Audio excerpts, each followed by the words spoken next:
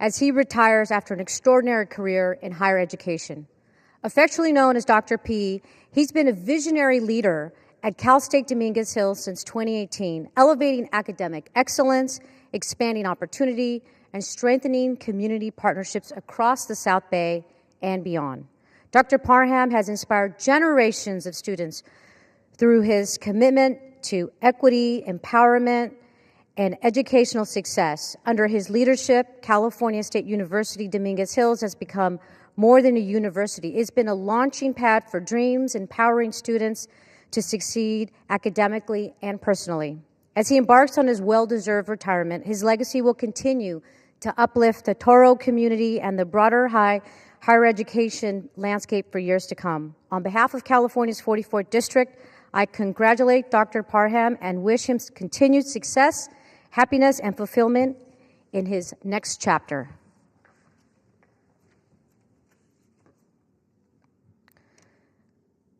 Mr. Speaker, I rise today to remember the life and legacy of an environmental champion in my district, Jesse Marquez. Jesse was a passionate leader who fought tirelessly for environmental justice. As a student at Banning High School in Wilmington, California, he was a record-setting track athlete. Tragically, disaster struck his neighborhood when explosions occurred at a refinery across the street from his family's home. Fortunately, Jesse survived the fatal incident, which injured over 150 neighbors. It led him to establish the Coalition for a Safe Environment in 2021, a community-based organization that successfully advocated for stronger rules to protect residents from pollution and chemical disasters. He also established the first community-led air monitor network in Wilmington, California, and he successfully prevented the expansion of highways and rail yards next to homes and schools. Gracias, Jesse, for your tireless advocacy for safer, healthier communities. Rest in power.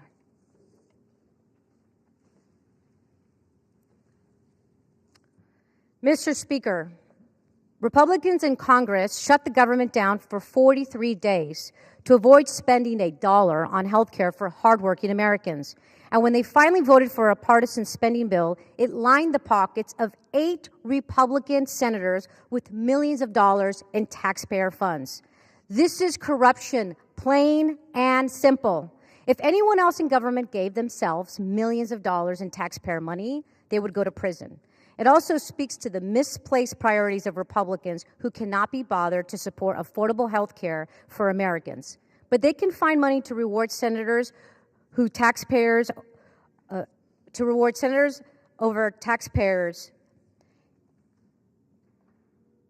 Senators may not like to be treated like everybody else, but subpoenas and non-disclosure orders are a routine part of grand jury investigations. No one has an absolute right to be notified that their call records have been subpoenaed. And no senator should have guaranteed right to self-deal themselves $1 million if a lawful search happens. Now the American people may hear House Republicans say they will pass a bill this week to undo what they voted for on last week, but talk is cheap. They could have stopped this corrupt provision before it became law, and they didn't. That was the action they took. It's now the law. And unless the Senate is going to take it up on whatever the House passes, if it does, the vote this week will have all been for show. It's a safe face, but it doesn't save taxpayers a dime from the payday coming to Senate Republicans. The Republican senator from South Carolina said he is already preparing to sue so he can cash in. Republicans did this same time they threw out Americans off of their health care. Imagine that, doing this at the very same time. While Republicans take away the life-saving care you need and deserve, they are getting rich with your hard-earned tax dollars. House Democrats will keep fighting to protect your health care and make life more affordable. I yield back. Members are reminded to refrain from engaging in personalities toward the Senate or individual members of the Senate.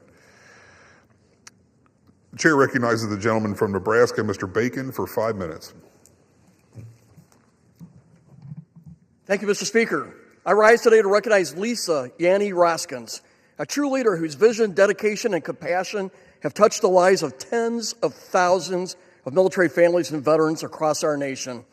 As the Chief Executive Officer of Burlington Capital, Lisa has spearheaded initiatives focused on affordable housing for veterans, contributing to programs designed to help individuals break the cycle of poverty and lead healthy, productive lives. Lisa embodies what it means to lead with both intellect and heart. A proud graduate of Stanford University, where she earned her bachelor's degree and Juris Doctorate, Lisa brings not only deep business acumen, but also a strong sense of service and purpose. She has guided Burlington Capital to become a national model for purpose-driven investment. The company demonstrates that you can achieve financial success while positively impacting communities and transforming lives. Under Lisa's leadership, Burlington Capital has made an extraordinary commitment to those who serve the United States of America, both active duty service members and the veterans who have sacrificed for our freedom. Her belief has always been simple yet powerful, that the people who defend our nation deserve quality homes, supportive communities, and a true sense of belonging. One of those most outstanding examples of this commitment is at Offutt Air Force Base in Bellevue, Nebraska. There, Burlington Capital partnered with the United States Air Force to redevelop and manage the base's military family housing community. Through a long-term public-private partnership, Lisa and her team delivered $240 million in redevelopment that transformed outdated housing into modern neighborhoods and where military families can thrive. The results speak for themselves. Nearly 2,000 obsolete units were replaced. Hundreds more were renovated, and new homes were built to meet the needs of today's airmen and their families. The community, now known as Rising View, was recognized for its strong partnership, its service to tens of thousands of families, and its unwavering commitment to quality of life for those in uniform.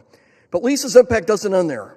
She saw another pressing need in our community, the need to provide housing and stability for our nation's veterans, especially those who faced homelessness. In 2013, Lisa and Burlington Capital partnered with the U.S. Department of Veteran Affairs to create Victory One Apartments, a community built on part of the former St. Joseph Hospital site. It provides 90 permanent supportive housing units for formerly homeless veterans. This project was more than a renovation. It was the creation of a lifeline for men and women who once protected our nation but returned home to uncertainty. Building on that success, Lisa led the charge for Victory 2 Apartments, which opened in 2020. The second phase added 60 more apartment homes dedicated to veterans and their families who earn at or below 50% of this area's median income. These homes are designated with dignity in mind, paired with access to health, wellness, and job readiness services. Together, Victory 1 and 2 provide 150 safe, stable homes for men and women who once wore our nation's uniform. The apartments offer not only a safe place to live, but also access to on-site supportive services from the VA and local agencies, helping veterans rebuild their lives with dignity and purpose. Victory Apartments earn national recognition, receiving the Charles L. Edson Tax Credit Excellence Awards for outstanding affordable housing that serves special needs populations. And just as importantly, it's become a model for how public, private, and nonprofit sectors can come together to change lives. Lisa expanded that vision even further with the creation of the Victory Park in Lincoln, Nebraska. On the VA campus, Burlington Capital developed 70 new apartments for veterans and partnered with the VA to deliver a new community-based outpatient clinic for Lincoln's veteran population. Victory Park combines housing, healthcare, supportive services in one location, a community that restores independence, connection, and pride for those who once served our nation.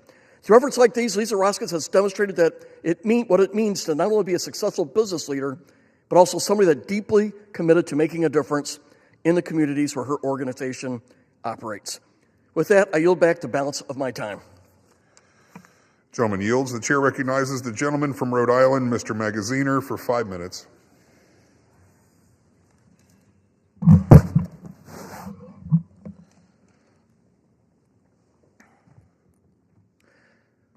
Mr. Speaker, after 9 months of delay, I rise today to recognize an important victory for the United States and for thousands of children around the world who have a new chance at life.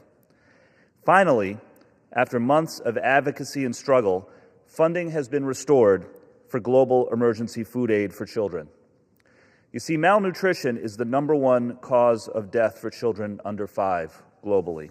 And when children are on the brink of starvation, their organs break down, and they cannot even digest food if it is given to them.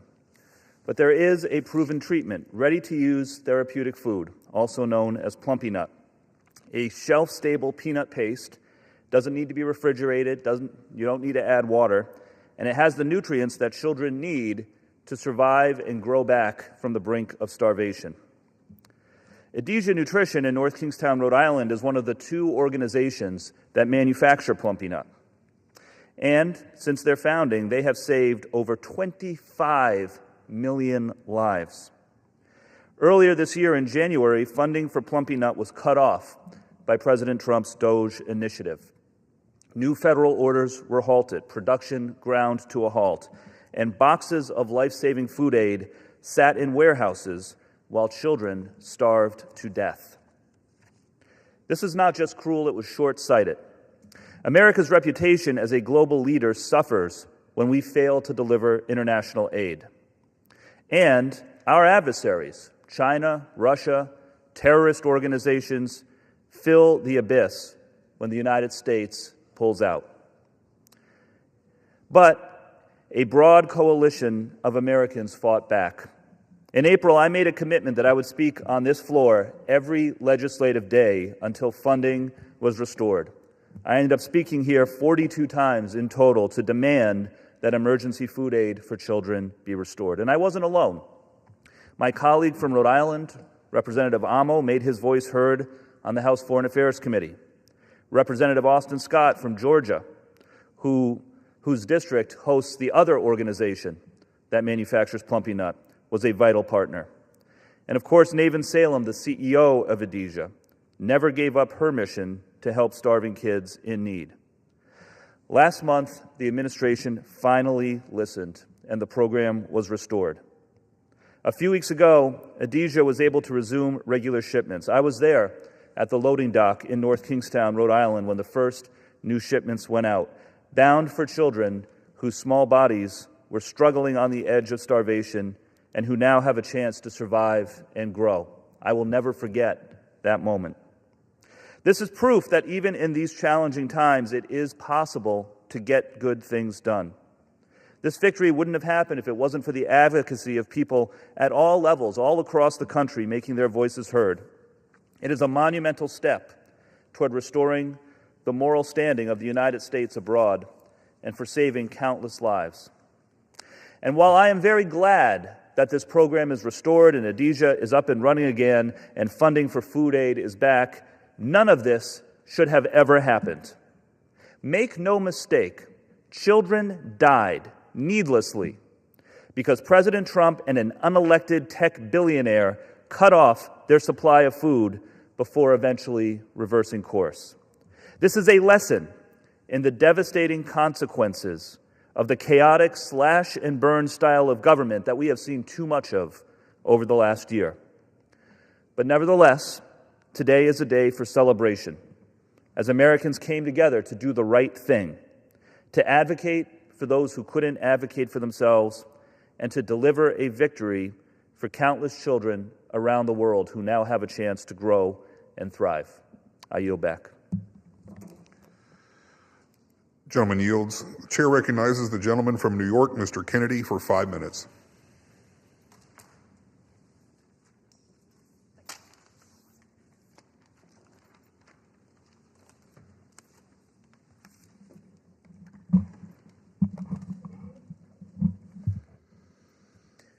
Mr. Speaker, I rise today with both gratitude and a heavy heart to honor the extraordinary life of a dear friend, a devoted public servant, and a guardian of our community, former Buffalo Police Commissioner Rocco J. Dina, who passed away on October 5th at the age of 75. Commissioner Dina was a pillar of Western New York, a man whose leadership, character, and compassion shaped our great city.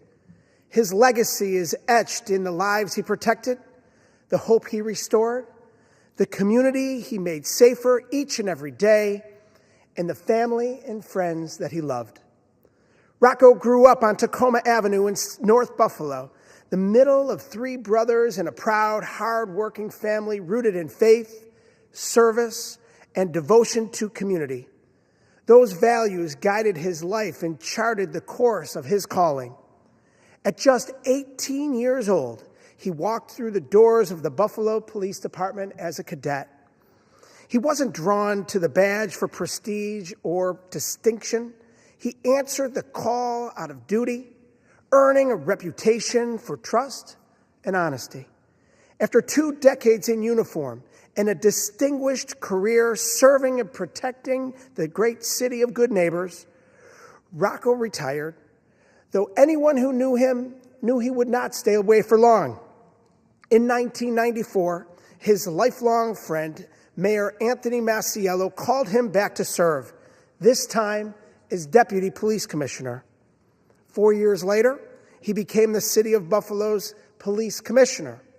In that role, Commissioner Dina didn't just lead the department, he transformed it. He brought innovation and modernization to the department and streamlined precinct operations.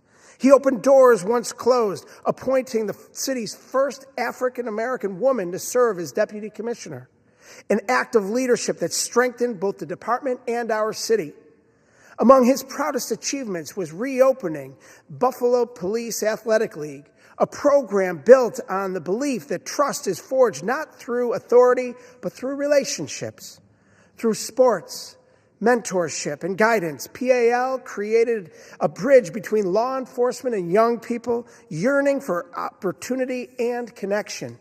Today, it serves more than 20,000 children each year, a living testament to the enduring impact of Rocco's vision. For Commissioner Dina, public safety was about restoring hope, investing in youth, and strengthening the bond between community and those sworn to serve it.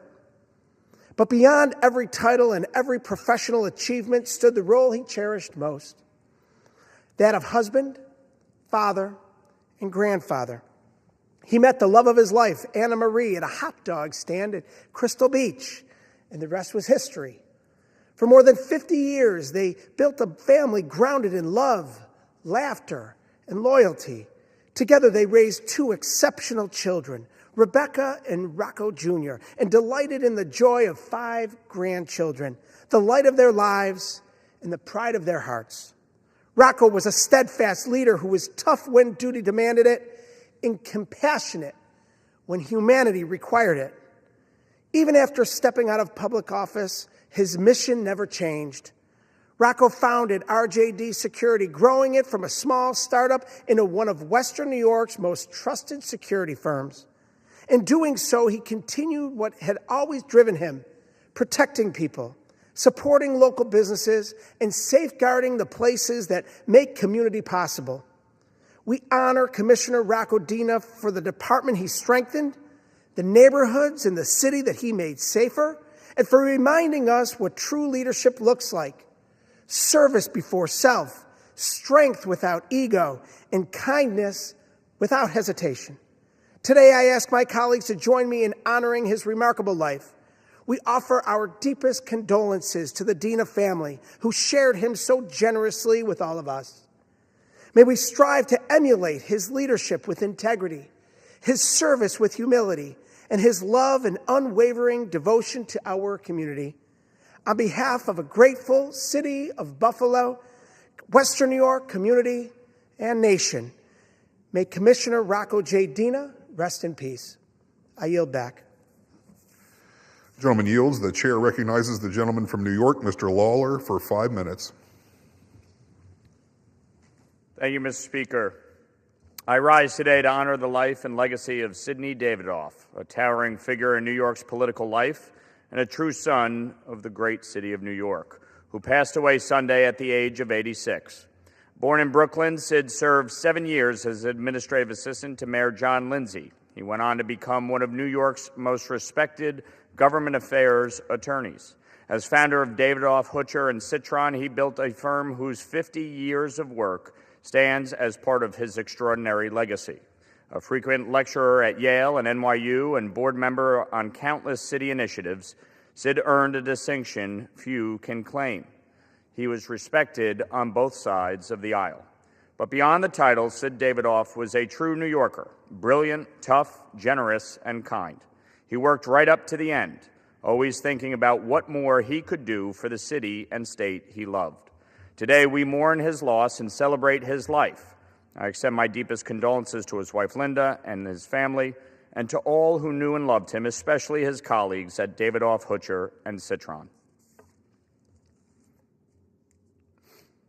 Mr. Speaker, I rise today to recognize and celebrate the outstanding career of George Gain, a dedicated educator, mentor, and longtime boys basketball coach at Tappan Zee High School in Orangetown, who recently announced his retirement after an extraordinary 22 years of leading the Dutchman. During his tenure, Coach Gain built one of the most respected basketball programs in the region, guiding his teams to an impressive 301-47 loss record, 4 Section 1 titles, 2 Rockland County championships, and the 2023 New York State Class A crown. His leadership, discipline, and passion for the game inspired not only his players, but the entire Tappan Zee community. In addition to his success as a coach, Coach Gain served as a physical education teacher at Tappan Zee, shaping generations of students with his commitment to excellence, integrity, and personal growth. May we commend Coach Gain for his years of service, mentorship, and dedication to young people, and may his next chapter be as fulfilling as the impact he left on his players, his school, and his community. Mr. Speaker, I rise today to recognize and congratulate Tim Idoni of New Rochelle on his retirement after more than 40 years of extraordinary public service to Westchester County. Tim's career has been defined by a deep commitment to his community. As mayor of New Rochelle, he led the city in revitalization projects, creating thousands of jobs and breathing new life into the downtown. Over the last 2 decades as Westchester County Clerk, Tim modernized the office in ways that have saved taxpayers millions of dollars, made local government more efficient, and improved services for countless families. Beyond titles and offices, Tim has been a tireless advocate for affordable housing, open space, and community organizations throughout Westchester. His service leaves a lasting mark not just on New Rochelle, but on all of Westchester County. I thank Tim for his decades of dedication, his commitment to public service. He was a great colleague in government, and I congratulate him on his retirement and wish him and his family continued health and happiness in the years ahead. Mr. Speaker, I rise today to honor the life of Terry Martin Hecker, who passed away in her home on October 20th, just weeks before her 93rd birthday. A Brooklyn native, Terry grew up with the lively spirit of 2 large Irish families. Her father's work brought the family to the Bear Mountain Inn, where Terry's earliest encounters included visiting athletes and politicians like Jackie Robinson. A graduate of Pratt Institute, Terry married and eventually settled in Nyack, New York, where she raised 5 children. Terry authored 2 best-selling novels, which brought her national recognition and led her to a long career in local politics. Terry served on various boards, including the Nyack Chamber of Commerce, and as village trustee before making history as the first female mayor of the village of Nyack, one of her proudest achievements being advocating for the creation of the Nyack Community Center.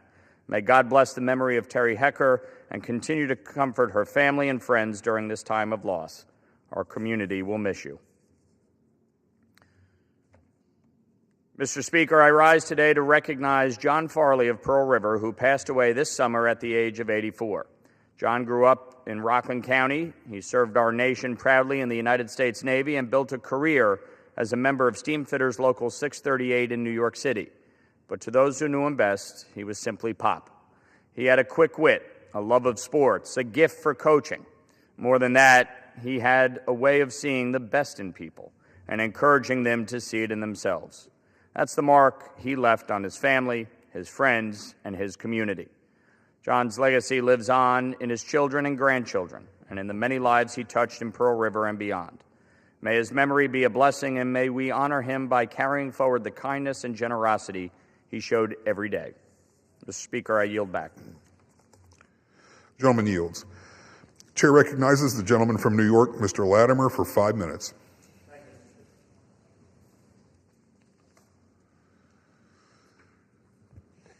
Mr. Speaker, I rise to acknowledge the celebration of the Reverend Troy DeCohen, senior pastor of the Mount Vernon Heights Congregational Church, in this year completing his 25th year of pastoral leadership.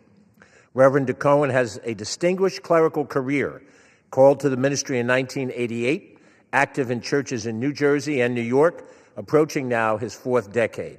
He holds master's degrees from Fordham University and Mercer University, and he has shown a skill and achievement in dealing with real-world congregational problems, substance abuse issues, conflict resolution, homelessness, HIV and AIDS, and mental illness. Complementing his pastoral service, he serves as Director of Housing Operations for the Westchester County Department of Social Services. He has been recognized with awards by governors, county executives, state and federal legislators, and organizations across the spectrum. Along with his wife, Reverend Viviana DeCohen, he has led his home congregation in worship, Bible study, and community outreach to those in need in the Mount Vernon and in surrounding communities. He serves as President Chair of the United Black Clergy of Westchester County. He is living every day Matthew 25 spiritual direction to show faith in the Lord by doing good for his people, including for the least of his brothers. Congratulations, Reverend DeCohen. Thank you, Mr. Speaker. I rise today with great concern over recent changes to the Department of Housing and Urban Development's Continuum of Care program. This program is one of the largest sources of resources, 900 units of housing in my district that is involved with funding to combat homelessness, especially for seniors, domestic violence victims, and people with disabilities. There's nearly 700 units of permanent housing involved in this program. In 2024, the Congress approved a 2-year funding cycle to promote greater program stability. However, last week, HUD announced a new funding competition with substantial changes that could delay funding awards for months. The announcement also slashes how much funding may be used for permanent housing. Such drastic changes could result in a significant reduction in services, forcing local partners to cease operations and re-expose hundreds of my constituents to homelessness. As this majority continues to pursue drastic cuts to affordable food and health care, it is critical that we protect access to housing. I urge the administration to immediately reconsider this decision and prevent a new wave of homelessness across the counties of Westchester, the Bronx, and elsewhere. Thank you, Mr. Speaker, and I yield back. The gentleman yields. The chair recognizes the gentleman from Washington, Mr. Baumgartner, for 5 minutes. Thank you, Mr. Speaker. We are nearing 1 week since the end of the needless 43-day-long Democrat government shutdown. That shutdown was a monumental waste of time that hurt a lot of people across the country. I am grateful that the families in Eastern Washington can now breathe easier, knowing their paychecks, benefits, and livelihoods are no longer being used as political bargaining chips. The House passed 3 appropriation bills providing full-year funding for agriculture, the FDA, military construction, and the legislative branch. I'm especially proud that 3 priorities I fought for were included in the agriculture appropriations bill. $1 million for Washington State University's ARS building project, $2 million for New Health Chewella's expansion and regional workforce center, and $1 million for Tri-State Health's family medicine residency program. These are meaningful wins for Eastern Washington families and our rural economy. Our budget also delivered more than $13 million for Fairchild Air Force Base, strengthening mission support and fueling operations to keep our nation secure. Had the vote gone differently, and the Democrats succeeded in pandering to their radical base, we might still be in a government shutdown, and these critical victories for Eastern Washington and the nation might never have happened. I am glad we're getting back to what matters, delivering results for the people we serve. Mr. Speaker, few moments as a member of Congress are more meaningful than helping a hero receive long overdue recognition. Recently, my office had the privilege of assisting Vietnam veteran John Gilman in securing the Silver Star Medal he earned more than 50 years ago, an honor long delayed but deeply deserved. On Veterans Day, I had the privilege of meeting Mr. Gilman at the Heroes Awards night in Spokane. The event, hosted by Heroes Homestead, was a remarkable celebration of service, honoring not only those who wore the uniform, but those who continue to serve our communities today. Surrounded by his family, friends, and fellow veterans, Mr. Gilman finally received the medal that reflected his courage and selflessness in Vietnam. Mr. Gilman of Airway Heights served valiantly in the American Division during the 1969 Tet Offensive. Amid intense combat near Phuoc Hoa, South Vietnam, his company was ordered to relieve a friendly unit under fire. Though wounded in action, Mr. Gilman refused to fall back. He steadfastly manned his M60 machine gun and continued providing suppressive fire, even while receiving medical treatment. Thanks to his courage under fire, his unit closed with and ultimately destroyed the insurgent force. For these extraordinary acts, the Army approved Mr. Gilman for his Silver Star. Yet, despite that honor, he was never officially presented the award. Earlier this year, Mr. Gilman contacted my office. Through the persistent efforts of my staff, working hand in hand with Army Personnel Command, we confirmed that his Silver Star had been authorized decades ago, but never delivered. Last Tuesday night, more than 50 years after his acts of valor, Brigadier General Paul Sellers, Commanding General of the Washington Army National Guard, had the honor of presenting the Silver Star to Mr. Gilman. The Silver Star is the Army's third highest award for gallantry in combat, given only to those who display extraordinary heroism under fire. Mr. Gilman's story is a powerful reminder of the courage that defines our veterans and our nation's sacred duty to ensure their service is never forgotten. Congratulations, John Gilman, and thank you for your bravery, your sacrifice, and your continued example to us all. As we approach America's 250th birthday, let us honor veterans like John Gilman, not only with medals, but through our daily commitment to live up to the freedom they fought to defend. Thank you, Mr. Speaker. The gentleman yields back.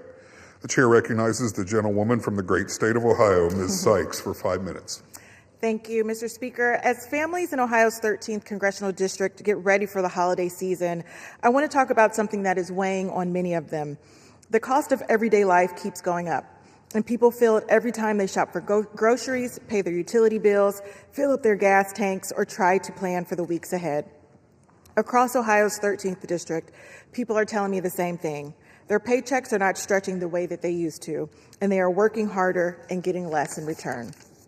According to the Bureau of Labor Statistics, food costs have increased nearly 3% over the past year, and the cost of meat, poultry, fish, and coffee grew more than 5%. The Department of Agriculture expects grocery prices to rise again this year. The cost increases amount to grocery bills that are hundreds of dollars higher for less food. And this is compounded by the SNAP cuts in the One Big Ugly Bill and cuts to food banks all across this country. But it's not just food and groceries. Families are feeling the squeeze in multiple ways.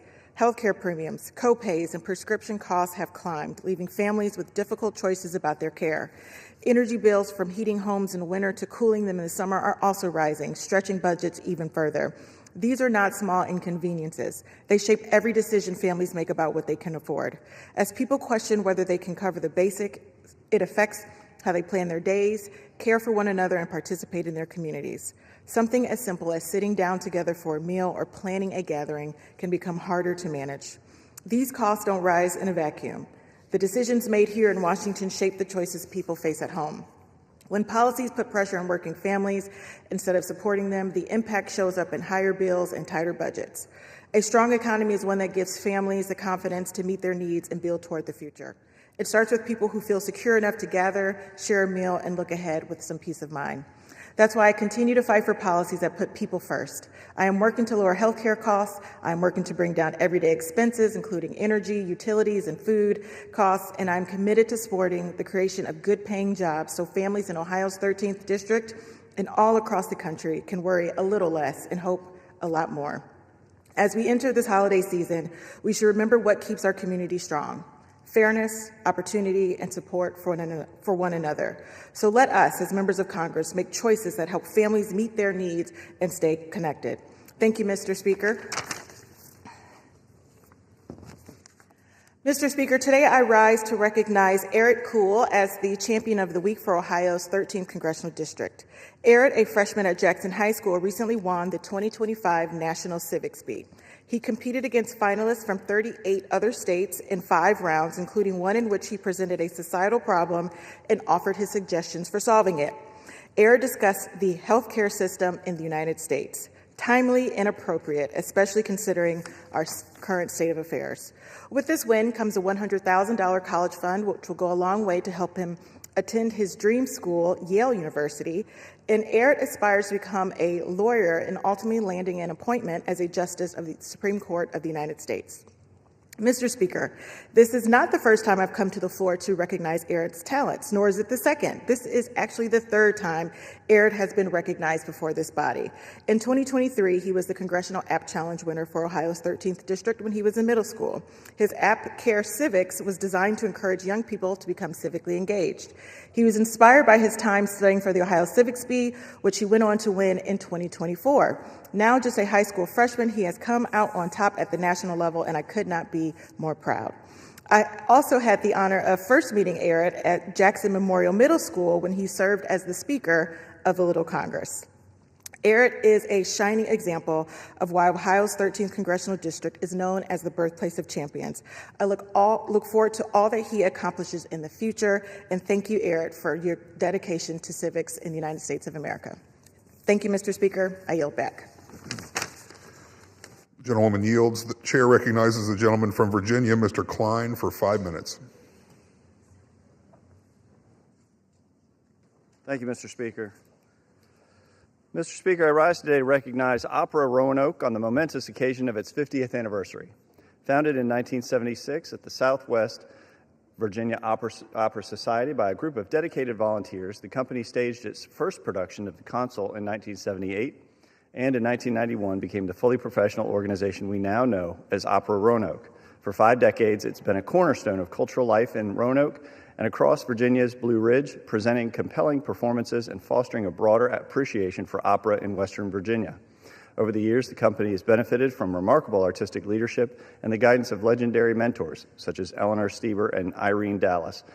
A special thank you to the Board of Trustees who have contributed to the success of the opera: John Johnson, President; Krista Vanoy, immediate past president; Frank Giannini, treasurer; Jim Dublinsky, secretary; Isabel Ditzel, and Eric Monday. This anniversary season opened with Love and Sacrifice, a tribute to the heart of Opera Roanoke, which also marked the retirement of Maestro Stephen White, whose more than 20 years of service have profoundly shaped the company's artistic excellence. As Opera Roanoke looks ahead to its 50th anniversary season and upcoming production of Hansel and Gretel, I congratulate the organization, its artists, its leadership, and its supporters on 5 decades of achievement. May the next 50 be just as inspiring. Mr. Speaker, I rise today to recognize Mr. Robert Holland of Roanoke, Virginia, who will celebrate his 100th birthday this Thanksgiving Day, November 27th, 2025. Mr. Holland is a proud World War II veteran who enlisted in the United States Army at just 18 years old. He spent his 19th birthday in France, serving as a staff sergeant with the 381st Battery. He worked as a powderman and also served in supply operations, roles vital to our mission's success in Europe. After the war, Mr. Holland returned to his home state of West Virginia before settling in the Hollins area of Roanoke County in 1950 to be near family.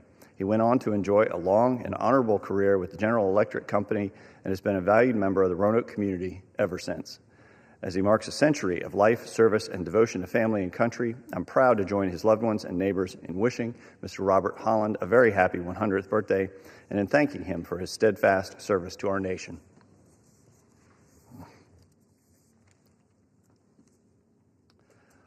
Mr. Speaker, for the first time in Warren County's history, a middle school FFA chapter has earned the highest honor possible from the National FFA Organization. Receiving the National Chapter Award with a gold 3-star rating places Warren County Middle School's FFA among the very best agricultural education programs in the nation. A testament to the hard work, leadership, and community spirit of our students, these young people are not only learning about agriculture, but also taking initiative to serve their neighbors, strengthen their school, and build a brighter future. Led by advisor Lynn Phillips and officers Harley Brooks, Madison Ballard, Bella Kaplan, Allie Englert, Camberly Lockhart, Cadence Flint, Alexis Clark, Silas Dutton, and Lex Flores, alongside all other members, planned and carried out projects that range from food drives to environmental cleanups, demonstrating that middle school students, when given the tools and the trust, can rise to extraordinary heights. Mr. Speaker, fewer than 10% of FFA chapters nationwide receive this distinction. Warren County students have set a new standard of excellence, and they remind us that the seeds of leadership, once planted, can grow into something that lifts up an entire community. I'm proud to honor them today.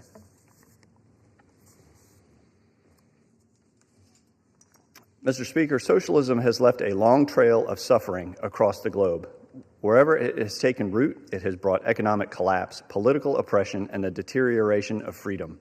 Despite this record, we're seeing a troubling rise in socialist rhetoric here at home, especially among younger Americans and in major cities like New York City, where these ideas are becoming increasingly mainstream. At the same time, support for the free market principles that built our nation has declined. This shift endangers the core values handed down by our founding fathers: liberty, personal responsibility, and limited government. We cannot ignore these warning signs. We cannot allow the failures of socialist systems abroad or here in the United States to be rewritten, dismissed, or forgotten. That's why House Republicans are set to vote on a resolution that firmly rejects socialism in all its forms and reaffirms our commitment to the American ideals of freedom and self-governance. The American people deserve to know where their elected officials stand. House Republicans will choose freedom, and we will stand for the principles that are the foundation of this great nation. Mr. Speaker, I yield back. The gentleman yields. The chair recognizes the gentlewoman from California, Ms. Rivas, for 5 minutes. Thank you, Mr. Speaker. We are at a unique moment in our history. A technology straight out of science fiction is now becoming an increasingly ubiquitous aspect of daily life. Artificial intelligence is here, and it's reshaping nearly every aspect of modern life: how we work, how we learn, and how we communicate. AI-generated content is becoming more prevalent in healthcare, housing, education, entertainment, and even public service. If we do not have a standardized plan to become proficient in AI literacy today, we will not be ready to handle the challenges that AI can pose in the future. This is why I'm introducing the AI for All Act.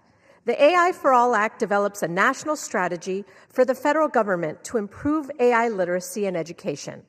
By understanding how AI has evolved and is expected to evolve, we can be better prepared to embrace the opportunities AI presents and address the challenges that can and will arise in the future. As lawmakers, we have a duty to ensure emerging technologies like AI are used responsibly, safely, and effectively, so it does not harm public safety or infringe on our rights. The AI for All Act allows us to fulfill those duties and ensure that the United States will continue to be a global leader in AI. With strong AI literacy and education guidelines, we can lead with clarity, govern with integrity, and ensure the innovative breakthroughs AI brings can continue serving the public good. Mr. Speaker, 3 months ago, I shared the story of Benjamin Guerrero Cruz, a senior at Reseda High School who was detained by ICE while walking his dog. Benjamin is an older brother, a loving son, and a valued member of the community. He is a child. For the past 3 months, Benjamin has been in ICE detention at the Adelanto detention facility. ICE has been forcing his family to live a nightmare. Benjamin was transferred between 2 states and 3 detention facilities in 24 hours without his family knowing. If that was happening to Benjamin, imagine who else it's happening to. That is why I introduced the INFORM Act. My bill holds ICE accountable for the nightmare they are forcing families like Benjamin's to live through. Many immigrant families in my district do not know the whereabouts of their loved ones after they are detained by ICE. I have been urging ICE leadership to answer for their chaotic, inconsistent, and cruel decision-making processes that have torn apart families across the country. My bill respects the dignity of immigrant families and promotes government transparency. I will continue showing up to detention facilities and working with my colleagues to hold ICE accountable, promote government transparency, and respect the dignity of immigrant families. Thank you, and I yield back. The gentlewoman yields. The chair recognizes the gentleman from Kansas, Mr. Mann, for 5 minutes. Mr. Speaker, I rise today to honor Sergeant Scott William Hyman, a loyal husband, a devoted father, a beloved son, and an invaluable member of the Hays, Kansas community. Scott paid the ultimate price, sacrificing his life for the community that he loved and served. On Sunday, September 28, 2025, Scott's watch ended far too soon when he was shot and killed while responding to a domestic violence call. On behalf of Kansas and the Big First District, I would like to say thank you, Scott, for your service.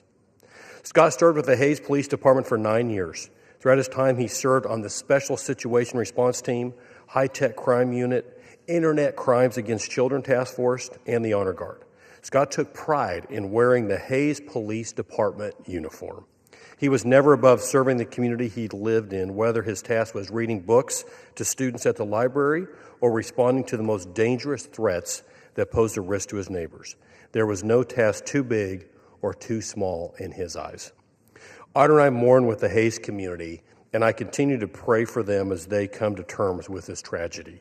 We especially pray for Scott's wife, Beth, his beautiful children, Victoria and Patrick, and all his loved ones whom he left behind.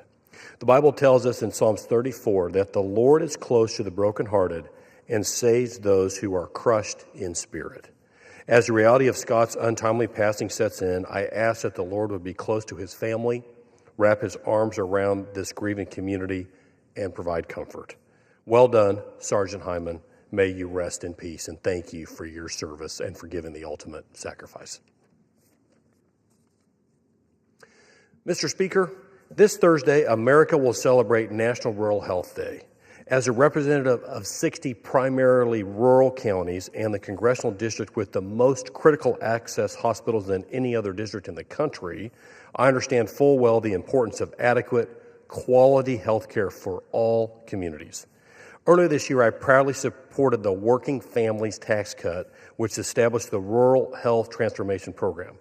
This legislation made the single largest investment into rural health care in nearly 2 decades and will be life-changing for the men and women who call rural communities like the ones I represent home.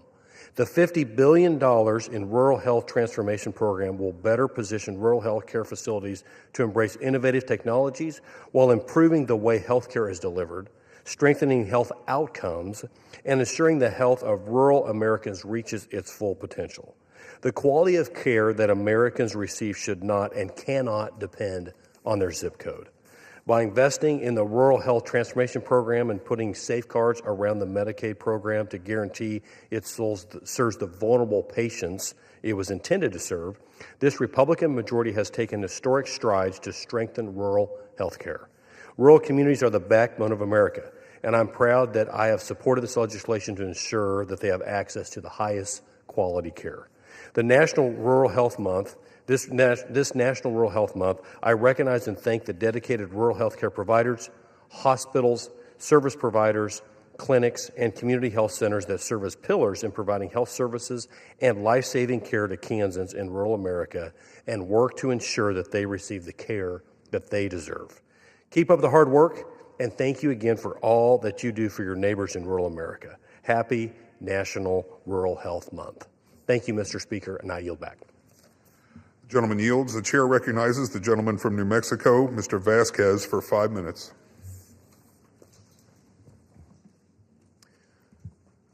Mr. Speaker, I rise today in defense of the frontier spirit that is core to the American identity. I rise today to urge my colleagues to vote no on Senate Joint Resolution 80 and House Joint Resolution 131. 2 proposals that would forever alter the coastal plain of the Arctic Refuge and the special areas of the Western Arctic in the great state of Alaska. Let me tell you a little bit about this special place, a place in which I've had the privilege to spend time. The Arctic Refuge, the homeland of the Gwich'in and Inupiat people, offers unmatched, truly wild fishing and hunting opportunities for all Americans. It is the only national wildlife refuge that protects an entire Arctic ecosystem, and it stands as a profound source of pride for this nation. It's the only national wildlife refuge that protects an entire Arctic ecosystem, and it stands as a profound source of pride for us. These lands, the birthing and calving grounds of the porcupine caribou herd, have been at the center of national debate for more than a century, ever since Republican President Theodore Roosevelt established the National Wildlife Refuge System and dedicated himself to protecting wild places and the wildlife that depend on them. These lands are where Americans hunt caribou, grizzly bear, and Dall sheep, where Americans trap wolverines and where anglers can catch their first Arctic char. Most importantly, these lands have provided sustenance to the Gwich'in and Inupiat peoples since time immemorial. And for the last century, bipartisan lawmakers, including both Republicans and Democratic presidents, have agreed to protect this place, safeguarding it from destructive development with a firm resolve and a desire to leave something behind for the next generation. That same commitment to conservation has been carried on by bipartisan leaders in Congress for generations.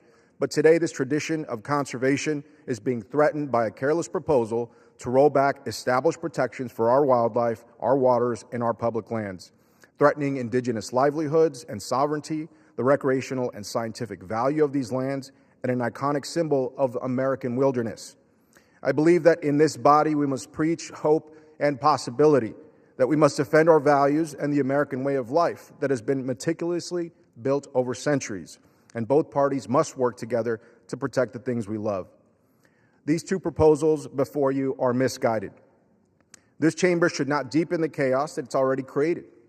Instead, we should be working together to pass legislation that resolves land management conflicts and restores stability to our public lands and our planning system.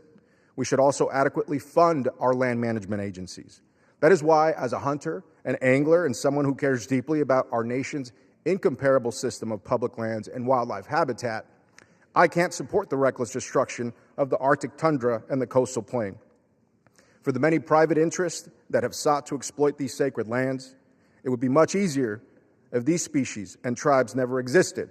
It'd be much easier for them if the last remaining muskox hadn't survived the Ice Age, or if the porcupine caribou herd simply went extinct, just to add a few dollars to their pockets today, without giving a damn about tomorrow.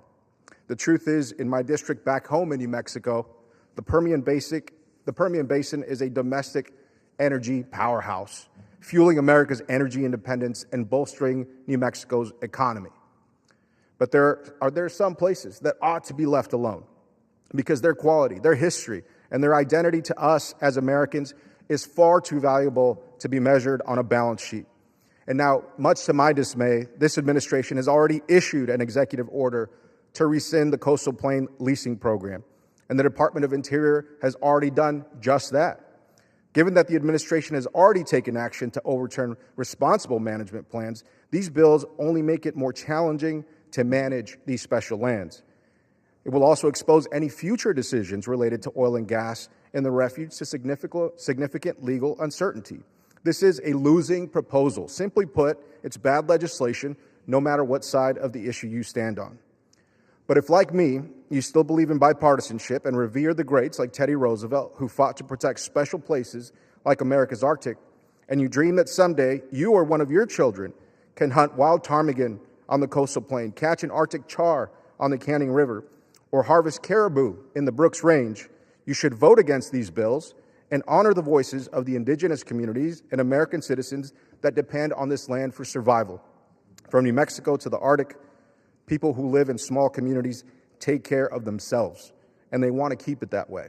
Surely anyone who represents a rural district in this Congress can appreciate that.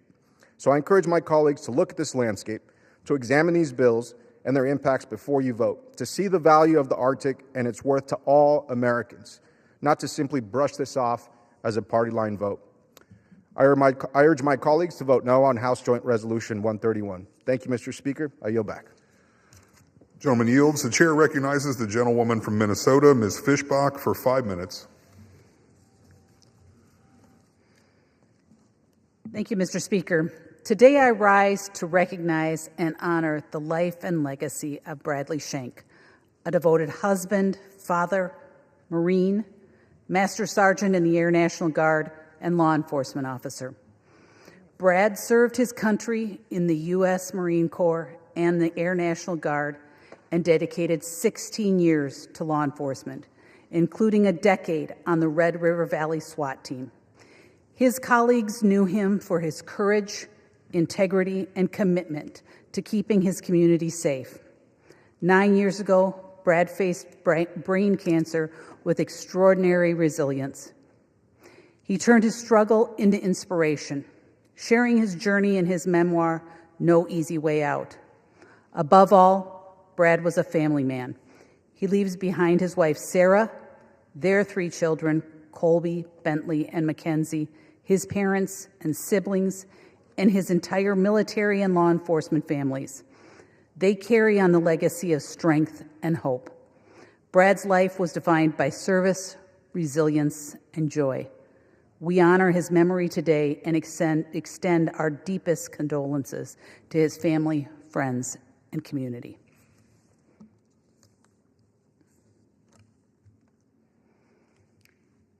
Mr. Speaker, I rise today to honor the life of Ed De La Hunt, a pioneering broadcaster whose voice and vision shaped northern Minnesota for nearly 7 decades.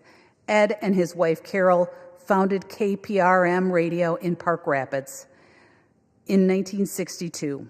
His familiar voice on the program Coffee Time and his Sunday night music shows became part of daily life for countless listeners. Beyond the microphone, Ed was an engineer, mentor, and builder. He trained and inspired generations of broadcasters. His dedication to local radio, his commitment to technical excellence, and his belief in the power of community storytelling left an incredible mark on Minnesota broadcasting. Ed leaves behind a legacy of service through the airways and through his family. Today we honor his career and the joy he brought to listeners across Minnesota.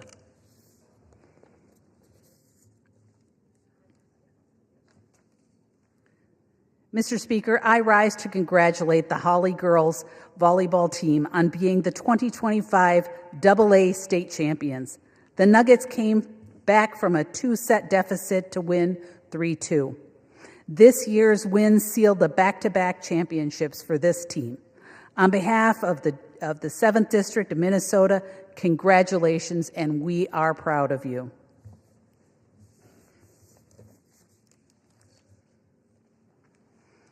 Mr. Speaker, I rise today to congratulate the Marshall's girls volleyball team on being the 2025 AAA state champs.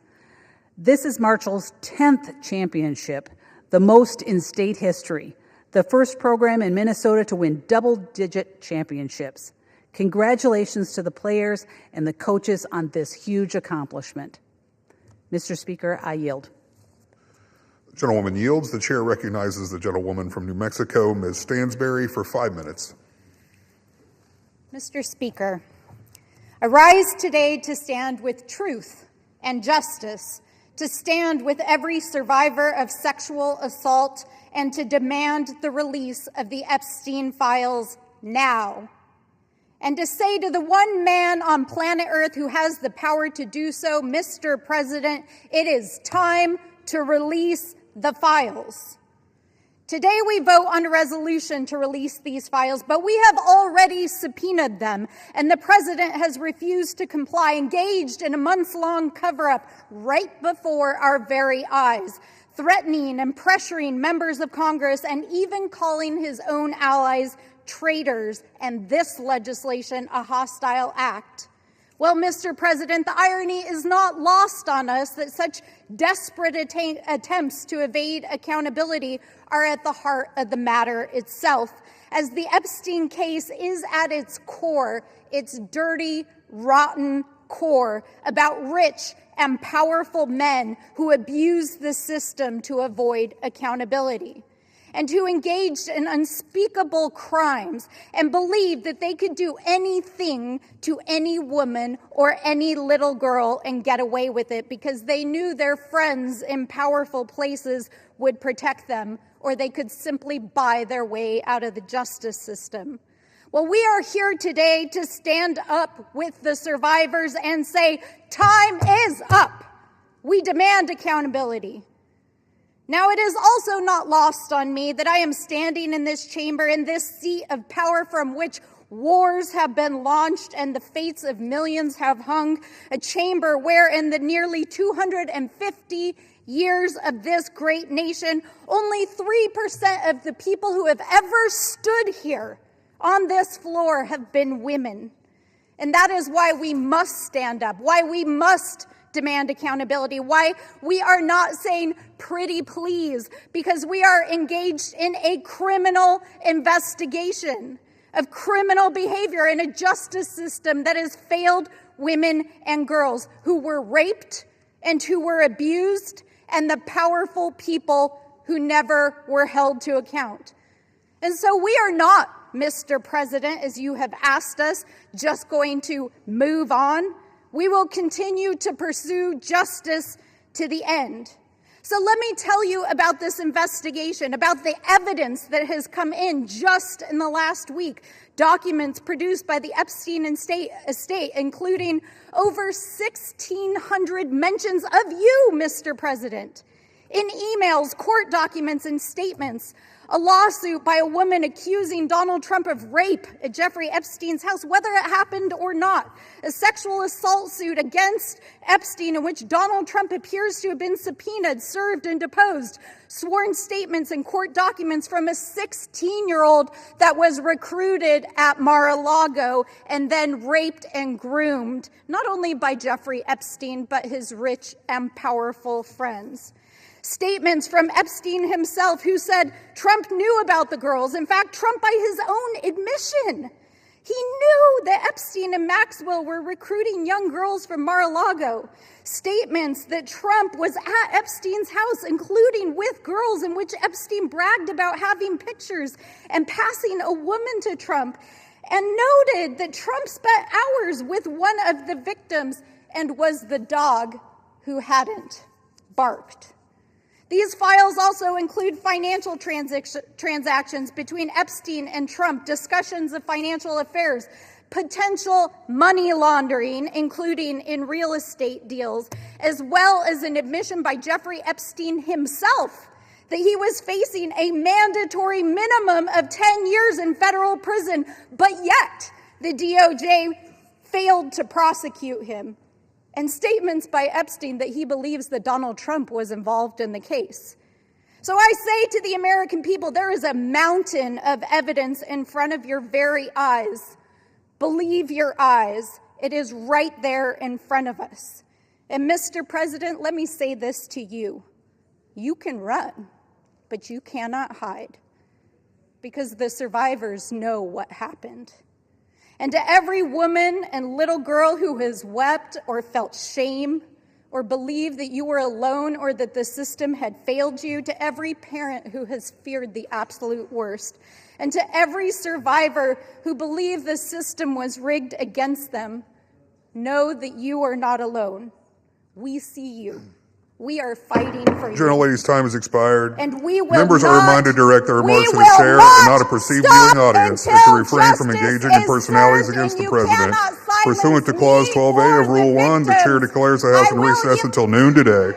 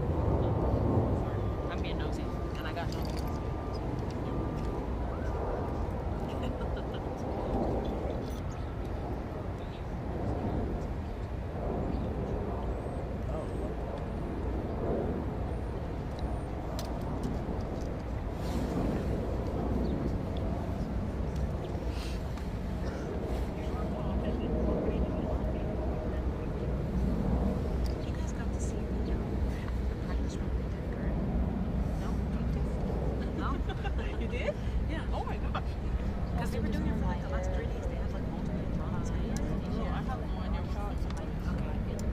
I know there's horses. And then I think the horses, yeah. I think they do a salute. And then that's it. They're just walking across. They come from down there and walk across. In front of them. I think that.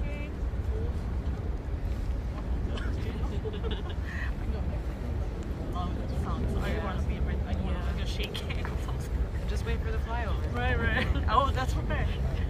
And the flyover. Yeah, I think I'm gonna stick a shoot there. There's a lot happening in here. I know. In a very small time. Yeah.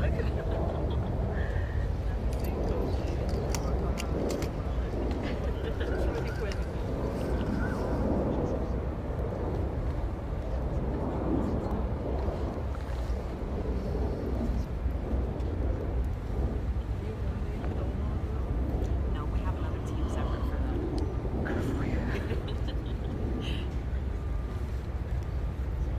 So there's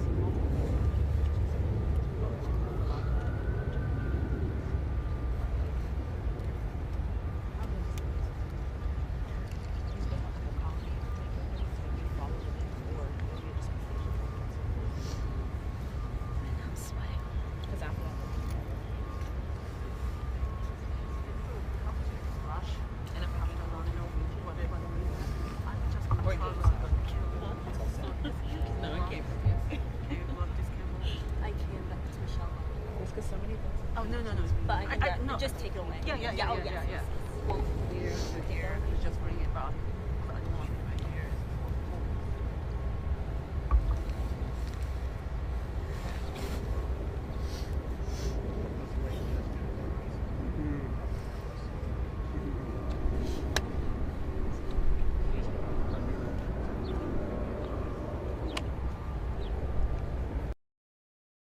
House, and nobody said a word about it. They didn't care.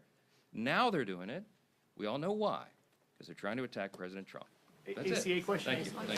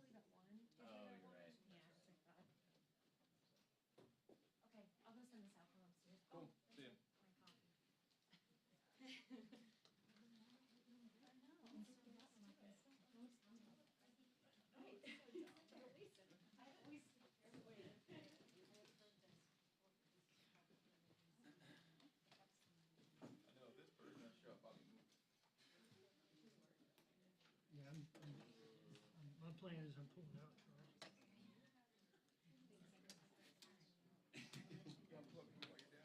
Unplug this one. No problem.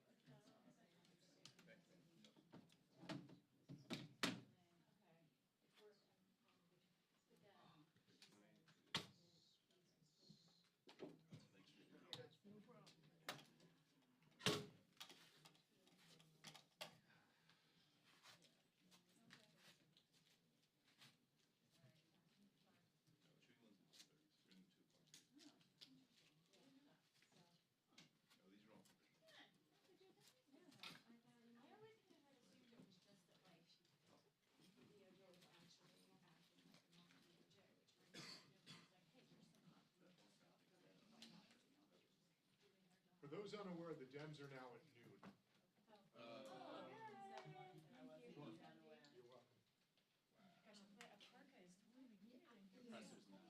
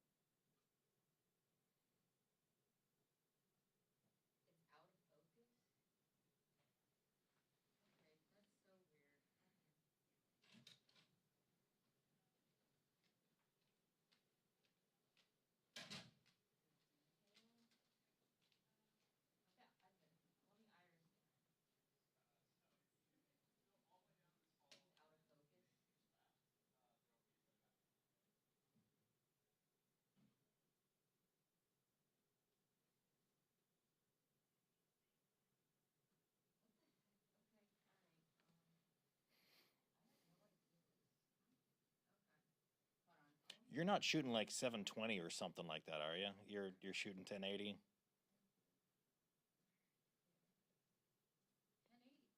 Yeah. Okay. I don't know. I'm just trying to think because it looks fine in your camera. I don't know why it would be.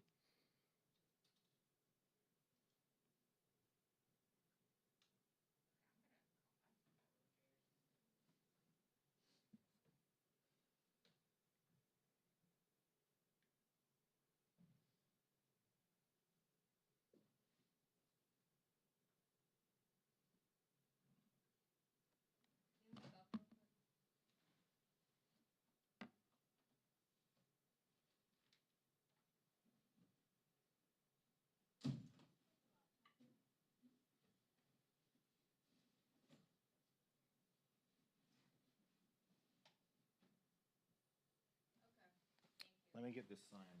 Is this writing on the back?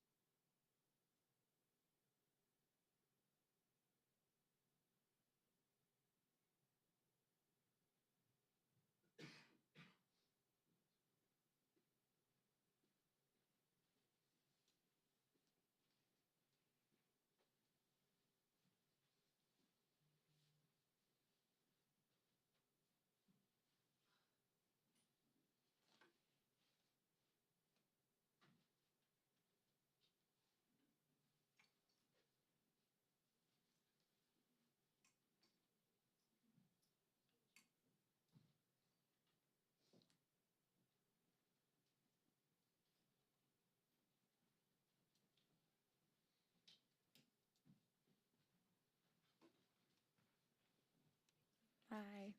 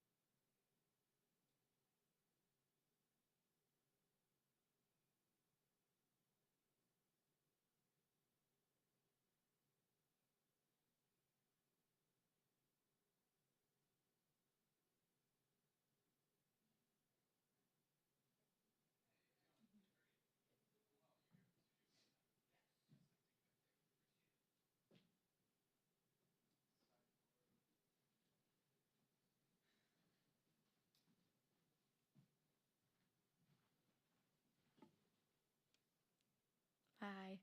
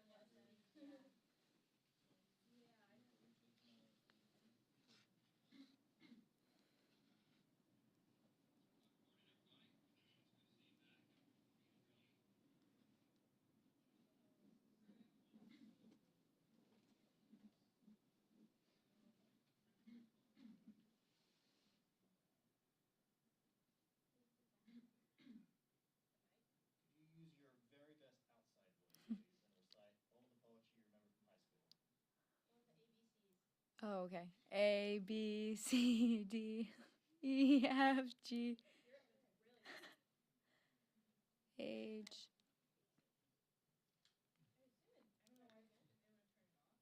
Oh, it's on.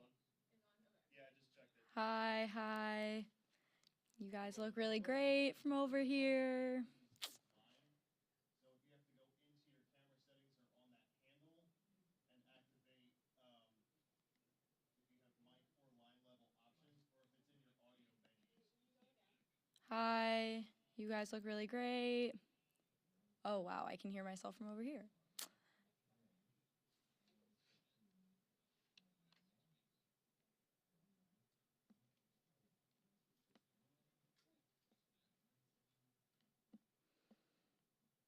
Hello. Nice to see you guys.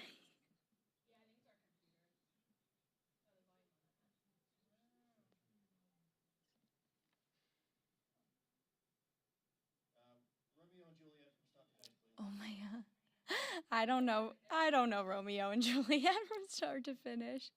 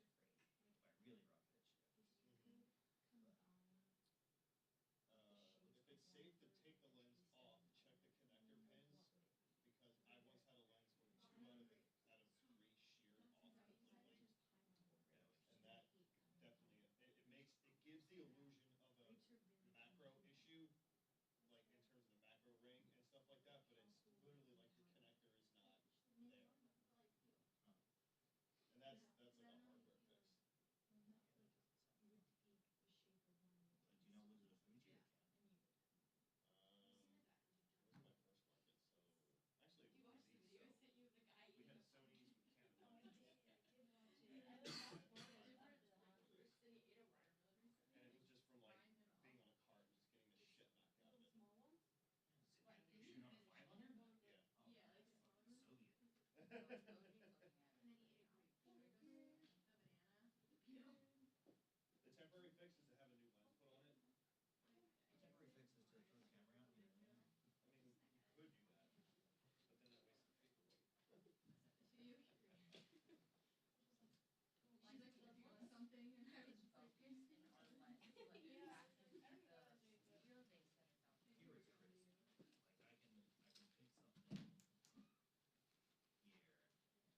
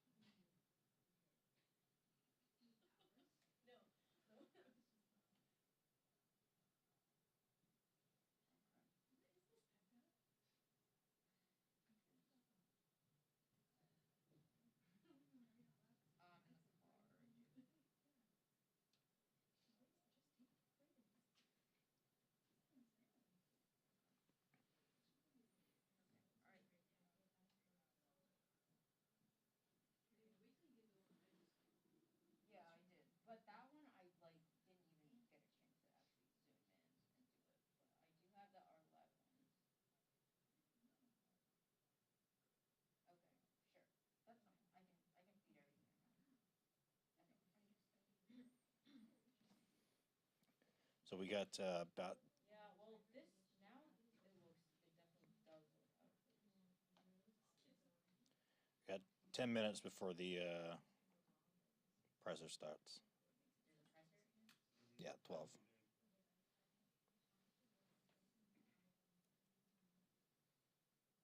Dang, you typing this up. Had breakfast.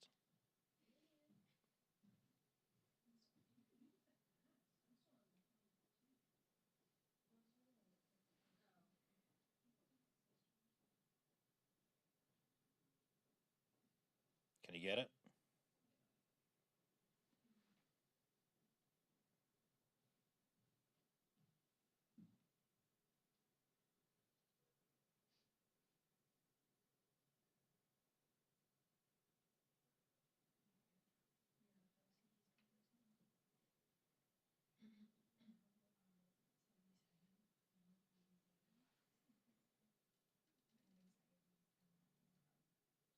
All right, I'm just gonna. All right,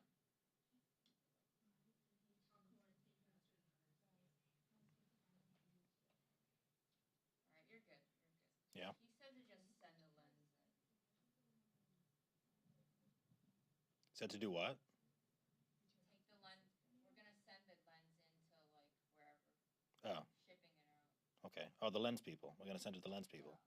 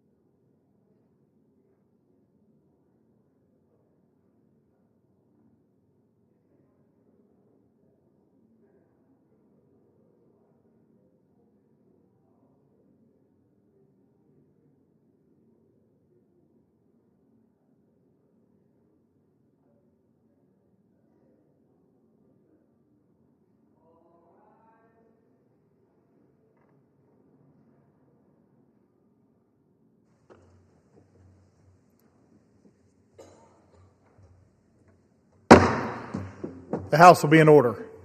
The prayer will be offered by Chaplain Kibben. Would you pray with me? Almighty Lord, you who shakes the heavens and causes the earth to tremble, you who causes the sea to roar and the dry land to shudder, shake us from our falseness and rekindle our desire to love and to serve you in faithfulness and truth. You own all that we value. You own the silver and the gold, the cravings of our hearts and the successes we achieve, all those things that we're inclined to place before our allegiance to you and deem more important than our obligation to steward this abundant wealth for the benefit of your creation.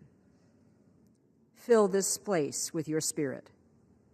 With the might of your word, speak to us of your power and purpose, that there will be no doubt in our minds that you alone are our desire.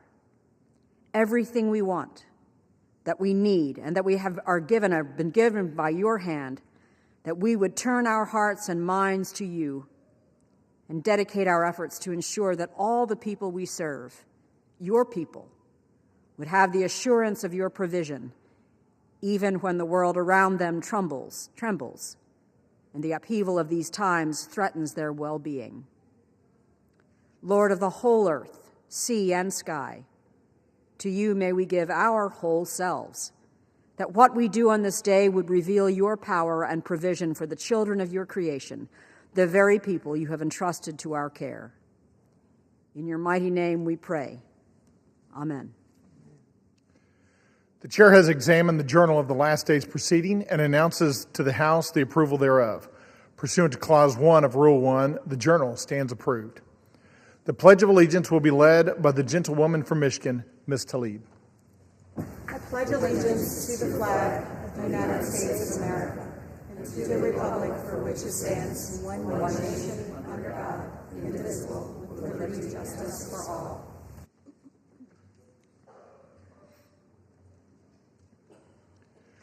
The chair will entertain requests for up to 15 one-minute speeches on each side of the aisle.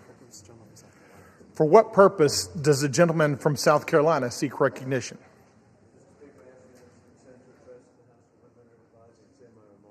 Without objection, the gentleman is recognized for 1 minute. Thank you, Mr. Speaker. The Schumer shutdown was proven irresponsible, achieving nothing, hurting American families. Last week, I joined with Republican colleagues in voting to open the government, as Republicans originally voted in September to keep it open. Now, with the 43-day Democrat shutdown, the longest in history is over, the government can get back to work on behalf of the American people. The Democrat shutdown caused the loss of paycheck, destroyed jobs, delayed services to our military, and included the inconvenience and delay cancellation of flights worldwide. I am grateful for the leadership of President Donald Trump and Speaker Mike Johnson for promoting families first over failed political stunts. In conclusion, God bless our troops as the global war on terrorism continues. Trump is reinstituting peace through strength, revealing war criminal Putin lies, insulting Trump. Yesterday, attacking a Turkish flag tanker, causing evacuation in Romania, both NATO allies that we so value. Our prayers for the recovery of South Carolina native Jesse time has Jackson. expired. I yield back. For what purpose does the gentlewoman from Michigan seek recognition? The gentlewoman is recognized for 1 minute. Republicans have to decide if they're going to protect pedophiles or seek justice for survivors of sex trafficking and abuse. I sat across from survivors. Some of them were as young as 13 and 14 at the time. And they told us over and over again, follow the money. The Treasury Department, Mr. Speaker, is sitting on suspicious activity reports on Epstein's financial network detailing thousands of transactions totaling more than $1.5 billion. In fact, J.P. Morgan knew about these suspicious transactions for more than a decade. He had 134 accounts with J.P. Morgan, but they chose to look the other way and continue to profit. The corrupt administration would rather protect the rich and powerful, their billionaire donors, and stop the truth from coming out. Survivors of these horrific and systematic sexual abuse, they deserve justice, and public deserves to know the full truth. But don't be fooled. President Trump has the power to release the full, unredacted files right now without congressional action and Gentlewoman's end the time has cover-up expired. today. For what purpose does the gentleman from Colorado seek recognition? I rise to ask unanimous consent to address the House for 1 minute to revise and extend my remarks. Without objection, the gentleman is recognized for 1 minute.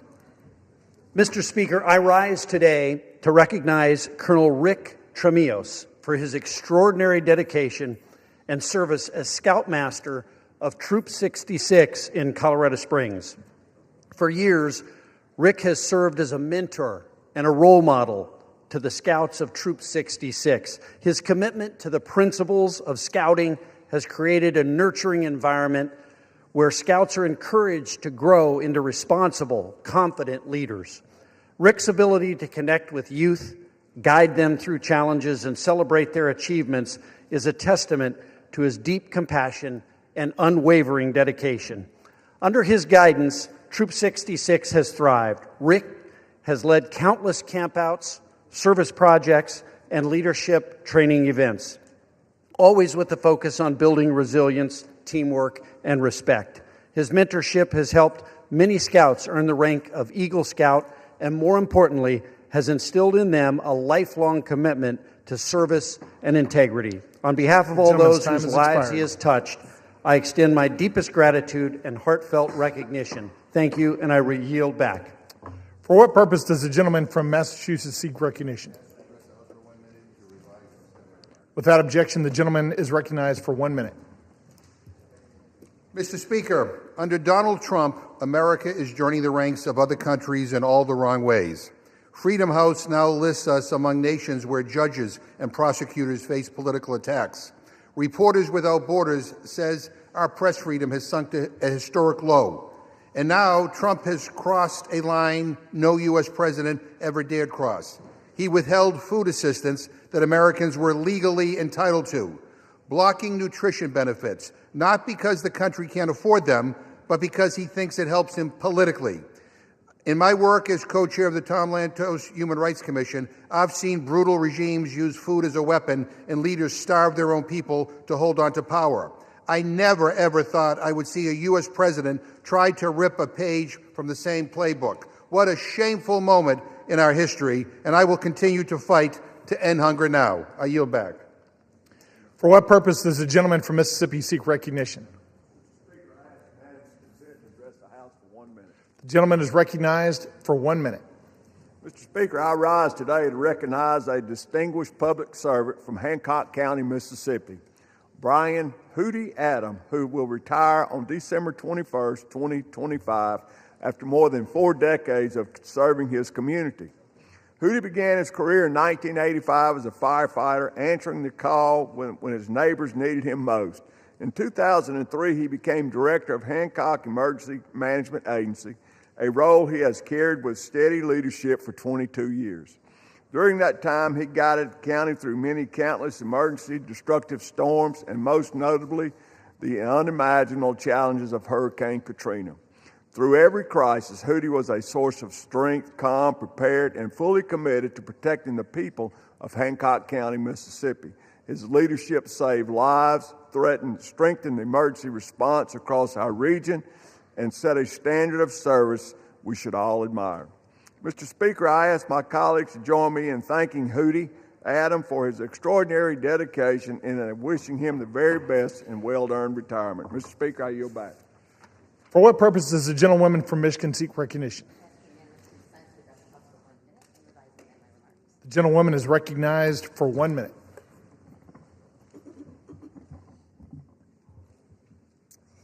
Mr. Speaker, I rise to celebrate Midland High School Principal Tila Sherman for being named the Michigan 2026 High School Principal of the Year.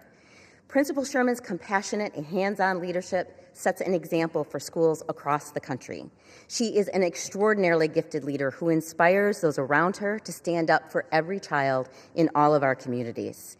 It is her passion for education and her fervent belief in every child's potential that guides the work she does every day. She encourages collaboration and teamwork among educators, making Midland High School a safe space that uplifts everyone under its roof. Principal Sherman pushes her students to dream big, asking them every single week, Chemics, you determine your legacy. What will it be? There are years ahead in her leadership journey in education. I have no doubt that she will leave a legacy of educational excellence, deep caring, and a spark of hope for every student she encounters. Go Chemics. Thank you, and I yield back. For what purpose does the gentleman from North Carolina seek recognition? Without objection, the gentleman is recognized for 1 minute.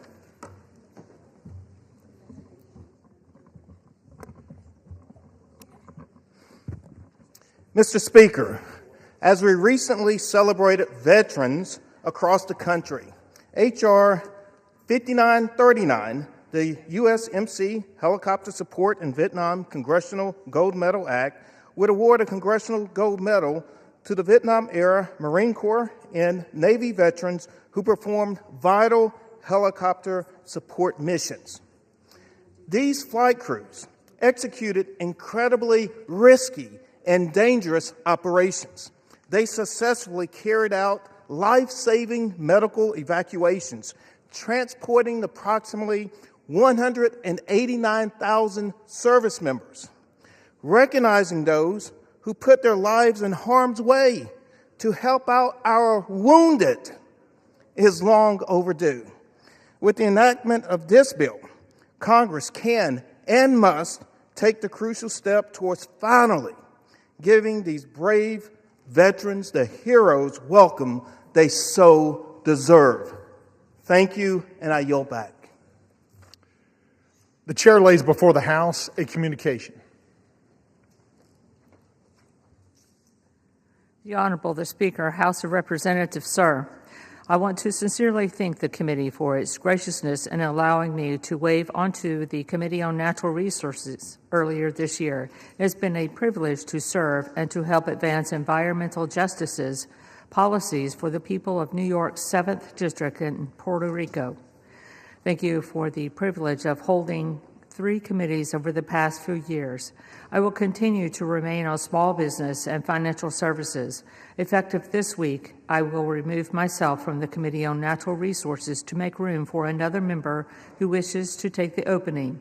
It has been an honor to contribute to the committee's mission, and I look forward to continuing to advance our shared priorities in other capacities.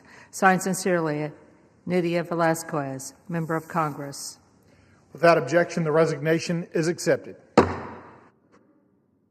What purpose does the gentlewoman from North Carolina seek recognition? Thank you, Mr. Speaker. By direction of the Republican Conference, I offer a privileged resolution and ask for its immediate consideration. The clerk will report the resolution. House Resolution 886. Resolved that the following named member be and is hereby elected to the following standing committee of the House of Representatives, Committee on Homeland Security. Mr. Fong. Without objection, the resolution is agreed to and the motion to reconsider is laid on the table. For what purpose does the gentleman from Massachusetts seek recognition? Mr. Speaker, by direction of the Democratic Caucus, I offer a privileged resolution and ask for its immediate consideration. The clerk will report the resolution. House Resolution 887. Resolved. I ask unanimous consent that the resolution be considered as read. Without objection, the resolution is considered read. And without objection, the resolution is agreed to and the motion to reconsider is laid on the table. For what purpose does the gentlewoman from North Carolina seek recognition? Thank you, Mr. Speaker. Mr. Speaker, by direction of the Committee on Rules, I call up House Resolution 879 and ask for its immediate consideration. The clerk will report the resolution. House Calendar Number 47, House Resolution 879. Resolved that upon adoption of this resolution, it shall be in order to consider in the House any joint resolution specified in Section 2 of this resolution. All points of order against consideration of each such joint resolution are waived. Each such joint resolution shall be considered as read. All points of order against provisions in each such joint resolution are waived. The previous question shall be considered as ordered on each such joint resolution and on any amendment thereto to final passage without intervening motion except one, 1 hour of debate equally divided and controlled by the chair and ranking minority member of the Committee on Natural Resources or their respective designees, and 2, 1 motion to recommit or commit as the case may be. Section 2. The joint resolutions referred to in the first section of this resolution are as follows. A. The joint resolution, Senate Joint Resolution 80, providing for congressional disapproval under Chapter 8 of Title 5 United States Code of the rules submitted by the Bureau of Land Management relating to National Petroleum Reserve in Alaska Integrated Activity Plan Record of Decision. B. The joint resolution, House Joint Resolution 130, providing for congressional disapproval under Chapter 8 of Title 5 United States Code of the rules submitted by the Bureau of Land Management relating to Buffalo Field Office Record of Decision and approved Resource Management Plan Amendment. C. The joint resolution, House Joint Resolution 131, providing for congressional disapproval under Chapter 8 of Title 5 United States Code of the rules submitted by the Bureau of Land Management relating to Coastal Plain Oil and Gas Leasing Program, Record of Decision. Section 3. Upon adoption of this resolution, it shall be in order to consider in the House a concurrent resolution, House Concurrent Resolution 58, denouncing the horrors of socialism. All points of order against consideration of the concurrent resolution are waived. The concurrent resolution shall be considered as read. All points of order against provisions in the concurrent resolution are waived. The previous question shall be considered as ordered on the concurrent resolution and preamble to adoption without intervening motion except 1 hour of debate, equally divided and controlled by the chair and ranking minority member of the Committee on Financial Services or their respective designees. Section 4. Upon adoption of this resolution, it shall be in order to consider in the House the bill, H.R. 1949, to repeal restrictions on the export and import of natural gas. All points of order against consideration of the bill are waived. The bill shall be considered as read. All points of order against provisions in the bill are waived. The previous question shall be considered as ordered on the bill and on any amendment thereto to final passage without intervening motion except 1 hour of debate equally divided and controlled by the chair and ranking minority member of the Committee on Energy and Commerce or their respective designees, and 2, 1 motion to recommit. Section 5. Upon adoption of this resolution, it shall be in order to consider in the House the bill H.R. 3109 to require the Secretary of Energy to direct the National Petroleum Council to issue a report with respect to petrochemical refineries in the United States and for other purposes. All points of order against consideration of the bill are waived. The bill shall be considered as read. All points of order against provisions in the bill are waived. The previous question shall be considered as ordered on the bill and on any amendment thereto to final passage without intervening motion except 1 hour of debate equally divided and controlled by the chair and ranking minority member of the Committee on Energy and Commerce or their respective designees, and 2, 1 motion to recommit. Section 6. Upon adoption of this resolution, it shall be in order to consider in the House the bill H.R. 5107 to repeal the Comprehensive Policing and Justice Reform Amendment Act of 2022 enacted by the District of Columbia Council. All points of order against consideration of the bill are waived. The amendment in the nature of a substitute recommended by the Committee on Oversight and Government Reform, now printed in the bill, shall be considered as adopted. The bill, as amended, shall be considered as read. All points of order against provisions in the bill as amended are waived. The previous question shall be considered as ordered on the bill as amended and on any further amendment thereto to final passage without intervening motion, except 1 hour of debate, equally divided and controlled by the chair and ranking minority member of the Committee on Oversight and Government Reform or their respective designees, and 2, 1 motion to recommit. Section 7. Upon adoption of this resolution, it shall be in order to consider in the House the bill H.R. 5214 to require mandatory pretrial and post-conviction detention for crimes of violence and dangerous crimes and require mandatory cash bail for certain offenses that pose a threat to the public safety or order in the District of Columbia and for other purposes. All points of order against consideration of the bill are waived. The amendment in the nature of a substitute recommended by the Committee on Oversight and Government Reform, now printed in the bill, shall be considered as adopted. The bill as amended shall be considered as read. All points of order against provisions in the bill as amended are waived.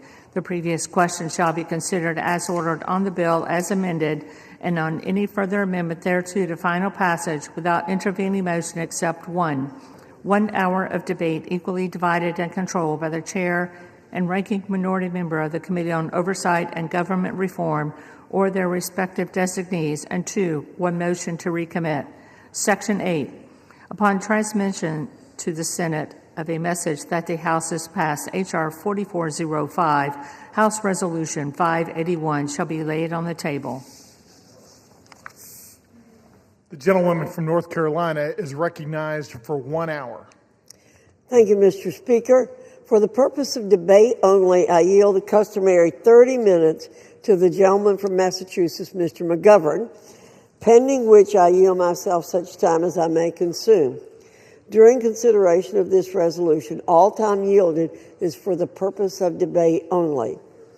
Mr. Speaker, I ask unanimous consent that all members have 5 legislative days to revise and extend their remarks. Without objection. Thank you again, Mr. Speaker. I rise in support of the rule and the underlying legislation. Yesterday, the Rules Committee met and produced a rule, H.Res. 879, providing for the House's consideration of 8 separate measures.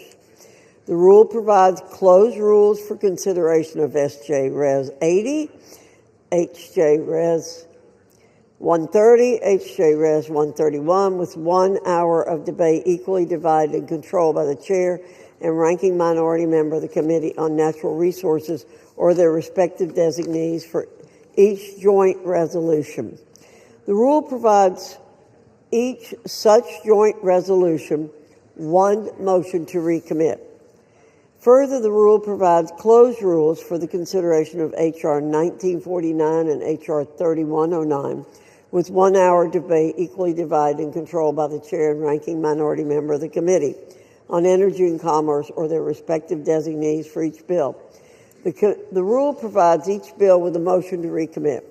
Additionally, the rule provides for consideration of H. Con. Res. 58 under a closed rule with 1 hour of debate equally divided and controlled by the chair and ranking minority member of the Committee on Financial Services or their respective designees. The rule also provides for consideration of H.R. 5214 and H.R. 5107 under closed rules with 1 hour debate equally divided and controlled by the chair and ranking minority member of the Committee on Oversight and Government Reform or their respective designees on each bill. The rule provides 1 motion to recommit for each bill. Finally, the rule tables House Resolution 581 upon the transmission of a message to the Senate that the House has passed H.R. 4405.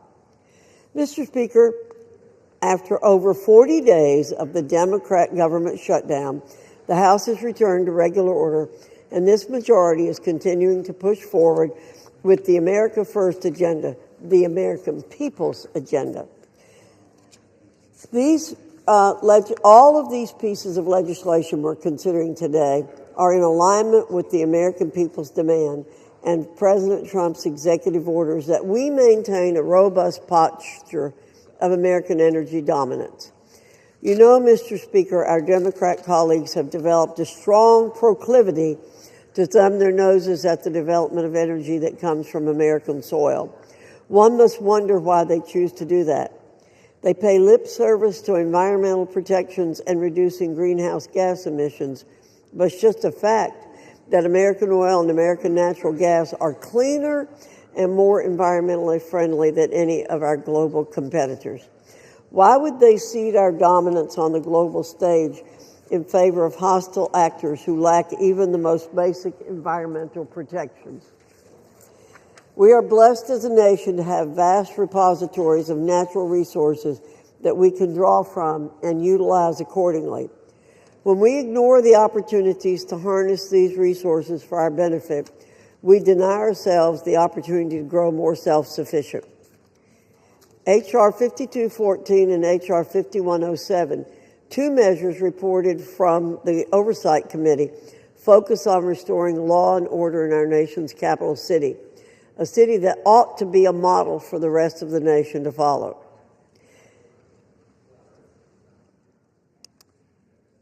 Does the gentlelady reserve? I'm going on, Mr. Speaker. H.R. 5214 would revoke cashless bail in the District of Columbia and would require mandatory pretrial and post-conviction detention for crimes of violence and other dangerous crimes. H.R. 5107 would repeal the Comprehensive Policing and Justice Reform Amendment Act of 2022 enacted by the District of Columbia Council. This act targeted police officers in D.C. for simply doing their duties, and it led to over 1,600 officers being removed from the city's force. Thanks to President Trump's efforts, the streets in D.C. are safer, and we have the opportunity through these two measures to add to that progress. Finally, Mr. Speaker, we have H. Conrad's 58, a resolution denouncing the horrors of socialism. Most of us here in this body recognize how dangerous the plague of socialism really is. We understand its history of failure and oppression. Throughout history, this ideology has collapsed into the most brutal of dictatorships, communist regimes, and outright totalitarian rule. Many are quick to avert their eyes and cover their ears when presented with facts about the horrors of socialism.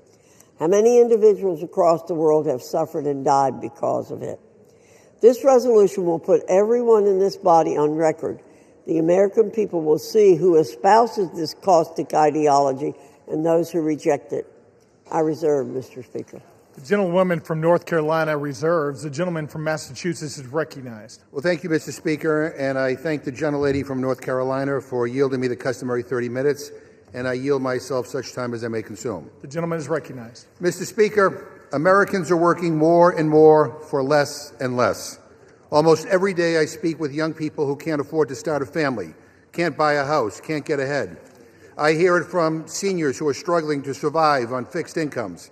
I see it with my own eyes, moms and dads putting items back on the shelves in the grocery store because they can't afford them. Parents who can't go back to work because they can't afford child care. People whose health insurance premiums are doubling and tripling because this majority has failed to act. During election season, we heard from Trump and Republicans who swore up and down they would bring down prices. They promised the American people they would reverse inflation and focus like a laser on affordability. And they have broken that promise. They have betrayed the American people, and if you want more evidence of that, look at the bills on the floor today. More garbage, more culture war crap, more bills written by this Republican majority of, by, and for the billionaire class. Republicans moved heaven and earth to give tax breaks to the rich and powerful. That got done in a nanosecond. But if you're a regular person staring down next year's health care premium hikes and deciding whether to pay $1,000 more or put food on the table, the answer you get back from Republicans is let them eat cake. We are barreling toward another shutdown at the end of January. We could have spent the last 2 months working on passing the 9 appropriations bills Republicans still need to pass to stop another shutdown. And instead, they went on a taxpayer-funded paid vacation for 8 weeks. And let me just say, because we are debating a rule to consider these 8 bills, this rule sucks. 8 closed rules, no amendments, no changes allowed on the floor. Take it or leave it. And if you're keeping count at home, that's 80 completely closed rules this Congress, the most ever in a year. And I want to correct the gentlelady because last night in the Rules Committee, she said 5 of these bills didn't receive any amendments. That's because she didn't ask for any. And when you don't send an amendment deadline, everyone knows you're doing a closed rule. And I just want to say to my Republican colleagues, you have been complicit in these 80 closed rules nearly 9 out of 10 times. You, the majority party, have not been allowed to bring amendments to the floor. You're getting blocked by your own leadership time and time again. How does that feel? Again, this is a terrible rule, and I urge a no vote, and I reserve my time. Gentleman from Massachusetts reserves. The gentlelady from North Carolina is recognized. Thank you, Mr. Speaker.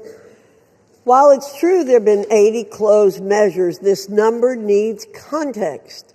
12 of the closed rules were in the rules package, which passed 2 weeks before the 119th Rules Committee even organized to begin meeting. Additionally, 25 measures were CRAs. They don't allow for an amendment. 16 were bills that received no amendments, meaning 41 measures were closed by definition. It's also important that 4 of the closed rules are duplicates from a previous failed rule. So in reality, only 27 measures have been closed by discretion of the committee. Additionally, the Rules Committee under Republican control has simply been more productive, producing more total rules than our colleagues ever did. For example, during the most recent Democrat-controlled Congresses, the Rules Committee produced 127 total rules in the 116th Congress and 163 in the 117th Congress. Contrast this to the 200 total rules in the Republican-led 118th Congress. For the 119th, we're on pace to once again produce nearly 200 rules for the Congress.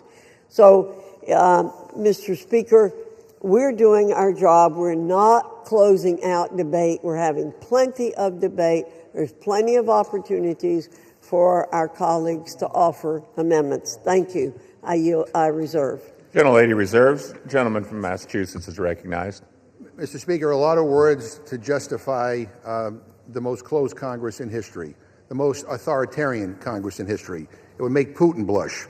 Mr. Speaker, if we defeat the previous question, I will offer an amendment to the rule to provide for consideration of H.R. 6074, which would extend the Affordable Care Act enhanced premium tax credits for 3 years through 2028.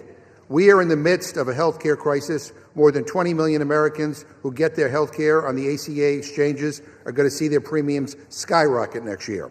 That includes 250,000 people in my home state of Massachusetts who are paying lower premiums and copays due to these tax credits, which Democrats created in 2021 and are set to expire at the end of the year.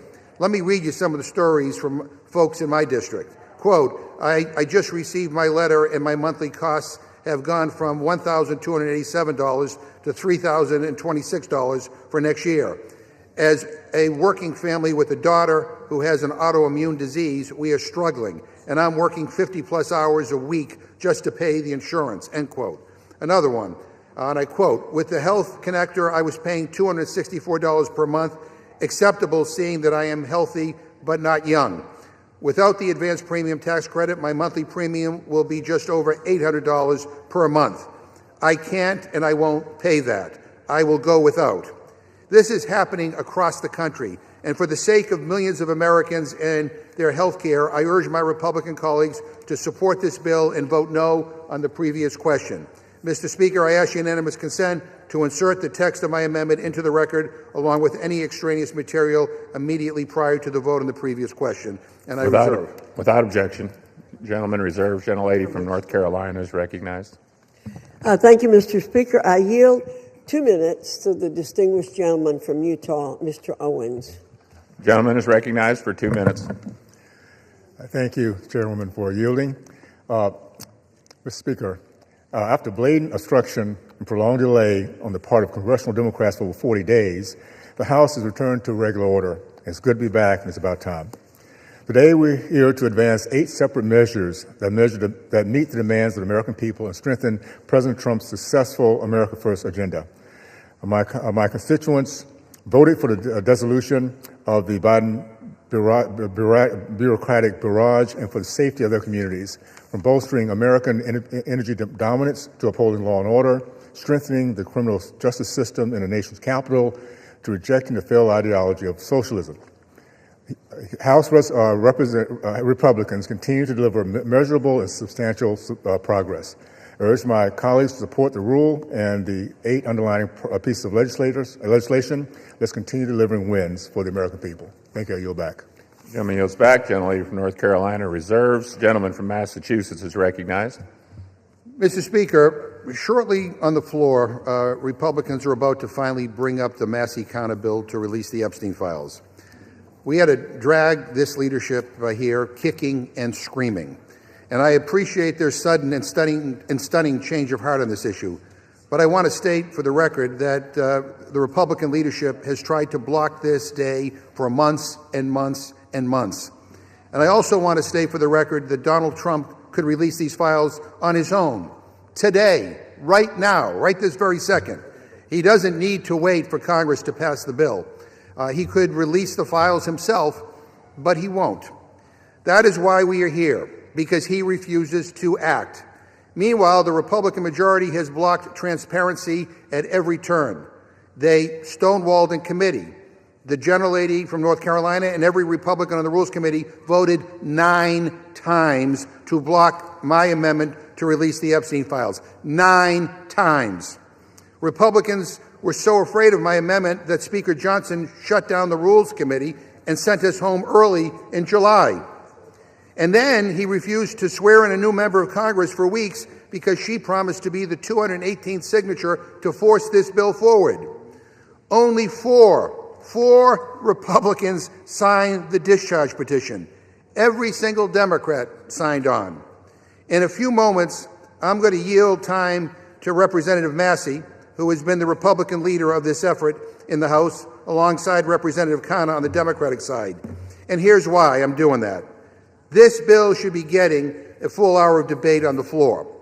But Speaker Johnson, I guess at Donald Trump's direction, is throwing every procedural gimmick at the wall to see what sticks.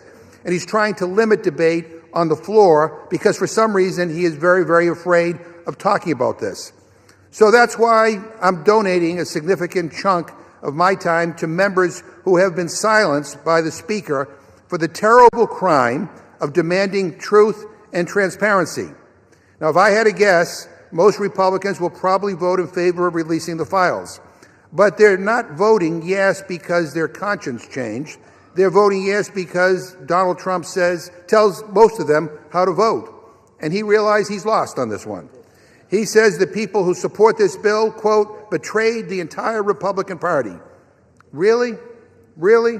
How is accountability for a pedophile something Donald Trump campaigned on? How is that now a betrayal? This was his issue, his idea. He ran on releasing the files. And by the way, to those who say that Biden should have released these files, let me just address that right now. You're right. He should have. But he didn't make it his number one issue, and he's not the president right now. Donald Trump is. He could have released the files at any point over the last 11 months, but he has not. Republicans have had months to sign the discharge petition. They had months to bring this bill to the floor. But this leadership has chosen obstruction. They don't want to pass this bill. They don't even want to talk about it on the House floor. And so that's why debate matters. And with that, I reserve my time. Gentleman from Massachusetts reserves. The gentlelady from North Carolina is recognized. Thank you, Mr. Speaker. Let's be clear. Republicans don't oppose the full transparency of the Epstein files. We embrace the Oversight Committee's task of doing just that. We embrace Representative Massey's legislation here today by putting it up for a vote under suspension. I'll be voting for it. We already have a House investigation that carries the full force of law, and there's no opposition to respecting the majority's wishes to get this codified into law. Let's get to it. Let's get the vote and end these false debates, straw man arguments, and non sequiturs. We tried to pass this bill last week, but Democrats wouldn't agree to doing so. Let's vote now. Democrats should stop, listen, and take yes for an answer. I reserve. Gentlelady reserves. The gentleman from Massachusetts is recognized. Mr. Speaker, the gentlelady doesn't oppose this? Boy, you have a funny way of showing it. I gave the gentlelady 9 opportunities in the Rules Committee to bring this measure to the floor. 9 opportunities. And every time I brought up an amendment, she voted it down. 9 opportunities. So to say that somehow this is always what you wanted, I don't know. That doesn't pass the smell test. Mr. Speaker, I yield 3 minutes to the gentleman from California, Mr. Khanna. Gentleman is recognized for 3 minutes. Thank you, Mr. Speaker. Thank you, Mr. Chairman, for your leadership over the last 5 months to make sure that this bill came to the floor. Thank you also to Don Sisson for his leadership and understanding of all the rules to make this possible. Now, as we are here today, I saw on CNN that the president is meeting with the Saudi prince. You know what America First means to me? How about meeting with the survivors?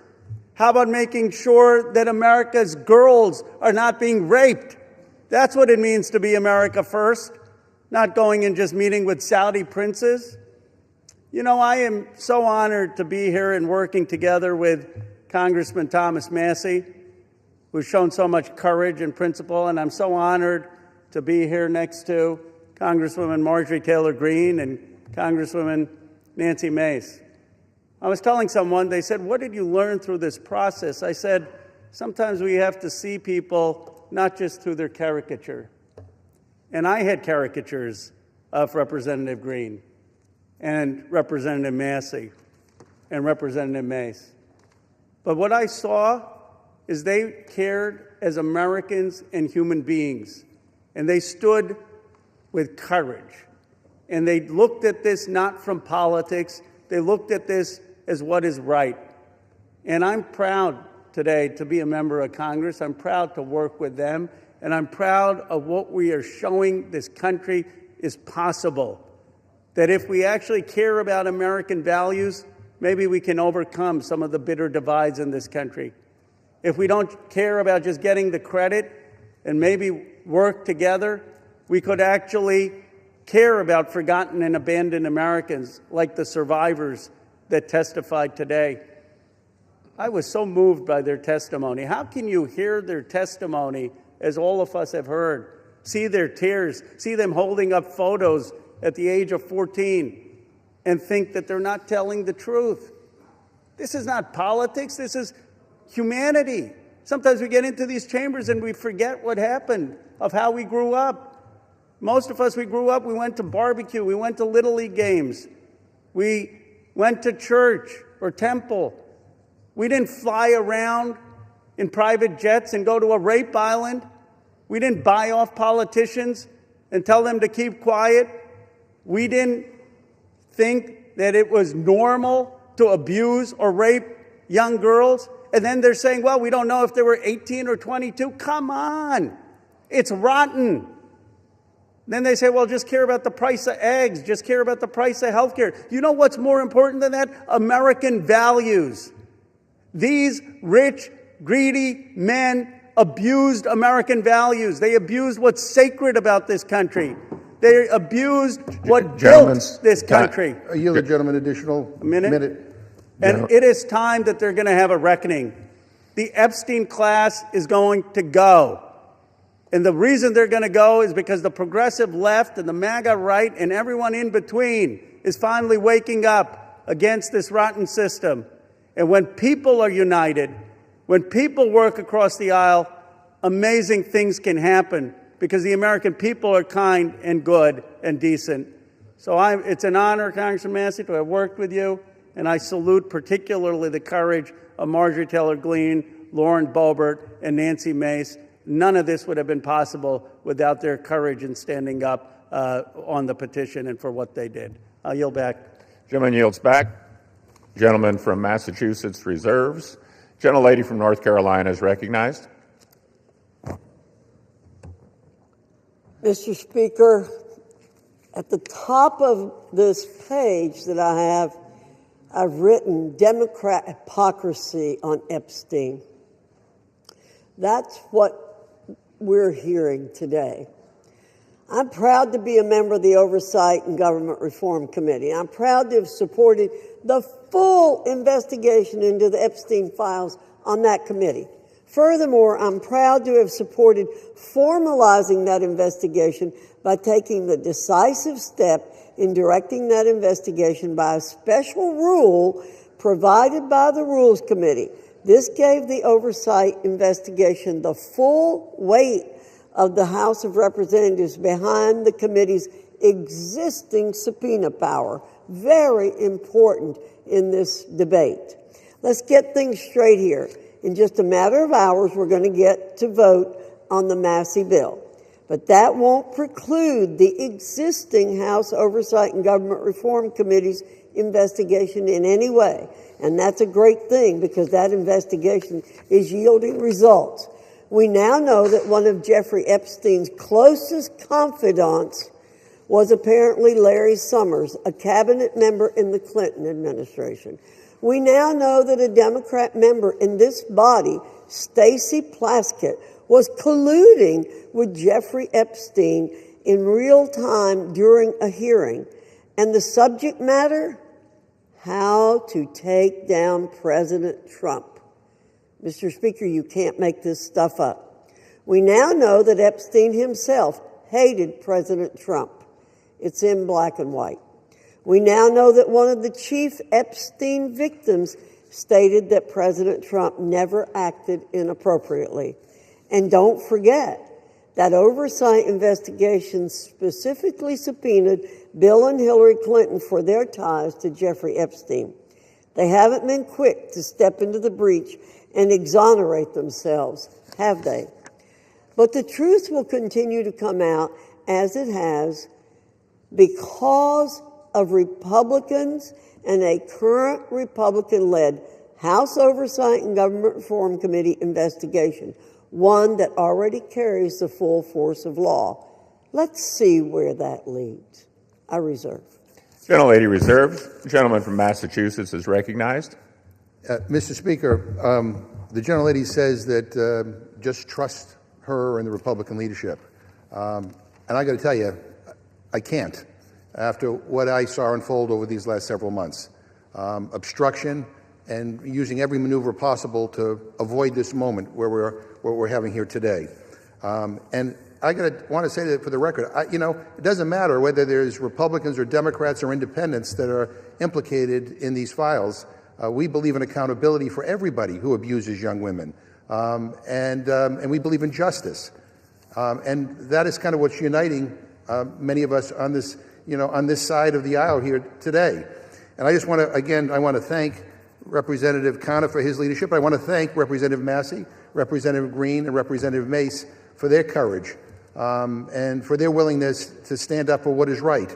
We don't agree on very much, but we do agree that there ought to be accountability when young women are abused, and so that's what this is about. So, Mr. Speaker, I ask unanimous consent that the gentleman from Kentucky, Mr. Massey, control the remainder of my time. Without objection. The gentleman from Kentucky is recognized. Mr. Chairman, may I inquire as to how much time I have?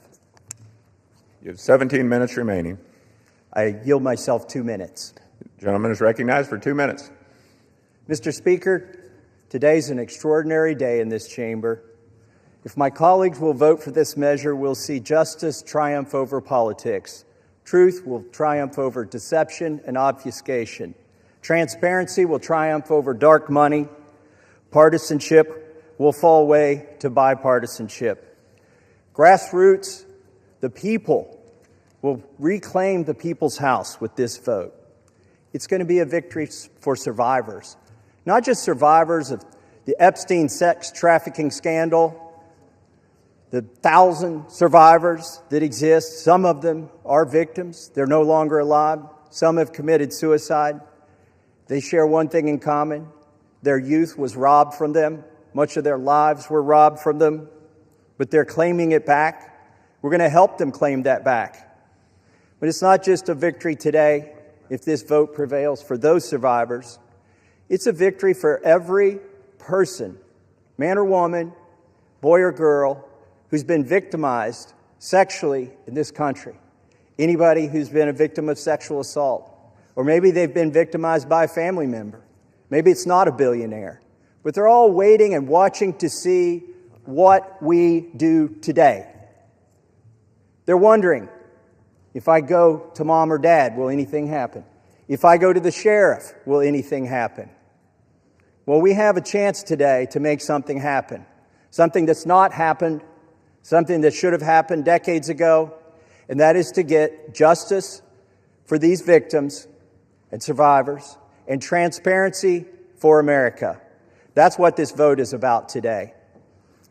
And I reserve the balance of my time. Gentleman from Kentucky reserves. The gentlelady from North Carolina is recognized. I reserve. Gentlelady reserves. Gentleman from Kentucky is recognized. I now yield 5 minutes to the gentlewoman from Georgia, Mrs. Green.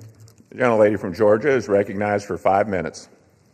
Thank you, Mr. Speaker.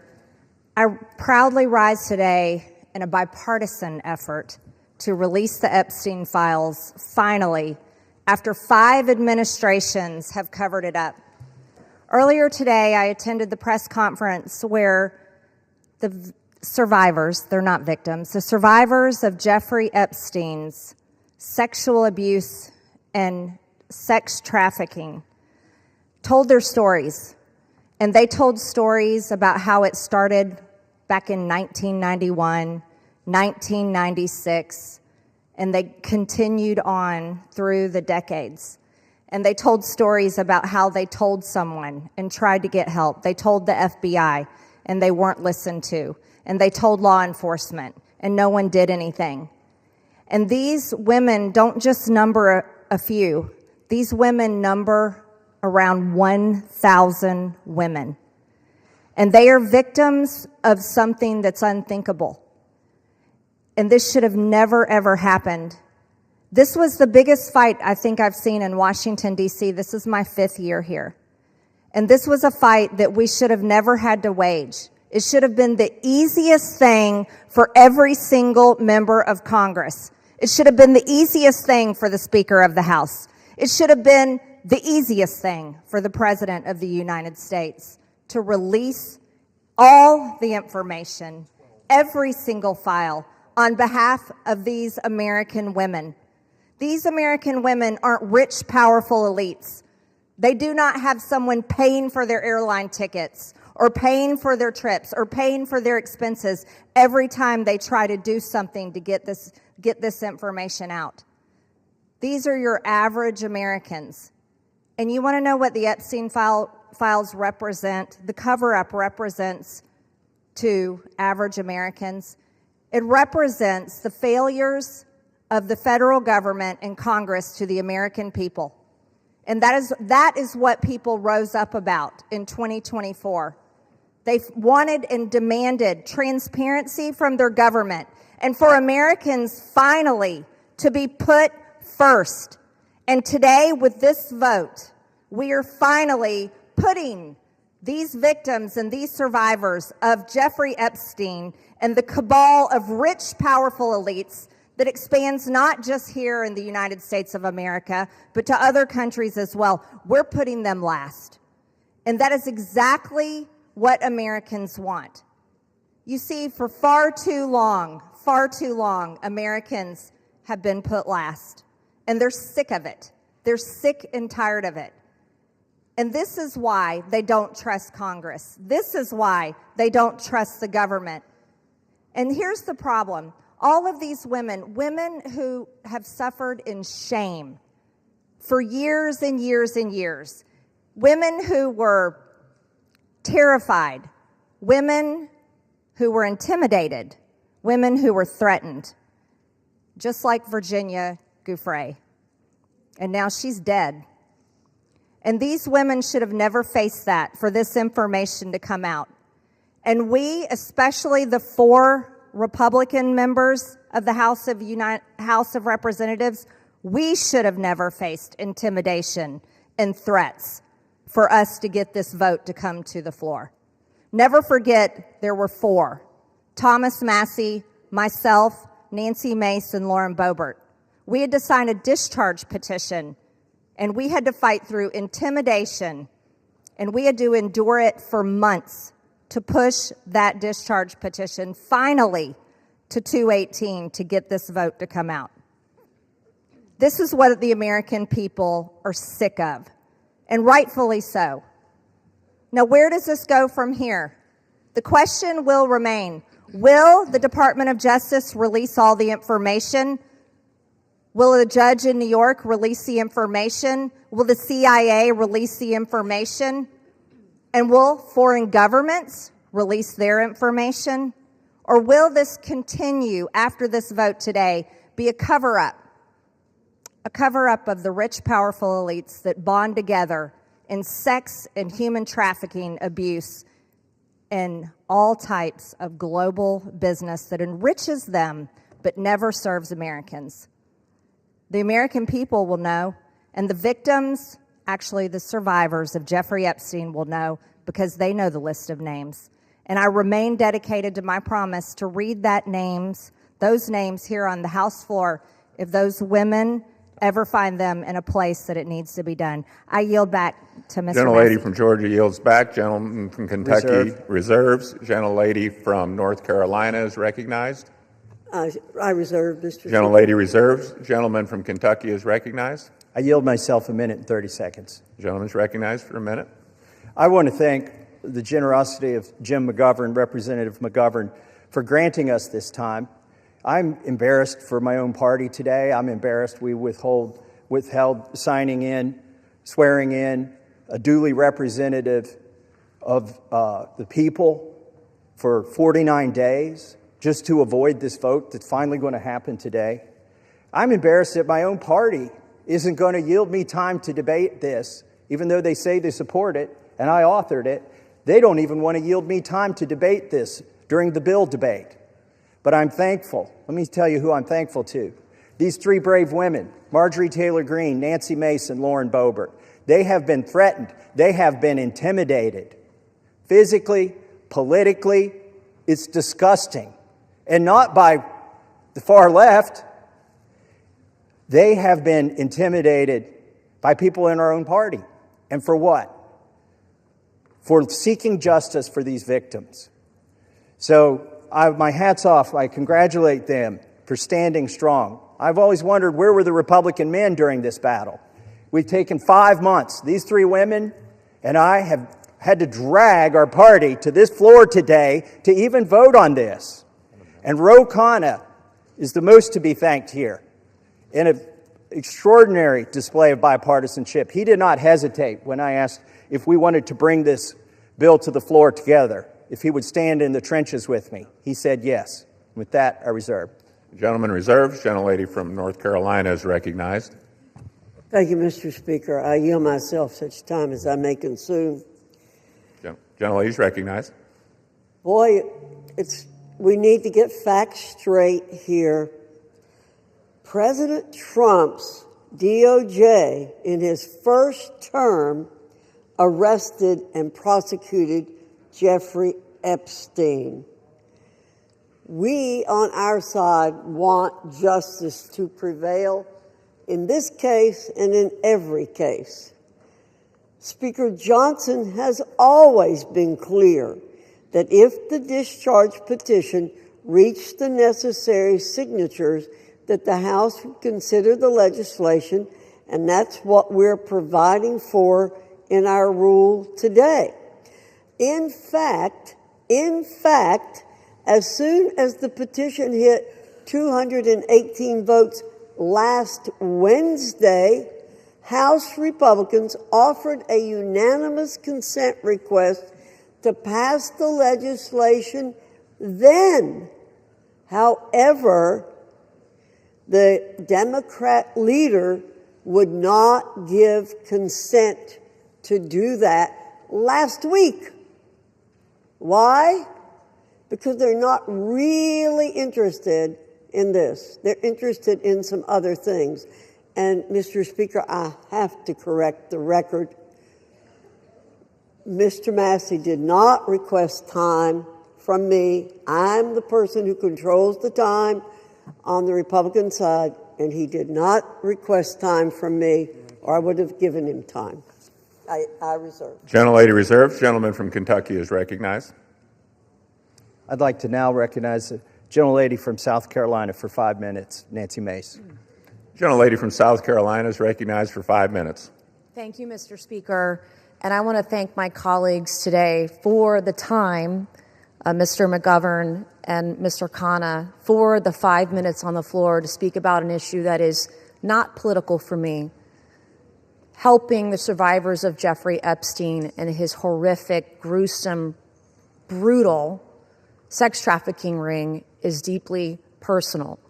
And while we often have many disagreements about a lot of issues, maybe most issues, today they are allowing us to speak on the floor. And I want to thank my colleagues, Congressman Massey, Marjorie Taylor Greene, and Lauren Boebert, the four of us making history today over the discharge petition and delivering justice for those who have desperately fought for it for, in some cases, almost 30 years.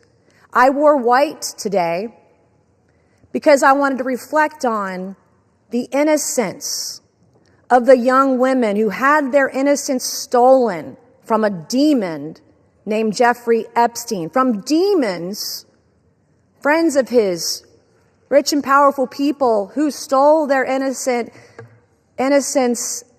as young as 14 years old. It was taken from them, and they've never gotten it back. I'm also wearing white today to recognize the courage that it takes for women to come forward, the sacrifices to them personally, professionally, financially, the embarrassment, the humiliation, the shame that we still deliver on the backs of women who have been brutalized, who've been raped, who've been assaulted. The shame that the media pours over their heads, that their colleagues, their friends, their neighbors, their loved ones, because you come forward and because you talk about sexual assault, you are not a slut. It's not because of what you wore. You're not a whore. But that's how women are treated, and you're not lying. And I want every woman to know, every Epstein survivor to know, every woman across the country who is a survivor, who is a victim of assault, that today we see you. And this fight and this vote tonight, I see it is about the Epstein victims, but it's about much more than the Epstein victims. This is about the powerless, taking power away from the very powerful. This is about giving women who never had a voice, giving a voice to the voiceless. This is about their sacrifice. This is about having and recognizing their courage. This is about justice for the Epstein victims, but it's also about hope. Earlier this year, I gave a speech right here on the floor of the U.S. House of Representatives, detailing trauma that I experienced, endured, and am a survivor of, that I accidentally uncovered 2 years ago, almost to the day. And today, I still don't have justice, like millions of women across the country. When I spoke out, I got attacked. When I spoke out, I was shamed. When I spoke out, I was defamed and smeared. And that goes on today, right now, in the present. God sure has a funny way of working through us. I, like many of the Epstein survivors and many other survivors across the country, I don't think I will ever heal from the destruction my abuser did to me.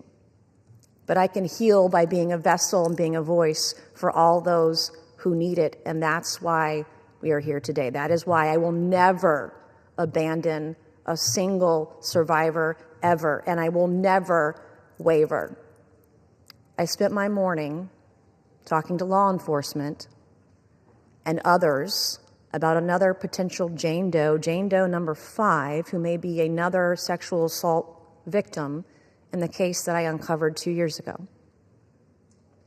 It's very difficult for us to come forward, but I want to thank the women who have, the Epstein victims, the victims in the case that I uncovered. I want to thank all of you for being a voice, for giving me hope. Maybe one day I too can get justice. Thank you, and I yield. Gentlelady yields back. Gentleman from Kentucky reserves. Gentlelady from North Carolina is recognized. Thank you very much, Mr. Speaker.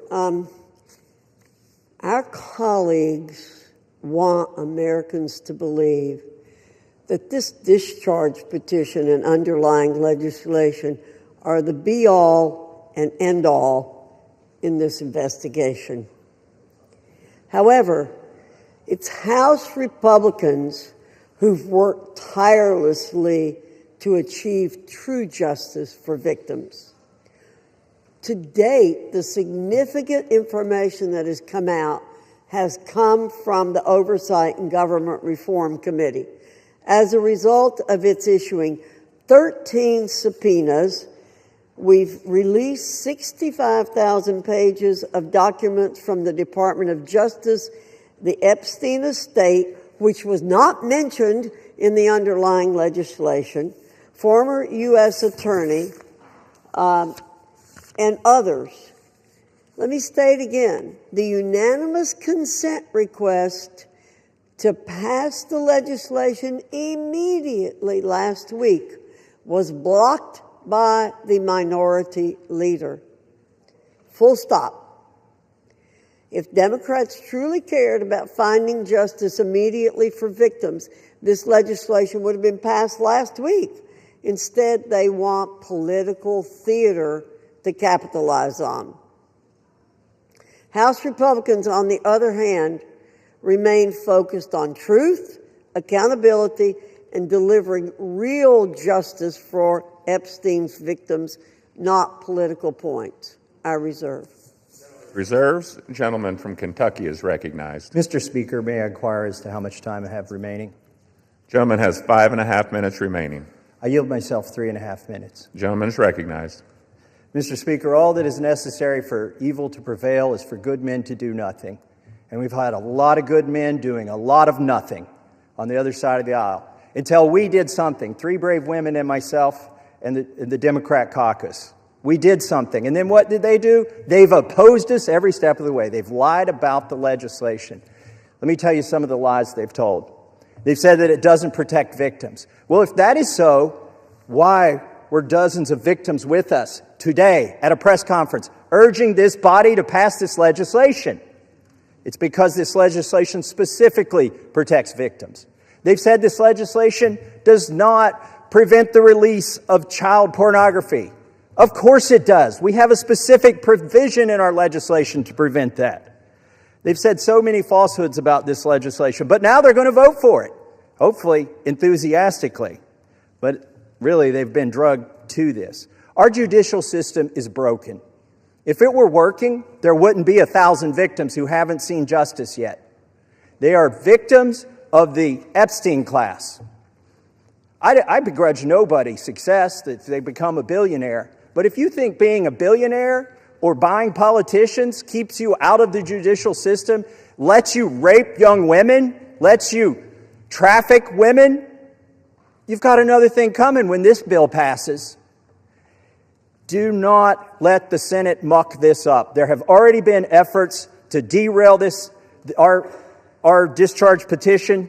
The Oversight Committee has released thousands, tens of thousands of documents. That's fine. Keep working. How many names have you released? 0. You are still protecting, or the DOJ is protecting, pedophiles and sex traffickers. The time for that to stop is now. Now, our speaker says, oh, this bill needs amended in the Senate, and specifically, he's trying to create a loophole. He's trying to categorize the pedophiles as victims. He's saying, oh, we don't embarrass the people that went to the rape island. We should protect those names against unreliable accusations. Is he calling all of these victims unreliable? They've testified to the FBI. The FBI has these names in their possession. I asked the FBI director in a hearing, have you looked at the documents? No, he trusts everybody that's been there for decades. That is wrong. Do not let the Senate muck this bill up. And If you're a party to that in the Senate, you are part of this cover-up that we are trying to expose. I am sorry if one of your billionaire donors is going to get embarrassed because he went to Rape Island. That is what they have coming. In fact, they need to be on the other side of bars, a lot of them. Some of them will be embarrassed, but some of them need to go to prison, and the survivors know that. So how will we know if this bill has been successful? We will know when there are men, rich men, in handcuffs being perp-walked to the jail. And until then, this is still a cover-up. I urge my Senate colleagues, do not muck up this bill. The president has already said he will sign it. That means he will sign the bill that we have here today. Do not change this bill. He is ready to sign it. Give it to him. Put it on his desk. Let's get justice for these victims. With that, I reserve. The gentleman from Kentucky reserves. The gentlelady from North Carolina is recognized. Reserve. The gentlelady reserves. Is the gentlelady prepared to close? Yes, I am, Mr. Speaker. The gentleman from Kentucky is recognized. I yield the remainder of my time to Ranking Member Mr. McGovern. The gentleman from Massachusetts is recognized. Thank you. First, let me say how much I admire the courage of my Republican colleagues who are beside me here today. Mr. Speaker, at the end of the day, this is not about us, and it's not about politics. This is about the survivors, young girls who were exploited by powerful men who use money and power to take advantage of girls, some as young as 11 years old. The President of the United States calls it all a hoax. Can you imagine that? What an evil and disgusting thing to say. These young girls, now women, the survivors, what happened to them was horrific. They were sexually abused, many of them for years, and the President of the United States calls it all a hoax. What kind of messed up, sick-in-the-head, immoral person says something like that? This bill is about making sure powerful men are held accountable. It's about demanding truth and transparency for the American people. Now, Republican leaders in this House lost control of the story. They lost the ability to hide behind procedure, and they lost the luxury of pretending that they were ever on the right side. The American people see it, survivors see it, and history will see it. And listening to the Speaker of the House's press conference today, I mean, it sounds like he basically wants to kill this whole thing. He's trying to obstruct and derail the process. Why the hell is he fighting so hard to do the opposite of what the survivors want? What an awful, awful thing to do. So let us release the files. Let's give survivors the transparency they've long been denied. Let us take back power from the rich billionaire elites who think they can do whatever they want with no justice or accountability. And let's remember exactly who had to be dragged here under duress and who stood up from day one demanding the truth. And with that, I yield back. Members are reminded to refrain from engaging in personalities towards the president. The gentleman yields back. The gentlelady from North Carolina is recognized. Thank you, Mr. Speaker. Mr. Speaker, those of us who did not sign the discharge petition are just as concerned about the victims, or if you, as some are calling them, survivors, as our colleagues who signed the discharge petition.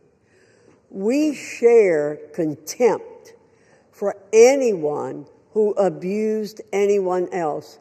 I've stood on this floor many times, Mr. Speaker, to speak out for victims and survivors of people who have been abused, and against anyone who breaks the law or takes advantage of an innocent person. We will not be characterized as insensitive to that. But what House Republicans who didn't sign the discharge petition remain focused on truth, accountability, and delivering real justice for Epstein victims. Again, I'll point out that it was under President Trump's Department of Justice that Jeffrey Epstein was arrested and tried. We have not tried to avoid this situation. We want things done the right way. We want maximum justice for these victims and survivors. Our rule today simply expedites consideration of the Massey-Khanna legislation. And as I said, we would have liked to have seen it pass last week when we gave an opportunity for it, but it was blocked by the Democrat minority leader. I ask for support for this rule, the underlying legislation. With that, I urge my colleagues to vote yes on the previous question, yes on the rule, and Mr. Speaker, I yield back the balance of my time and move the previous question on the resolution. The gentlelady yields back the balance of her time. The question is on ordering the previous question on the resolution. Those in favor say aye. Those opposed, no. In the opinion of the chair, the noes have it. Mr. Speaker, request the yeas and nays. The yeas and nays are requested. Those favoring a vote by the yeas and nays will rise. A sufficient number having risen, the yeas and nays are ordered. Pursuant to Clause 8 of Rule 20, further proceedings on this question will be postponed.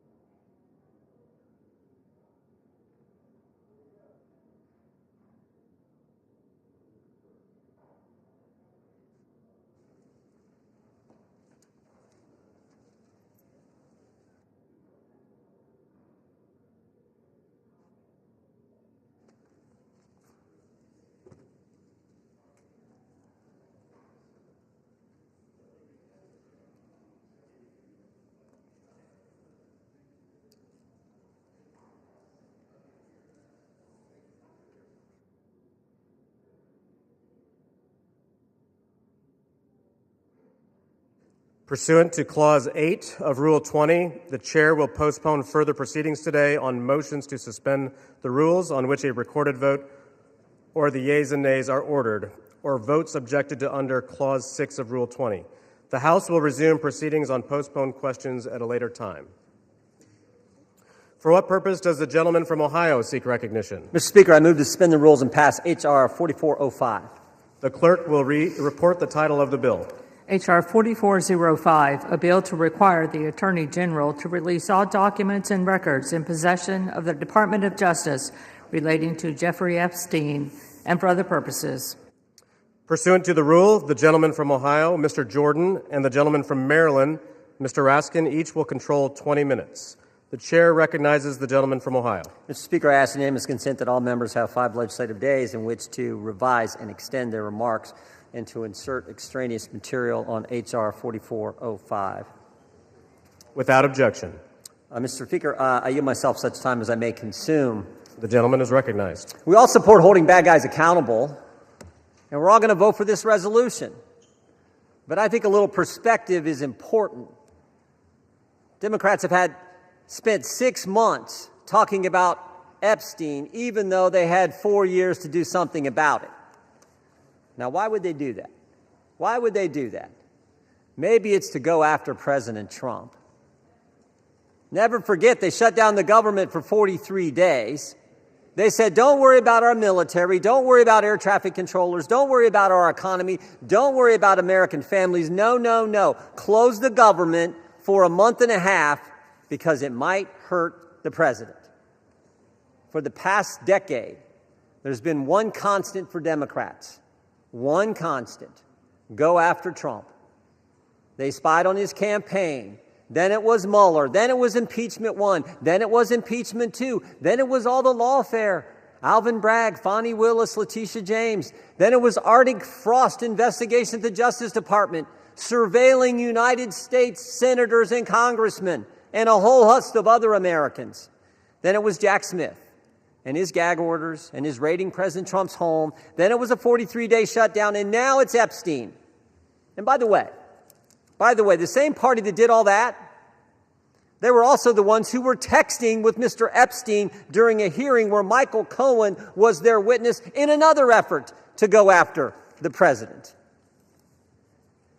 Americans see through it all, and frankly, it's actually kind of sad. This obsession, this syndrome, this mindset that says we got to go after President Trump no matter what that they have. And when I think about it, I think it's because President Trump and Republicans have accomplished so much that they told the voters they were going to accomplish in the 2024 election. We're actually doing what we said we were going to do. President Trump said he was going to cut taxes, and he did. President Trump said he would secure the border, and he did. President Trump said he'd get men out of women's sports, and he did. President Trump said he would make sure Iran doesn't have nuclear capability, and he did. And he said he would get the hostages out of Gaza back into Israel, and he did. All in 9 months. So I don't know what causes this mindset, this syndrome that the left has, but I know one thing. It is real. Which brings me to last week. Think about what the Democrats did last week. The Democrats released an email that the Oversight Committee had obtained from the estate, an email from Mr. Epstein to Ms. Maxwell. When the Democrats released it, they redacted the victim's name, something we all support, something everyone supports, except in this case, no court had ordered that name redacted, no agency had redacted it, and the estate didn't redact it. And the victim had already went public. So why black out her name? Why black out her name? Because she had said in her book and had testified under oath that she never saw any wrongdoing by President Trump. So think about what they did. In an email between two criminals, Mr. Epstein and Ms. Maxwell, in an email between two criminals, they hide the name of an individual who had went public and exonerated the president, and we know why. To distort and twist the message because they thought it might harm the president. Their position, cover up the names of people who are already public, but don't worry about other innocent people who the court said should remain private. Again, I think the American people see through it. They see through what the Democrats are doing. The American people know what this is. They know Democrats have nothing else to run on because of the success of this administration. So I say let's vote yes on this resolution, and then let's get focused on making sure we're doing what the American families elected us to do. With that, I reserve. The gentleman reserves. The gentleman from Maryland is recognized. Thank you, Mr. Speaker. I yield myself such time as I may consume. The gentleman is recognized. Today, 4 months and 3 days after Mr. Khanna and Mr. Massey introduced their discharge petition, perhaps the most famous discharge petition in American history, the People's House unites across party lines to draw a moral line. We draw a line against the rape and sexual violation of children. We draw a line against the global criminal trafficking of girls and young women to service the pleasure of rich and powerful men who believe they are beyond all law and all morality. We draw a line to put the voices of the victims and the survivors first. We ask the Senate to join us without changes rather than obstruct this bill with dilatory amendments, legislative graffiti, and self-dealing million-dollar jackpot provisions for lucky senators. Just pass the bill. We're finally voting today because a bipartisan discharge petition led by Representatives Massey and Khanna and signed by 218 of us overthrew the determined obstruction of the Speaker. This forced vote means the House will no longer acquiesce in this astonishing real-time cover-up of a multi-billion-dollar global sex trafficking and child rape ring that has ravaged the lives of more than 1,000 girls and young women. We're here today because these victims, these survivors, these citizens, these inspiring women who have come to Washington are demanding nothing less than justice and the complete truth about who is responsible for their vicious abuse, including those responsible for enabling it, ignoring it, bankrolling it, and covering it up. We join them today in rejecting any more dangerous lies about the crimes they suffered. No, child sex abuse is not a hoax. It's a crime. Human trafficking is not a hoax. It's a crime. These crimes are a curse on children and young people across America, in universities and elementary schools, in churches and mosques and synagogues, in Boy Scout troops and college sports teams and summer camps. Anywhere the powerful and the rich believe they've got the opportunity and the impunity to exploit the young, the poor, the powerless, and the vulnerable. We must face the truth and find the co-conspirators still at large in one of America's most extensive and sophisticated sex trafficking and child abuse rings in history. Release of the file will expose the role of everybody who facilitated and covered up these crimes, like J.P. Morgan Chase, Bank of America, Deutsche Bank, and Bank of New York Mellon, which executed billions of dollars in transactions related to these offenses, as well as any bank executives who participated in the sexual abuse of girls and young women. We must expose everyone who covered up these crimes, like Alex Acosta, the former U.S. attorney in Miami, Donald Trump's labor secretary, who gave Jeffrey Epstein an unbelievable sweetheart plea deal, immunized unnamed conspirators, and killed an investigation into Epstein's financial crimes that could have brought down the entire criminal network. And with that, I'm going to yield. I'll reserve the balance of my time. The gentleman reserves. The gentleman from Ohio is recognized. Thank you, Mr. Speaker. I yield 4 minutes to the distinguished chair of the House Oversight Committee, Mr. Comer, the gentleman from Kentucky. The gentleman from Kentucky is recognized. Thank you, Mr. Speaker. As chairman of the House Oversight Committee, I've always believed that sunshine is the best disinfectant. For years, the American people have demanded transparency about Jeffrey Epstein and Ghislaine Maxwell's horrific crimes and about the federal government's failure to protect the victims. The House Oversight Committee is conducting a thorough review of the federal government's investigation into Epstein. Our work goes far beyond the legislation before us today. We are committed to accountability, transparency, and justice for the American people and for the survivors of these appalling crimes. To date, the Oversight Committee has released more than 65,000 pages of documents, issued 13 subpoenas, and conducted interviews with 2 key witnesses, both of whom were Republicans. The Trump administration has provided us with Department of Justice materials and access to suspicious activity reports. Unfortunately, throughout this investigation, Democrats have chosen to manufacture yet another anti-Trump hoax instead of pursuing justice. They have mischaracterized witness testimony and selectively released documents complete with targeted redactions in an effort to smear President Trump.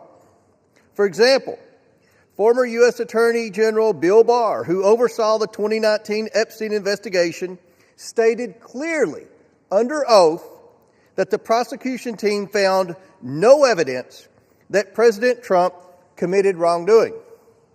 Despite this simple and straightforward fact, Ranking Member Robert Garcia, moments after that deposition, tiptoed out and publicly claimed that, quote, Barr could not clear Trump of wrongdoing. That was a lie, and we have the transcript to prove it. I invite the media to read the transcript.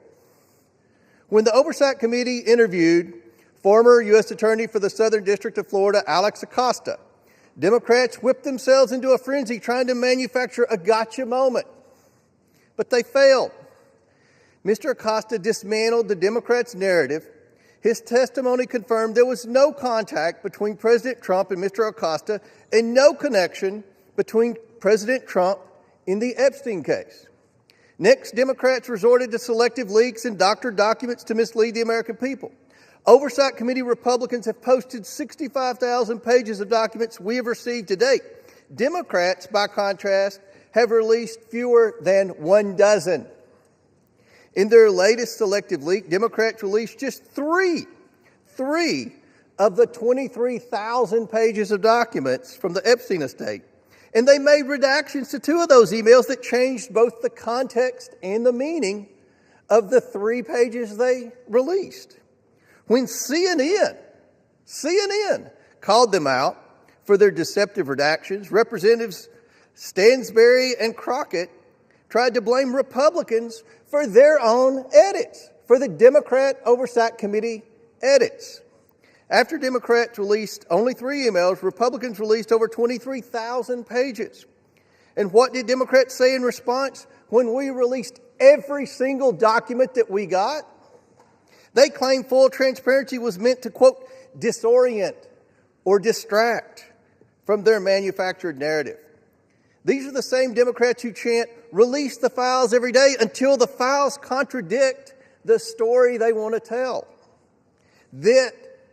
That is the definition of hypocrisy. In contrast, full transparency exposed how Epstein appears to be TDS patient zero. The emails reveal a journalist coached Epstein to blackmail then presidential candidate Donald Trump. The gentleman is recognized. The files also show that a House Democrat colluded with Epstein during the 2019 oversight hearing to discredit witness with a vendetta against President Trump. And unsurprisingly, Democrats have been silent about their colleagues' coordination with Epstein. Another email shows Democrat fundraisers invited Epstein to an event or to meet privately with Hakeem Jeffries as part of their 2013 effort to win a majority. So Hakeem Jeffries' campaign solicited money from Jeffrey Epstein. That's what we found in the last document batch. The files underscore why former President Trump must appear for his deposition. We've subpoenaed him. To date, the Democrats have done nothing to help us secure his appearance. I support full transparency. The Oversight Committee will continue to work to get the truth to the American people and to get justice for the victims. That's our goal of this investigation. With that, I yield back. The gentleman yields back. Yeah, Mr. Speaker, we reserve. The gentleman reserves. The gentleman from Maryland is recognized. Thank you, Mr. Chairman.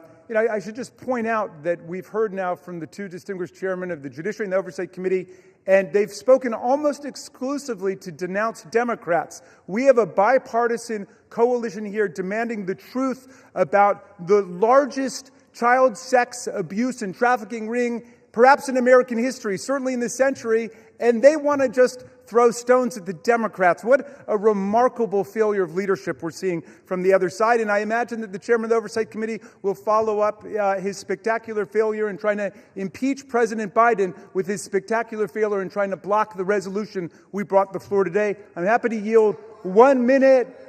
Excuse me, you're not recognized, whoever's speaking. And I'd like to yield 1 minute to the very distinguished minority leader on the House Oversight Committee. The gentleman is recognized. Thank you. And Mr. Speaker, it's wonderful to hear Republicans and certainly the chairman of our committee finally wanting transparency on this issue. It is time to end this White House cover-up now. Now, we know that Donald Trump has tried everything to kill our Jeffrey Epstein investigation, and he's failed. And now he's panicking. He's about to lose his Epstein vote to force the Department of Justice to release the files. And let's be crystal clear. Trump has the power to release the files today. He does not even need a vote. And he continues to defy the subpoena of the Oversight Committee to release all the files. What is Donald Trump hiding? What is Pam Bondi, the Attorney General, hiding? Why won't they release the Epstein files right now? And he must explain to the public why he moved sex trafficker and monster Ghislaine Maxwell to a cushy, low-security prison after her interview with Trump's personal lawyer. He should declare, and every Republican should say, that she does not deserve a pardon or a commutation. The gentleman's time has expired. 30 more seconds. I grant him 20 more seconds. We don't care how much money you have. what party you're in, how powerful you are, we should get justice for the survivors of Jeffrey Epstein. And our work on the committee is not over. Next up are the bank and financial records to follow and expose Epstein's network. Today, there should be a unanimous vote on releasing the files, and we will get justice. And with that, I yield back. And we reserve. The gentleman reserves. The gentleman from Ohio is recognized. Thank you, Mr. Speaker. I yield a minute and a half to the distinguished gentleman from California and member of the Judiciary Committee, Mr. Kiley. The gentleman from California is recognized. I have consistently called for the maximum possible level of transparency when it comes to the heinous crimes of Jeffrey Epstein. That's why I've consistently said I am inclined to vote for this bill, and it's why I will be doing so today. The victims deserve the truth. They deserve justice, and they deserve closure. For months, they've had to wake up every day and see the name of their tormentor on the front page of every newspaper, on every TV channel, as has the broader American public. This issue has been so politicized by so many people in so many ways, which is deeply unfortunate when we're talking about matters of the highest sensitivity and untold suffering. It is my hope that the passage of this resolution today, together with the work of the Oversight Committee, will lead to the expeditious release of all pertinent material so that we can move on.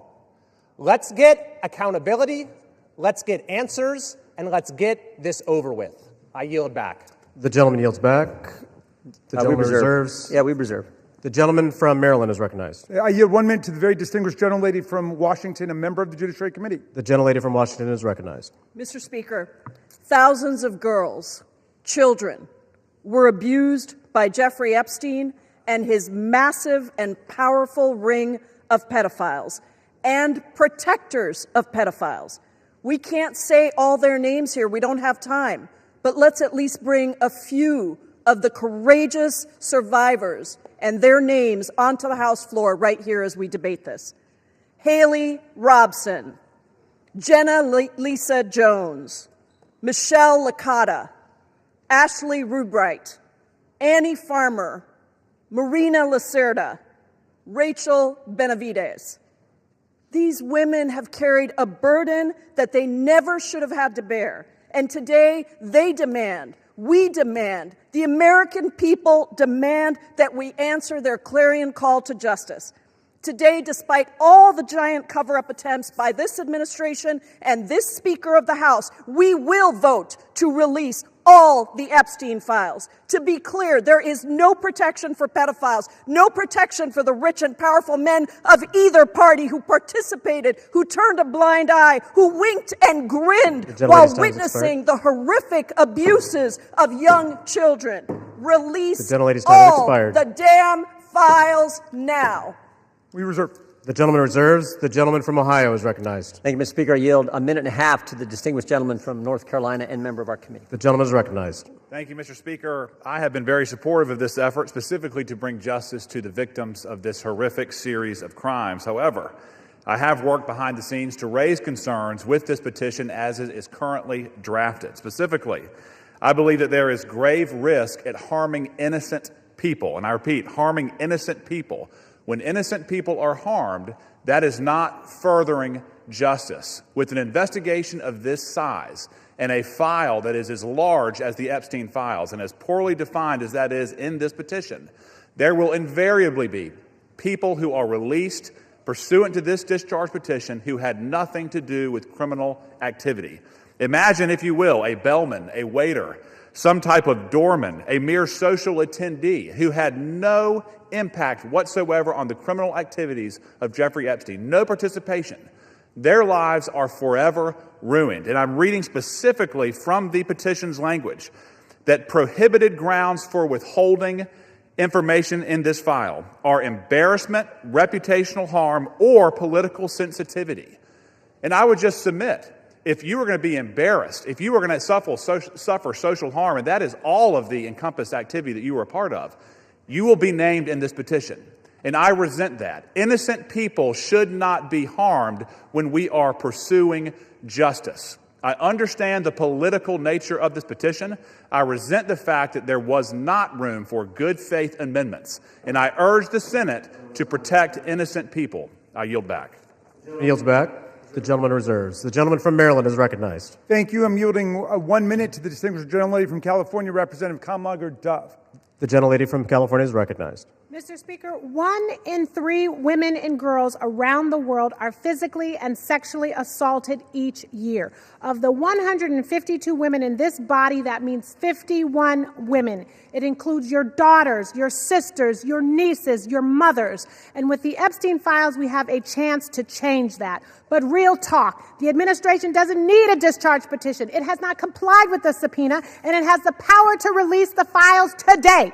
Instead, the man in the most powerful position in the world has used the full weight of the government to block and obfuscate and deflect the full release of the files. It is the same person who intimidated female members of Congress to withdraw names from the petition, who responded quiet piggy to a female reporter who asked about the files, and who nominated an alleged sexual predator to be our AG. It is the same person whose name appears more than any other in the Epstein emails. And in the pantheon of violence, a sexual predator is the worst of the worst, so why protect him? It's also curious that the judiciary is managing this debate and has not even had this come before the committee. I wonder why. Release the files now! We reserve. The gentleman reserves. The gentleman from Ohio is recognized. Thank you, Mr. Speaker. I yield 2 minutes to the gentleman from Texas, Mr. Roy, chairman of the Constitution Subcommittee. The gentleman from Texas is recognized. I thank the chairman. Today, a united Republican Party and a bipartisan supermajority is going to pass a bill to increase transparency regarding the egregious abuses by Jeffrey Epstein, a goal that anyone of conscience desires. That is, in totality, an important statement to check the rich and the powerful. Remember how we got here. After decades, it was President Trump's Department of Justice that indicted Jeffrey Epstein in July of 2019. It was President Trump's DOJ that arrested and indicted Ms. Maxwell. It was the Republican-led Oversight Committee, through 13 subpoenas, that has released 65,000 pages of files in just 10 months. Meanwhile, my colleagues on the other side of the aisle have largely ignored this issue. It was Democrats who redacted an email to mislead the American people about the truth of a witness that exonerated President Trump. It was a Democrat, Representative Placette, who literally texted with Jeffrey Epstein as we questioned Michael Cohen. It was Democrats who shut down the government, resulting in the delay of swearing in of members. As we vote to pass this legislation, and it will pass, it is impossible, however, to avoid problems with its politicization. One colleague has offensively gone so far as to say that to oppose this bill means you support pedophiles. Yet I know good public servants, former law enforcement, former prosecutors who never knew Epstein, never knew any visitors to his criminal enterprise, who have genuine concerns about supporting this bill out of fear of creating new victims or harming existing victims, or both. That is what we've reduced Congress to, inserting itself into the prosecutorial process for political motivations, driven heavily by hatred of President Trump. We should be concerned about victim privacy, concerned about risking disclosure of non-credible allegations, of child sexual abuse materials, future investigations. But here's the deal. The leaders of this nation must expose abuses by the rich and the powerful. That is why President Trump and the House have been working for full transparency. But we should be motivated by truth and justice for all, not politics. I yield back. The gentleman yields back. The gentleman reserves. The gentleman from Maryland is recognized. Thank you. I yield 1 minute to the distinguished gentlelady from Massachusetts, Representative Clark, the minority whip. The gentlelady is recognized. Thank you, Mr. Speaker. This should be an easy vote. This is about justice for the victims and survivors of Jeffrey Epstein. This is about every victim of trafficking and sexual abuse, monstrous crimes that thrive in secrecy and fear. Yet instead of shining a light on that darkness, just moments ago, Donald Trump defended the continued obstruction of releasing these files. Even as House Republicans prepare to vote yes today, Speaker Johnson is calling this a show vote. He's calling it dangerous. He is signaling the U.S. Senate to block it. Republicans continue to use their power to shield rich pedophiles from justice. If you can't stand up for these survivors, how can anyone trust you to stand up for them? I yield back. The gentlelady yields back. We yield. The gentleman reserves. Does the gentleman reserve? Yeah, we reserve. The gentleman from Ohio is recognized. We reserve. The gentleman reserves. The gentleman from Maryland is recognized. Yes, just very quickly, what happened under the Biden administration? Well, under the Biden administration, Ghislaine Maxwell was prosecuted for conspiring to sexually abuse and traffic girls in 2020. Right when it's in 2021, she was convicted. In December of 2021, after a month-long trial in Judge Nathan's courtroom, in 2022, Maxwell was sentenced to 20 years in prison under the Biden administration for sex trafficking and sexual abuse of minors. But when President Trump took office in January of 2025, they killed the investigation. They assembled all the materials, they got all the prosecutors together, and they terminated the investigation. I yield 1 minute to the distinguished gentleman from Illinois, Mr. Raja Krishnamurthy. The gentleman from Illinois is recognized. Thank you, Mr. Speaker. I rise in strong support to release the Epstein Files. First, this issue is beyond party. It's a question of justice. Survivors have waited too long. Stop the delay. This is not a hoax. Release the files. Second, we must face a hard truth. Silence that shields the powerful is a betrayal of those they hurt. Congress must reject any attempt, including a presidential pardon or any form of clemency for Ghislaine Maxwell. This cannot be done. This would be a cover-up. We cannot allow clemency of any kind for Maxwell, not now, not ever. Survivors deserve justice. I urge a strong yes vote. Thank you. I yield back. I want to thank the gentleman for his eloquent remarks. Pardons are for people who are contrite. Pardons are for people who are repentant. Pardons are not for people who lie. Every member of this body should immediately, verbally, vocally denounce the idea of clemency, commutation, or pardon for Ghislaine Maxwell, and we reserve. The gentleman reserves. The gentleman from Ohio is recognized. Yeah, we reserve, Mr. Speaker. The gentleman reserves. I yield 30 seconds to Ms. Leisure Fernandez. The gentlelady is recognized. There were thousands of girls and young women abused, trafficked, and used by Epstein, the elite and the powerful who believed they could get away with it. Epstein told the young victims that he controlled the banks and the government. Those women refused to be silenced, and today they have pierced the dark with their light. Anytime any girl is trafficked, molested, or abused, the world must stand up.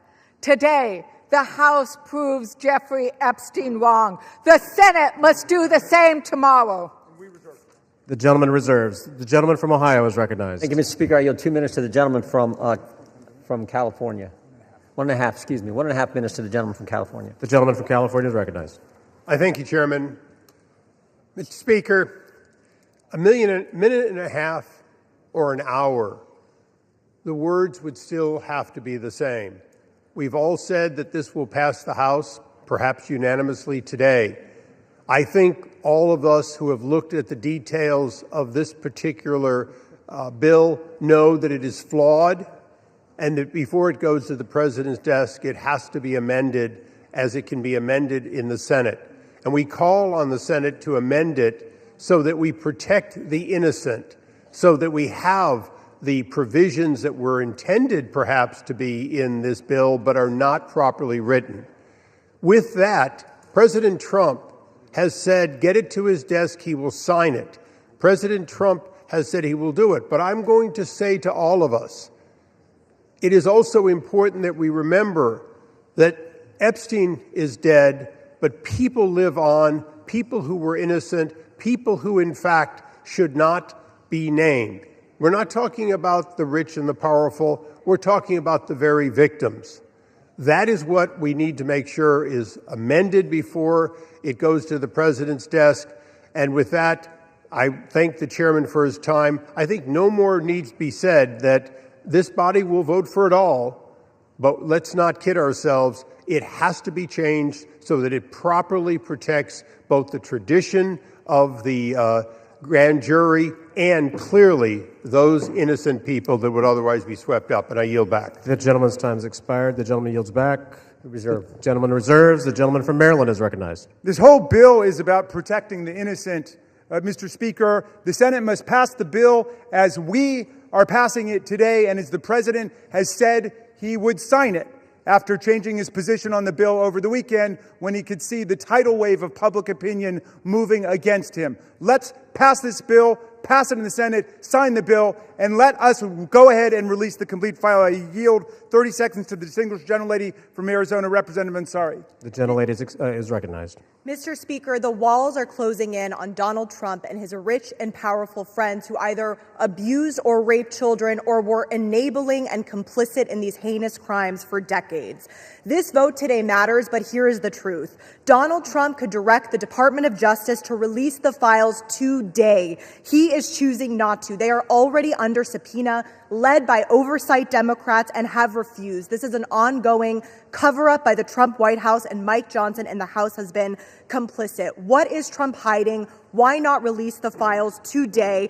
This is a time has expired. Release the files today. Thank you. The gentlelady's time has expired. The gentleman reserves. The gentleman from Ohio is recognized.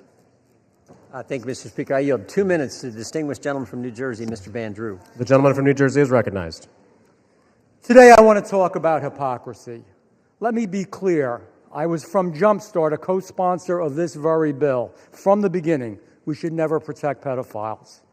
But for months, my Democratic colleagues have done what they think is politically convenient through all the yelling, through all the tears, through all the sadness. They say releasing the Epstein list is of grave concern to them. If that was true, where were they during the 4 years of the Biden presidency? Why didn't they demand the release of these files from Jumpstart in year one? Mr. Speaker, why didn't they ask for them in year two? Or if that wasn't good enough, maybe in year three. They had control. Or not even in his final year of office. Other than a single letter the ranking member wrote in 2019, a single letter, not one Democrat on the committee spoke out about Epstein or his victims of this very terrible tragedy, other than to say that he didn't like the plea deal. Let me say this. When they stand here today insisting how badly they want these files released, why didn't they do it? Yet they stayed silent for year after year after year after year under Joe Biden. It's impossible. Mr. Speaker, it is impossible to see that as genuine. What I see is a group more focused on scoring political points and drama than on protecting abused children. The record is clear. Under Republicans, far more information has been released in the last 6 months than was done during all 4 years of the previous presidency under Joe Biden. We've actually been the party of transparency. We've released the information. We've told the truth. Unfortunately, and I'm sad to say it, they have been the party of hypocrisy. Mr. Chair, I yield back. The gentleman yields back. The gentleman reserves. The gentleman from Maryland is recognized. You know, I've never heard a more defensive presentation in my life than what we're hearing from over there. The gentleman should spend a little less time pointing out hypocrisy and a little more time trying to ferret out cruelty, humiliation, and rape. And that's what we're working on. I yield 30 seconds to the distinguished gentleman from California, Mr. Min. The gentleman from California is recognized. I want to remind you that we are all here voting on this bill because President Trump, who has the power to release the Epstein files at any time, has refused to do so, calling this a hoax. We're here because Speaker Mike Johnson and President Trump have gone to extraordinary lengths to try to kill and delay the discharge petition, including refusing to seat Adelita Grijalva for over 40 days and threatening House Republicans who signed on. Now, several of my Republican colleagues have accused those of us House Democrats who support justice here of having Trump derangement syndrome. You all suffer from something much worse, which is pedophile protection syndrome. Stop protecting pedophiles. Release the Epstein files. The victims deserve justice. I yield back. We reserve. Members are reminded to direct their comments to the chair. No kidding. The gentleman from Maryland reserves. The gentleman from Ohio is recognized. We reserve. The gentleman from Ohio reserves. The gentleman from Maryland. I'm yielding 30 seconds to my friend, Representative Walkinshaw from Virginia. The gentleman is recognized. For years, Mr. Speaker, we have watched dangerous conspiracies like Pizzagate and QAnon shape our political landscape.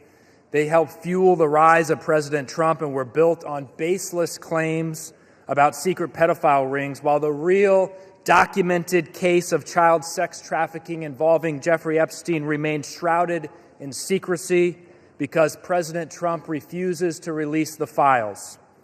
What is President Trump hiding? Why won't he release the files? The House finally has the opportunity to act, release the files, and let the American people see the truth. I yield back. The gentleman yields back. We reserve. The gentleman reserves. The gentleman from Ohio is recognized. We reserve. The gentleman reserves. The gentleman from Maryland is recognized. Granting 30 seconds to the very distinguished gentlelady who is finally with us, Representative Adelita Grijalva from Arizona 7th. The gentlelady is recognized. Thank you, Mr. Speaker. I rise today to acknowledge the survivors, family members, and advocates who are here today and have never given up. The legislation in front of us, at its core, is about something very simple. The survivors deserve justice. The American people deserve the truth. To every survivor watching, your courage is inspiring. You are the reason why this vote is happening today. Protecting women and children from pedophiles should not be a Democratic issue, should not be a Republican issue. It should be a human rights issue and a matter of justice. I urge my colleagues to vote yes on the Epstein Files Transparency Act. I yield back. Thank you. Thank you, and we reserve. The chair will remind all persons in the gallery that they are here as guests of the House and that any manifestation of approval or disapproval of proceedings is in violation of the rules of the House. The gentleman from Maryland. Yeah, but I'll just add they're here as honored guests of the House, and we're delighted they're here, and with that, we reserve. The gentleman reserves. The gentleman from Ohio is recognized. Yeah, we reserve. The gentleman reserves. The gentleman from Maryland. I'm granting 30 seconds to Representative Lois Franco from Florida. The gentlelady from Florida is recognized. Mr. Speaker, for far too long, the survivors of Jeffrey Epstein's abuse were failed by a justice system that minimized their suffering and prosecutors who treated young girls as if they were criminals. That was wrong, and I am here with my colleagues to promise this. We will get to the bottom of why the Epstein survivors were treated so badly, who made those decisions, and who were they protecting. No more secrecy, no more excuses. We all deserve the truth, and I thank the survivors for their courage and perseverance. Your voices are being heard. The gentlelady yields back. The gentleman reserves the balance of his time. The gentleman from Ohio. Thank you, Mr. Speaker. I yield 1 minute to the distinguished gentleman from the great state of Louisiana, the Speaker of the United States House of Representatives, Mr. The gentleman from Louisiana is recognized. Thank you, Mr. Speaker. Thank you, Chairman Jordan, for doing such an extraordinary job on all of this. For 43 long days, the Democrats held this House and the entire country hostage. Finally, with the lights back on, this body's returning to our regular legislative session. We have a lot of work to do. My colleagues on this side of the chamber are ready and eager to get back to our urgent legislative work that we promised the American people we would do. We've got to continue lowering the cost of health care. We've got to bring down prices for American families, and we've got to finish the regular appropriations process, just to name a few of those priorities.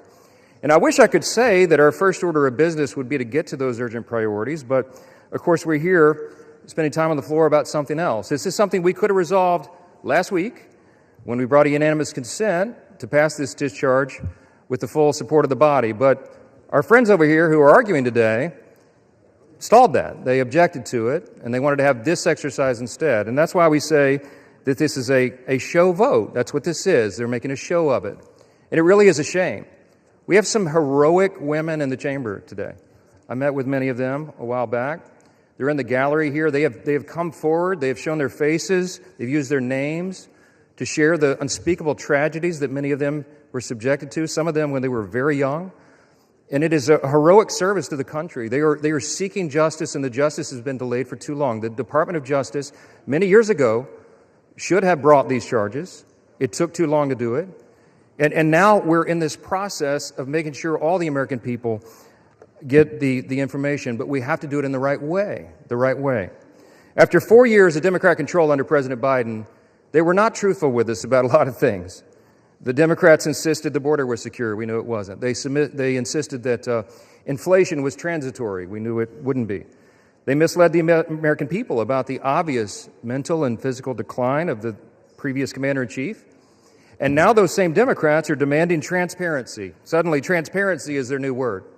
Out of nowhere, they've taken a curious concern in the Epstein investigation, all in the name of that, in the name of transparency. But the question has been asked here many times during the debate on the floor, and everybody questioning why it is that Democrats have done this right now have to look at the obvious facts. The Democrats had all the Epstein files in their possession for 4 long years under the Biden presidency. The Biden Department of Justice had these files, and no one on this side who is breathless today about the urgency of this release ever said a word about it. And it was the Democrats who could have urged President Biden's Department of Justice to go beyond prosecuting just Epstein and Ghislaine Maxwell, but they didn't do it. And so it's a fair question to ask today, why now? Why the sudden urgent interest in Jeffrey Epstein? Look, we know why. It's because the Democrats were never interested in transparency or executing justice or protecting the victims of this unspeakable tragedy before. The simple truth is obvious for everybody to see. This is a political exercise for Democrats, and it pains me to say it. I wish that was not the truth, but it is, and it's undeniable. This is as deceitful and dishonest as their pointless stunt was to shut the government down. Democrats are using the Epstein tragedy, the unspeakable evils that this guy committed with his trafficking ring and all of the abuses that they made these young women go through. They're using that as a political weapon to try to distract from their failures as a party and to try their best to try to tie President Trump somehow into this wretched scandal. The president had nothing to do with it. He's been very clear, and he has nothing to hide, and that's why he's endorsed the vote today. I suspect this vote will be probably unanimous. But here's the important point that everybody needs to understand. We have been advocates of maximum transparency, but we have also insisted that the victims be carefully protected. The Oversight Committee has been doing extraordinary work, and we've got some of the most vigorous advocates on the Republican and Democrat side on the Oversight Committee. They've been working in earnest to deliver transparency for the American people and to do it in a responsible manner. What do we mean by that? The bipartisan effort over there is already producing all the results that the discharge petition seeks and much, much more. Chairman Comer and all of these advocates over there have been releasing thousands of documents, for example, from the Epstein estate. By the way, in my view, that's been the greatest treasure trove of information because it's yielded for us Epstein's own personal flight logs, his financial records, his daily calendars, and so much more. But importantly, none of that was addressed or is addressed in the legislation that's being voted on today. The estate files wouldn't even have been encompassed in that. And so it goes to show that the Oversight Committee is doing it from the right way. From the very beginning, we've been insistent that this matter be handled carefully and with the utmost caution and care for the people who have been harmed. They should not be made to suffer any longer. We're talking about real people's lives at stake here, and young victims who don't want to be dragged into this political game that could get hurt further.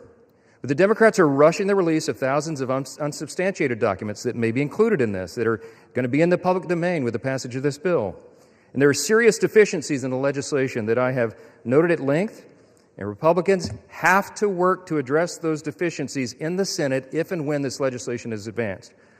I stood before the American public today at our press conference, and I explained in detail the dangers of the discharge petition.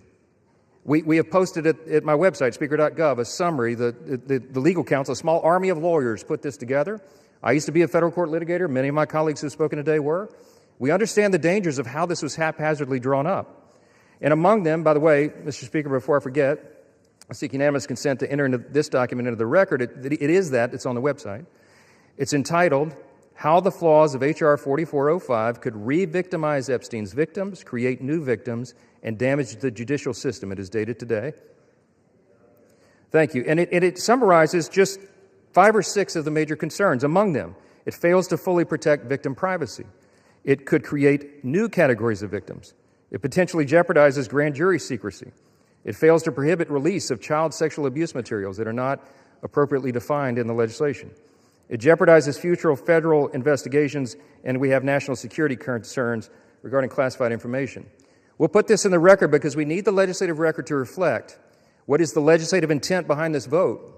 I used to litigate cases. We would litigate federal statutes and whether or not they could survive, and legislative intent is important, and we need to say clearly for the record, as the Speaker of the House, I'm saying to you, this legislation that will pass today is flawed and it must be amended. The question is, why didn't we amend it here before we passed it? Because the authors won't allow it. Because under the rules of the House, under a discharge petition, they have to agree to consent for the legislation to be amended, and they're not doing that. So now we rely upon our partners in the other chamber to get that done, and they need to do that. The victims deserve our utmost respect. In fact, they should be saluted for their courage.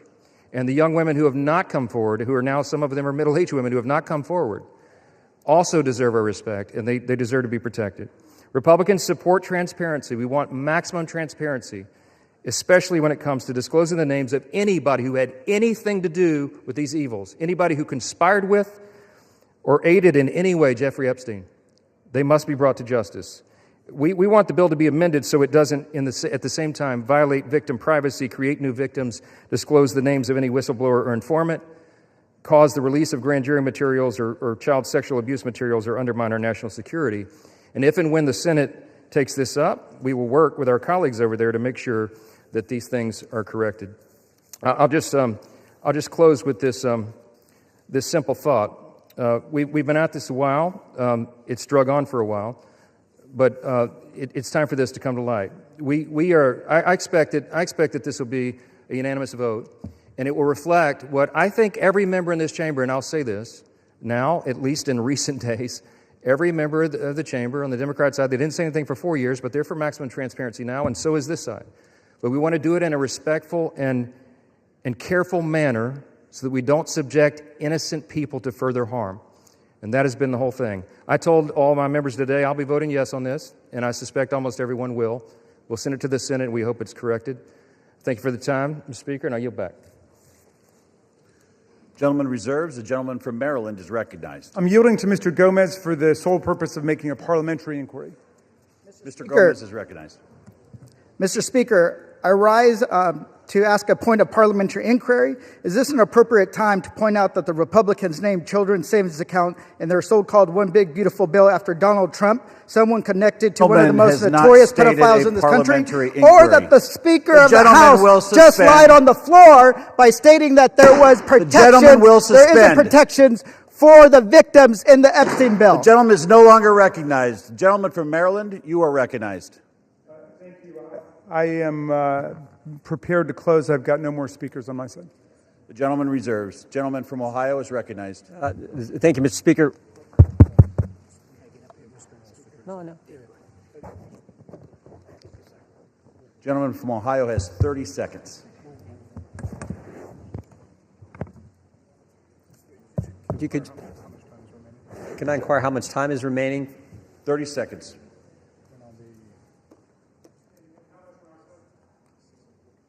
Six minutes, 15 seconds. Take 30 his.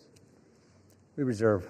Gentleman reserves. Gentleman from Maryland is recognized. I'll take the opportunity of the Speaker's presence to respond to some of the things that he said. In the very presence of the victims and the survivors who come to join us today, the Speaker said that now would be a time we should be working on urgent legislative work. Mr. Speaker, justice is urgent legislative work. The truth is urgent legislative work. The Speaker says, why now? Why now? Well, Mr. Speaker, you were the one who refused to swear in Adelita Grijalva for 50 days. We would have done it 50 days ago, but she provided the 218th signature on the discharge petition. So why now? It was because of your dilatory tactics, your delay, your postponement of it. Now, the gentleman says that there are not sufficient protections. There are protections in the bill for the victims to make sure that their names will be redacted. And yet we hear even the Speaker of the House of Representatives openly inviting the U.S. Senate to start finger painting on this bill, which we have waited more than 5 months to bring to the floor. The Senate should pass the bill exactly as it's written. The President should sign it exactly as he said he would when he finally changed his mind. And the Epstein file must be released. Moreover, if the President is serious about what he's saying, he's got the power to release the Epstein file right now. Nobody's stopping him. It's within his possession. It's within his control. He can release the whole thing, and he can redact the names of the victims and others who are innocent in this process. Mr. Speaker, Speaker Johnson said that these are unspeakable evils. Well, because of the bravery and the invincible courage of the women who've joined us today, they're no longer unspeakable. They're spoken. They're articulated. The cat is out of the bag, and we know what's been going on for decades. It's been a double standard of justice, going all the way back to Alex Acosta, who later got rewarded with a cabinet appointment in the Trump administration. Alex Acosta had a 60-count federal indictment ready to go against all kinds of people for an interstate sex trafficking conspiracy with solicitation, with child sex abuse, all of it. And he traded that 60-count federal indictment for 1 count in state court. And Jeffrey Epstein ended up getting the sweetest of sweetheart deals ever on the plea bargain front. He was free from 8 a.m. to 8 p.m. to do whatever he wanted and continuing to perpetrate his crimes and run his conspiracy. And then he would come and he would watch TV and spend the night in jail. And it was over in about a year after the rape and sexual abuse of hundreds and hundreds of girls. And he kept going and he kept at it. We want the whole truth to come out. This is the United States of America. Even the British monarchy wouldn't put up with this. How about the American democracy? How about we say, no way, we're not going to allow this cover-up to go on for 1 day more. And I'm glad the president changed his mind after pulling out all the stops to try to get one of our Republican colleagues to change their mind, to remove their name from the discharge petition. He gave up. And I want to salute the gentlelady from Colorado from having the courage to stand her ground in the Situation Room in the White House and say, no, she wasn't going to be bullied. No. So I'm glad the president changed his mind. But let's be clear, Mr. President, you've got the power today to release the entire file. That's what you called for. That's what Pam Bondi called for. That's what Kash Patel called for. So we don't need anybody calling for the Senate to slow things down for more weeks and more months. The American people have had it. We'll reserve. Gentleman reserves. Gentleman is reminded to direct your comments to the chair and not your colleagues. The gentleman from Ohio is recognized, and you do have 90 seconds remaining. Correction. Thank you, Mr. Speaker. I yield 30 seconds to the gentleman from Texas. Gentleman from Texas is recognized. The Democrat Party, with help from the dishonest media, used the Epstein Files not to seek justice from the victims, but to smear President Trump. And it's sickening, quite sickening. The Democrats have used the Epstein Files to distract the American people from the wins President Trump and his administration have delivered for the American people for the last 11 months. I'm proud to work with my Republican colleagues on the House Oversight Committee in coordination with the Justice Department. 65,000 pages of documents are related from Epstein release. What have my Democrat colleagues done? They selectively leaked and altered documents to mislead the American people. As President Trump has stated, we have nothing to hide here. I'm voting to release the files so that we can move on from this smear campaign the Democrats have manufactured. God bless Gentleman's Donald J. time has Trump. expired. Gentleman from Maryland is recognized. Reserve the balance of my time. Gentleman reserves. Gentleman from Ohio reserves. Gentleman from Maryland is recognized. All right. How much time do I have to close? You have 2 minutes.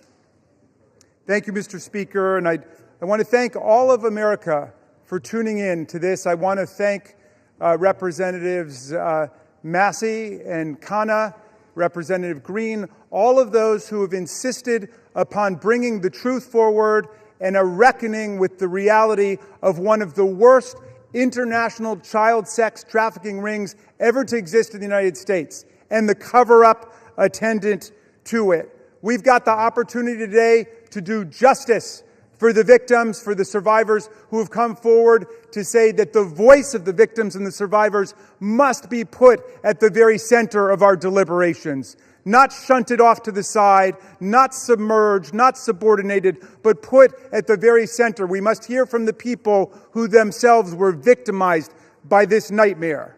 Now, our colleagues across the aisle seem to want to make this into some sort of partisan contest. I haven't heard so much talk about the Democrats since the Democratic National Convention. And all that we've done here is to say, we want to bring the truth forward, along with a bipartisan group. We don't want the Senate monkeying around with this in order to slow things down. We want it passed in the Senate. We want it signed. And before that, if the president is true to his word and he wants to see all of this come to light, he can release it now instead of fighting, kicking, and screaming every step along the way. But I'm glad he's changed his mind, and I hope he maintains the momentum he's got to stick with the vast majority of the American people who want to see that the truth is done here. And while he's at it, the administration could reconsider their terrible policies gutting federal offices and programs designed to combat violence against women. The DOJ terminated hundreds of grants to police departments, defunding the police when it comes to investigating violent sex crimes and to support victims. His DOJ destroyed programs to combat international human trafficking rings. Let's get back on the side of the women. I yield back. Gentleman yields back. The gentleman from Ohio. Thank you, Mr. Speaker. Thank you, Mr. Speaker. The Speaker Johnson said it right. Why now after 4 years of doing nothing? Because going after President Trump is an obsession with these guys. Best example is John Brennan testified in front of our committee under oath, said he was not involved with the dossier. Only problem is Tulsi Gabbard declassified a report, released that report, and it said exactly the opposite. And she related a story in there where a CIA official went up to Mr. Brennan and said, we shouldn't include this in the report. And John Brennan's response was, yeah, but doesn't it ring true? Forget the facts, forget the truth, go after Trump, put it in. Same dynamic at work here. We're all for protecting innocent victims. We're all for exposing the bad guys who did bad things. But this is an obsession with the left. For 10 years, it's going after President Trump. So vote yes. Make sure the bad guys are held accountable. We all want to do that. Speaker Johnson's right. I think it's going to be unanimous. But understand what they're doing, because they had 4 years and didn't do a darn thing. With that, I yield back. Gentleman yields back. The question is, will the House suspend the rules and pass the bill H.R. 4405? Those in favor, say aye. Those opposed, say no. In the opinion of the chair, two-thirds being in the affirmative, the rules are suspended. The bill is passed, and without Can I request a recorded vote, Mr. Speaker? The gentleman from Maryland is recognized. Yeah, I'm requesting a recorded vote. The gentleman from Maryland has requested a recorded vote. Those favoring a recorded vote will rise. A sufficient number having risen, a recorded vote is ordered. Members will record their votes by electronic device. Pursuant to Clause 9 of Rule 20, this 15-minute vote on the motion to suspend the rules will be followed by 5-minute votes on ordering the previous question on House Resolution 879, adoption of House Resolution 879 if ordered, and adoption of House Resolution 878. This is a 15-minute vote.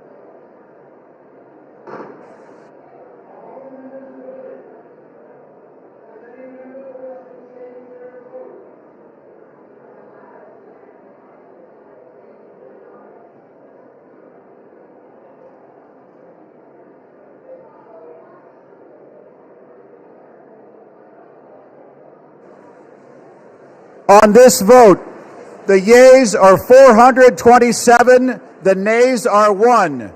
2/3 being in the affirmative, the rules are suspended, the bill is passed, and without objection, the motion to reconsider is laid on the table.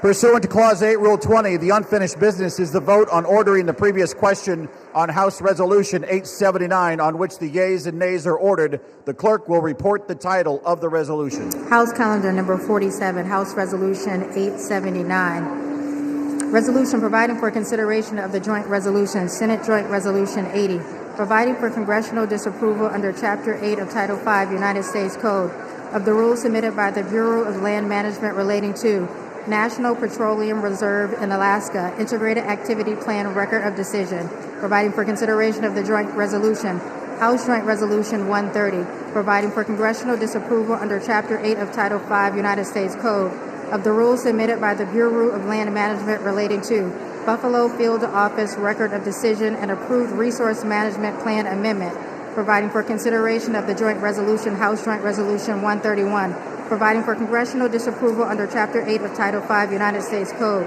of the rules submitted by the Bureau of Land Management relating to Coastal Plain Oil and Gas Leasing Program Record of Decision, providing for consideration of the concurrent resolution, House Concurrent Resolution 58, denouncing the horrors of socialism, providing for consideration of the bill, H.R. 1949, to repeal restrictions on the export of import of natural gas, providing for consideration of the bill, H.R. 3109, to require the Secretary of Energy to direct the National Petroleum Council to issue a report with respect to the petrochemical refineries in the United States and for other purposes, providing for consideration of the bill, H.R. 5107, to repeal the Comprehensive Policing and Justice Reform Amendment Act of 2022, enacted by the District of Columbia Council, providing for consideration of the bill, H.R. 5214, to require mandatory pretrial and post-conviction detention for crimes of violence and dangerous crimes and require mandatory cash bail for certain offenses that pose a threat to the public safety or order in the District of Columbia, and for other purposes, The question is on ordering the previous question. Members will record their vote by electronic device. This is a 5-minute vote.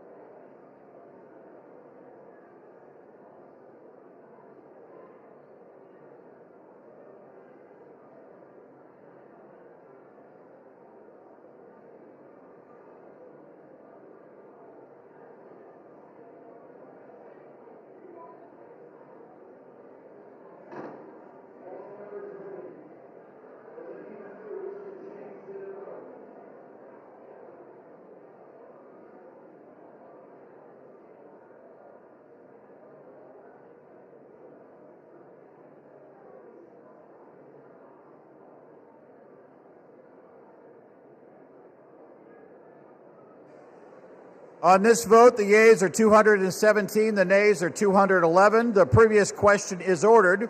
The question is on the adoption of the resolution. Those in favor say aye. Those opposed say no. In the opinion of the chair, the ayes have it. Speaker, For what purpose does the gentleman from Massachusetts rise? I ask for a recorded vote. A recorded vote is requested. Those favoring a recorded vote will rise. A sufficient number having risen, a recorded vote is ordered. Pursuant to Clause 8 of Rule 20, further proceedings on this question will be postponed.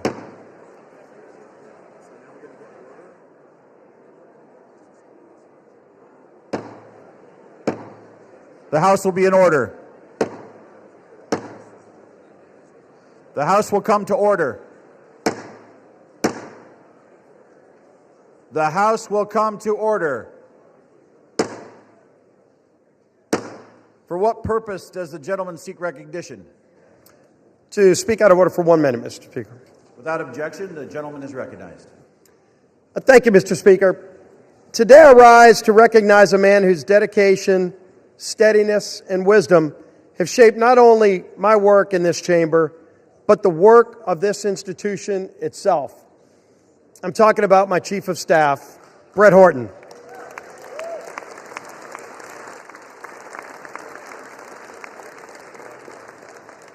There are few people who know Capitol Hill more intimately than Brett. For 15 years... Gentlemen will suspend. The House will be in order. For 15 years, he's been by my side. He began as my counsel in 2010 and worked his way through some of the most demanding, consequential roles in the House. Policy Director at the Republican Study Committee, Floor Director in the Majority Whip's office, and for the last decade, my Chief of Staff in both the Whip's office and the Leader's office. To me and to countless members of Congress and staff, Brett Horton has been far more than a colleague. He's been a trusted advisor, steady in his approach, wise in his counsel, and deliberate in his words and actions. When the stakes were the highest, Brett's voice was the one you wanted in the room. His fingerprints are on every major Republican policy victory we've achieved in the past decade. But perhaps more importantly, he's been by my side through tough personal and professional challenges that extend far beyond legislating. In the aftermath of the congressional baseball shooting, an event that shook my family, my staff, and this entire conference in Congress, Brett's leadership and friendship were unwavering. He helped carry us through one of the most difficult and unprecedented challenges we ever faced. Mr. Speaker, public service at this level demands trust, character, and unwavering duty for the institution that is this United States Congress. Brett Horton embodies all of these qualities. I'm profoundly grateful for his years of service to me personally, to this House, and to our country. As Brett begins his next chapter, I have no doubt he'll continue to serve with the same excellence that has defined his entire career. The United States House of Representatives is the stronger institution because of Brett Horton's distinguished service here. I wish Brett all the best in his future endeavors, and I tell you, thank you, Brett, for your personal friendship and for your service to this great United States of America and this great Congress. Thank you, Brett Horton.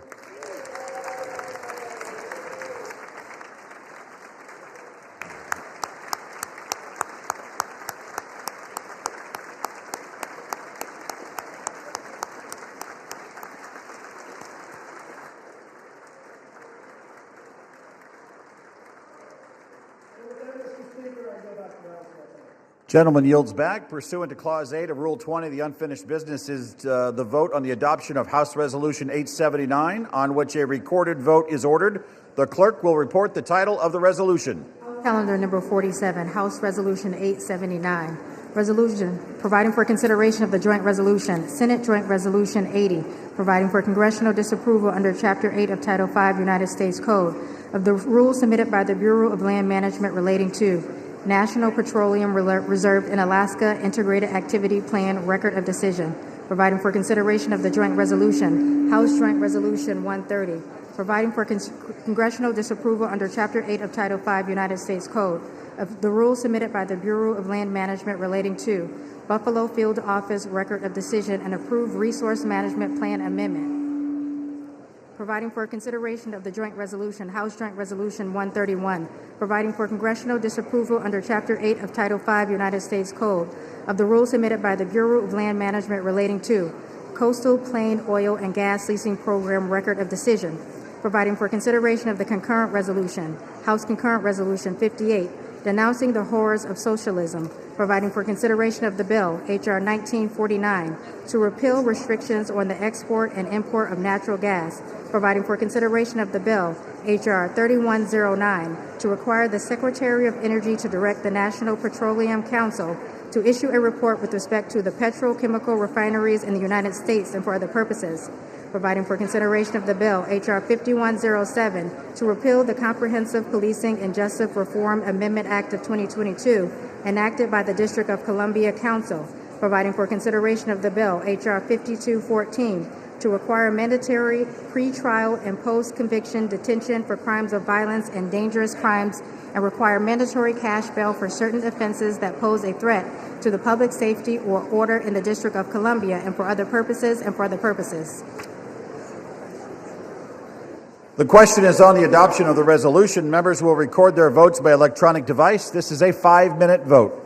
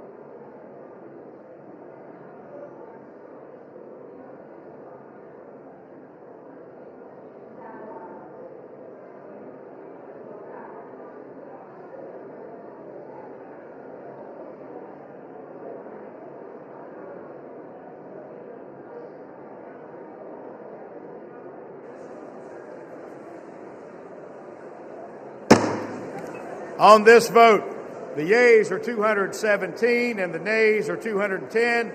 The resolution is adopted without objection. The motion to reconsider is laid on the table.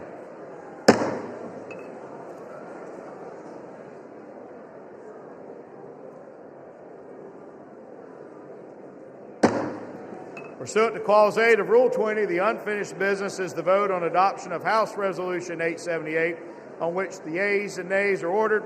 The clerk will report the title of the resolution. House Resolution 878, resolution disapproving the behavior of Representative Jesus G. Chuy Garcia of Illinois. The question is on adoption of the resolution. Members will record their votes by electronic device. This is a 5-minute vote.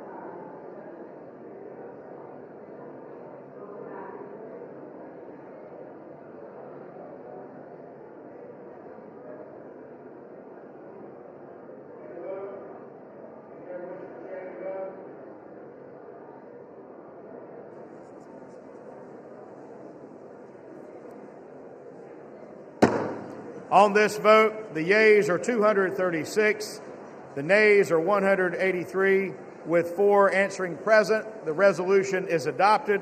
Without objection, the motion to reconsider is laid upon the table.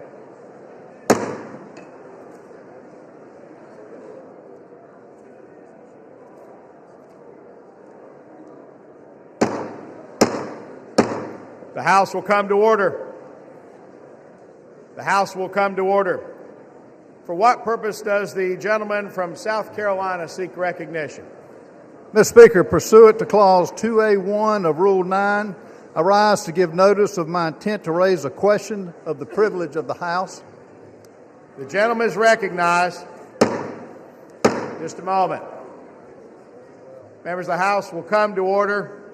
Chair would ask members to please take conversations off the floor. The gentleman is recognized.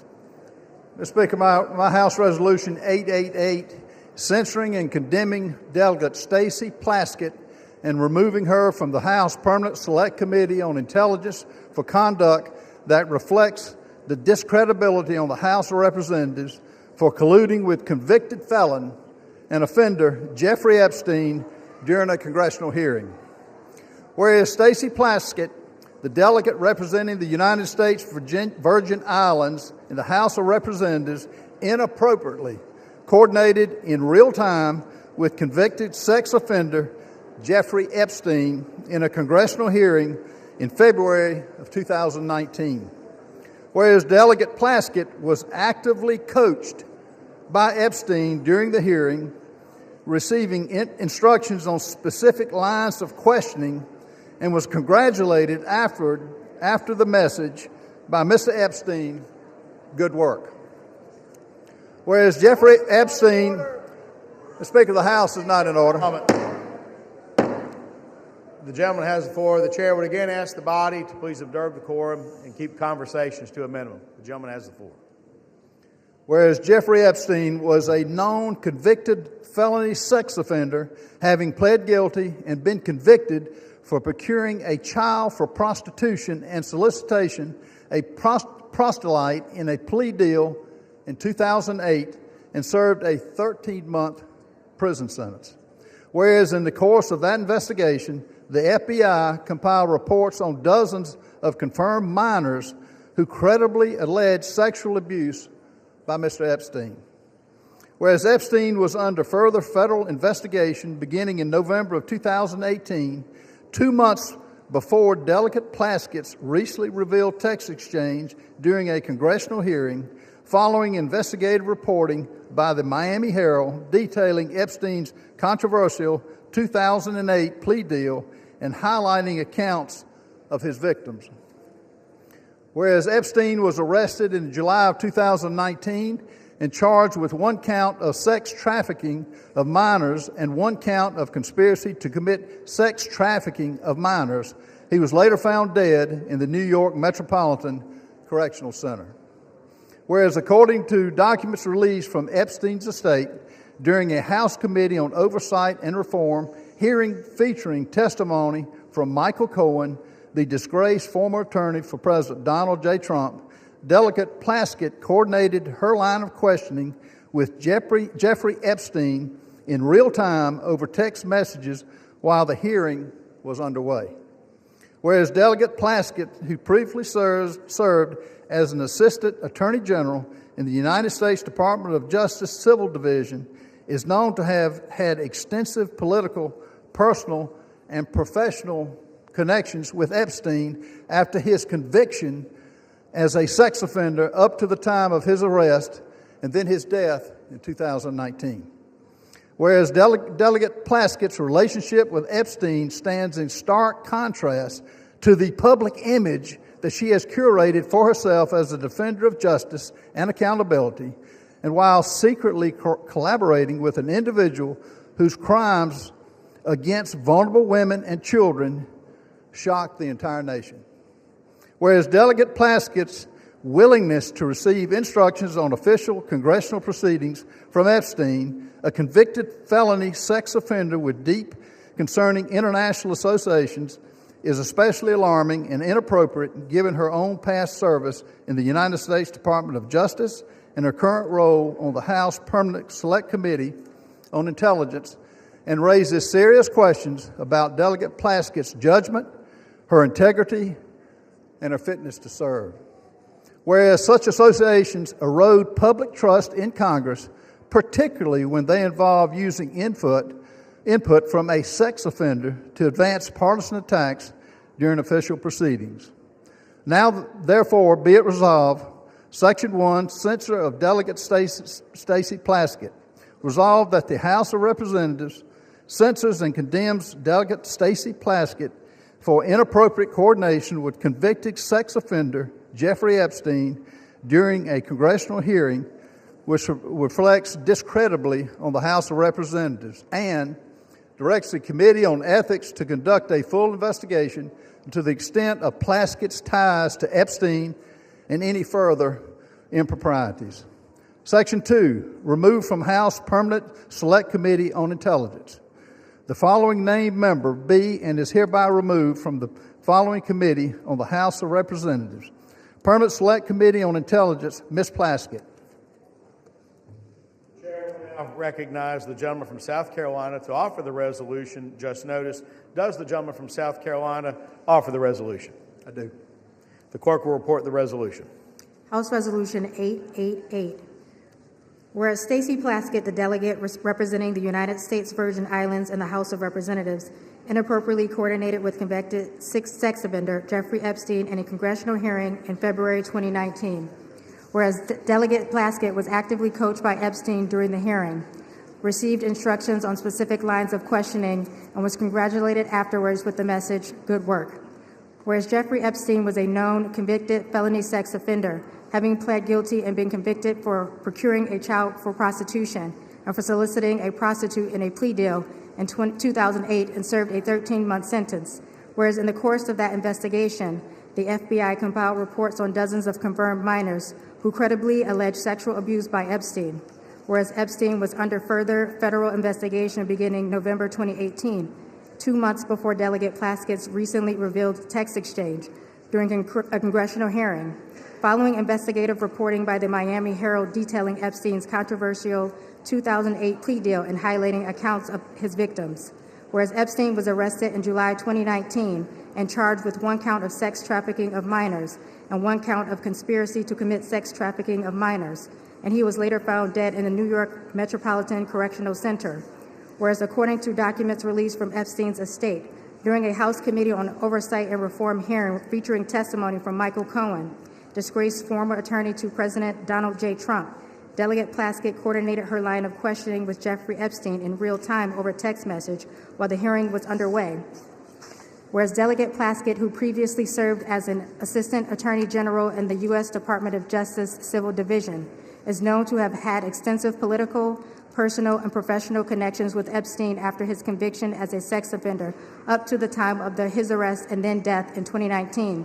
Whereas Delegate Plaskett's relationship with Epstein stands in stark contrast to the public image she has curated for herself as a defender of justice and accountability, while secretly collaborating with an individual whose crimes against vulnerable women and children shocked the nation. Whereas Delegate Plaskett's willingness to receive instructions on official congressional proceedings from Epstein, a convicted felony sex offender with deeply concerning international associations, is especially alarming and inappropriate given her own past service in the U.S. Department of Justice and her current role on the House Permanent Select Committee on Intelligence, and raises serious questions about Delegate Plaskett's judgment, integrity, and fitness to serve. And whereas such associations erode public trust in Congress, particularly when this involves using input from a sex offender to advance partisan attacks during official proceedings, now therefore be it resolved. Section 1, Censure of Delegate Stacey Plaskett. The House of Representatives, 1, censures and condemns Delegate Stacey Plaskett for inappropriate coordination with convicted sex offender Jeffrey Epstein during a congressional hearing, which reflects discreditably on the House of Representatives, and 2, directs the Committee on Ethics to conduct a full investigation into the extent of Plaskett's ties to Epstein and any potential further improprieties. Section 2, removal from House Permanent Select Committee on Intelligence. The following named member be and is hereby removed from the following committee of the House of Representatives. Permanent Select Committee on Intelligence, Ms. Plaskett. The resolution qualifies. For what purpose does the gentlelady from Massachusetts rise? Mr. Speaker, I have a motion at the desk. The clerk will report the motion. Ms. Clark of Massachusetts moves to refer the resolution to the Committee on Ethics. The gentlelady from Massachusetts is recognized for 1 hour. Mr. Speaker, today we have finally taken a vote that recognizes the need for the survivors and victims of Jeffrey Epstein to have justice and transparency. And not minutes later, the gentleman from South Carolina is filing yet another partisan resolution. I ask all of my colleagues to support this motion to refer this to the Ethics Committee, and I yield back my time. Without objection, the previous question is ordered. The question is on the motion to refer. All those in favor say aye. Aye. All those opposed say no. No. In the opinion of the chair, the noes have it. Mr. Speaker, and the motion is not up. What Mr. purpose? Speaker, I request a call of the yeas and nays. The yeas and nays are requested. Those favoring a vote by the yeas and nays will rise. A sufficient number having risen, the yeas and nays are ordered. Members will record their votes by electronic device. 5 minutes will be allowed for this vote.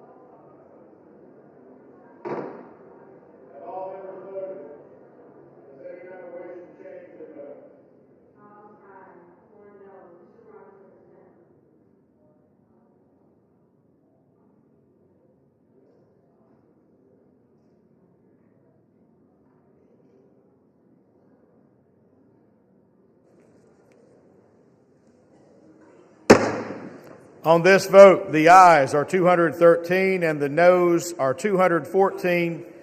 The motion is not adopted.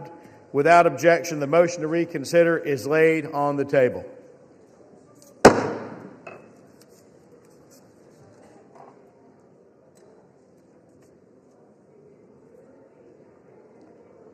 Pursuant to Clause 2 of Rule 9, the gentleman from South Carolina, Mr. Norman, and the gentleman from Maryland, Mr. Raskin, each will control 30 minutes. The chair recognizes the gentleman from South Carolina. Thank you, Mr. Speaker. And just a moment. The chair would ask the House to come to order again, ask members to take conversations off the floor so that the members can be given due accord and respect during the period of debate. The gentleman has the floor. Thank you, Mr. Speaker. I rise today because the House of Representatives has a responsibility and a duty to protect the integrity of this institution. And what we learned from the documents released by Jeffrey Epstein's estate is nothing short of alarming. Those documents show that Delegate Stacey Plaskett, a sitting member of Congress, coordinated her questioning during an official oversight hearing with a man who is a convicted sex offender, a man whose crimes against minors shocked this entire nation. Let me be clear, this was just not casual contact. There were deliberate communications, and they shaped her official line of questioning in a congressional hearing. The American people expect honesty. The American people expect integrity and judgment from their elected officials. They expect members of Congress to conduct themselves with one word: decency, not to seek advice from a predator who exploited minor children. This resolution does not accuse. It acknowledges what is documented. It censures Delegate Plaskett for her conduct, removes her from the Intelligence Committee, where her judgment is paramount, and directs a full investigation into the extent of her relationship with Mr. Epstein. Some will try to spin this as politics, but protecting the honor of this body is not partisan. It's not Democrat. It's not Republican. Standing against a convicted predator's influence in our proceedings is not partisan. It's basic decency. We cannot pretend this didn't happen. The American people deserve better. Speaker, I reserve. The gentleman reserves. The gentleman from Maryland is recognized. Thank you kindly, Mr. Speaker. I yield myself such time as I may consume. The gentleman is recognized. And I rise in opposition to this resolution. We're here today on the floor to support the complete disclosure of information related to Jeffrey Epstein and his billion-dollar international child sex trafficking ring. And our side of the aisle, at least, supports the release of information relating to anybody who had anything to do with it, whether they're a Republican, a Democrat, an independent, or what have you, period. We insist on complete, full disclosure. This resolution has nothing to do with that. This seems to me to be one more pathetic effort to distract and divert attention from the fact that the president's name appeared more than 1,000 times already in the small fraction of material released on Epstein, and from the failure of the majority to move to disclose this information. And it is this bipartisan group that we've had behind the discharge resolution, which has insisted on bringing this to the fore, and we've got nothing but obstruction, opposition, resistance, evasion, distraction, and diversion from the other side. And now we get one more resolution like this. The resolution actually proposes a disciplinary censure against Representative Stacey Plaskett, but amazingly alleges no misconduct. It does not allege the violation of the Constitution. It does not allege the violation of a federal law or a state law or local law. It does not even allege a violation of the ethics rules of the House of Representatives, and yet they want to censure her and throw her off of her committee. This, a distinguished former federal prosecutor, diligent public servant, representative of the people of the Virgin Islands. Now, Criminal justice has two parts to it. One is insisting upon legal accountability for people who do wrong. The other part of it is due process, which may be the two most beautiful words in the English language, certainly the two most beautiful words in the Constitution of the United States. It's due process that protects all of our freedoms and our rights against the arbitrary power of government and the will just to punish somebody without any process at all. But that's exactly what's going on here. Think about it. Ghislaine Maxwell had due process. She had a right to counsel. She had a right to hearing. She had a right to hear the evidence against her. She had a right to put on her case. She had a right to cross-examine. She had a right to a neutral, impartial tribunal. She had a right to unanimous verdict of a jury. And all of that she had, and she was found guilty. And that's why she was sentenced to jail for 20 years, even though Donald Trump has transferred her from a real prison to a prison camp where she's gotten very special pampered treatment, like she's in a Trump hotel. She gets room service to her cell. She gets gym privileges other inmates don't get. She gets to use the warden as a go-between with people outside of the institution and so on. But in any event, she had due process. Donald Trump had due process. He was convicted on 34 felonies, but he had the right to counsel. He had the presumption of innocence. He had a unanimous jury trial right. They had a right to cross-examine everybody, put their own witnesses on. Now, they want to take a former United States prosecutor, the representative of the people of the Virgin Islands, and without even going to the ethics committee, much less a court, they want to arraign her on some charges based on a newspaper article that she did something lawful. However ill-advised it may have been, she took a phone call from one of her constituents. Now, I don't think it is the position of the very distinguished gentleman that if we find Jeffrey Epstein on the phone with Donald Trump, he should be impeached for it, or is that his position? Is his position that any time Jeffrey Epstein got somebody on the phone, and he got a lot of people on the phone, that person is suddenly guilty? That sounds like guilt by association. That sounds like collective guilt. Our minority whip introduced a perfectly reasonable amendment to say, let's refer this to an ethics committee. Let's have a real hearing. They didn't want to have a real hearing. They want to rush to judgment. Why? So there can be some headline that will please Donald Trump tomorrow instead of a unanimous statement, or forgive me, I think the distinguished gentleman from Louisiana may have dissented, but an otherwise unanimous verdict of the House of Representatives that the American people want all the files open. We've had enough of the cover-up. We want all of the truth.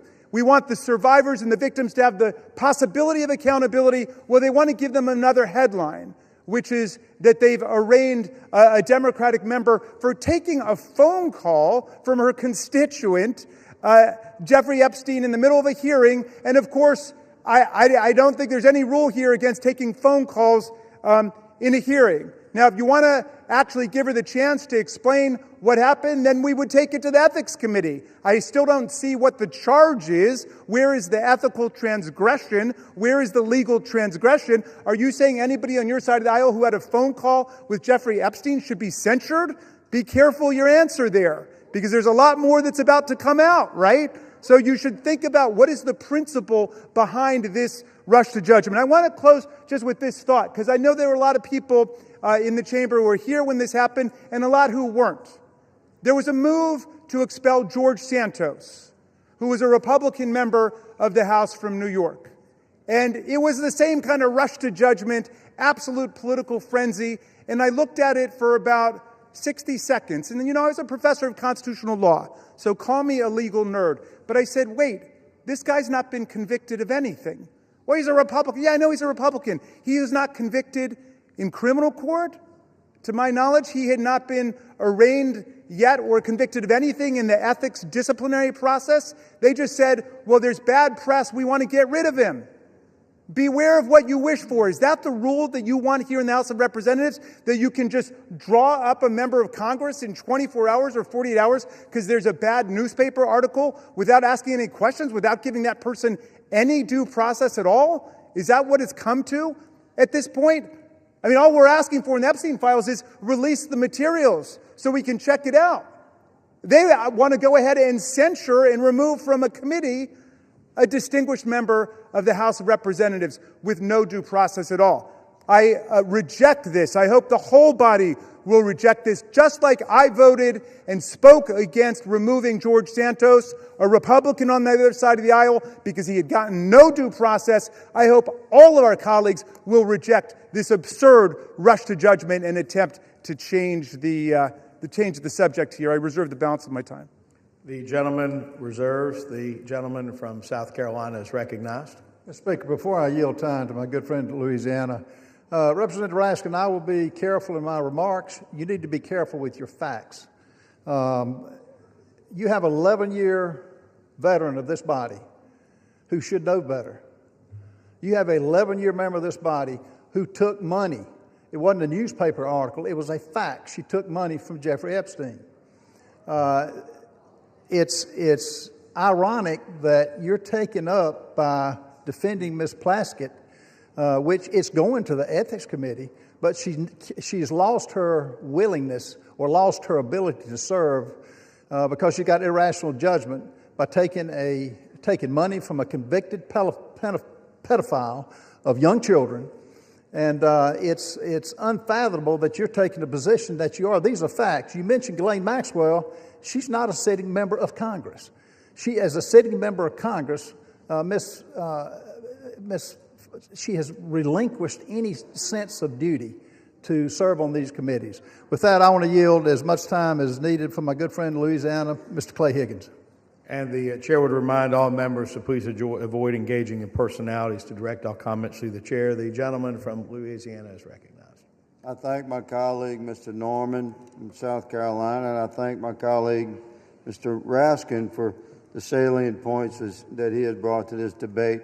I also defended George Santos on this floor and opposed the means by which he was expelled. I think it was beyond the pale, and this is a responsibility that we bear in this body, is to determine the means by which our colleagues shall be reprimanded or disciplined.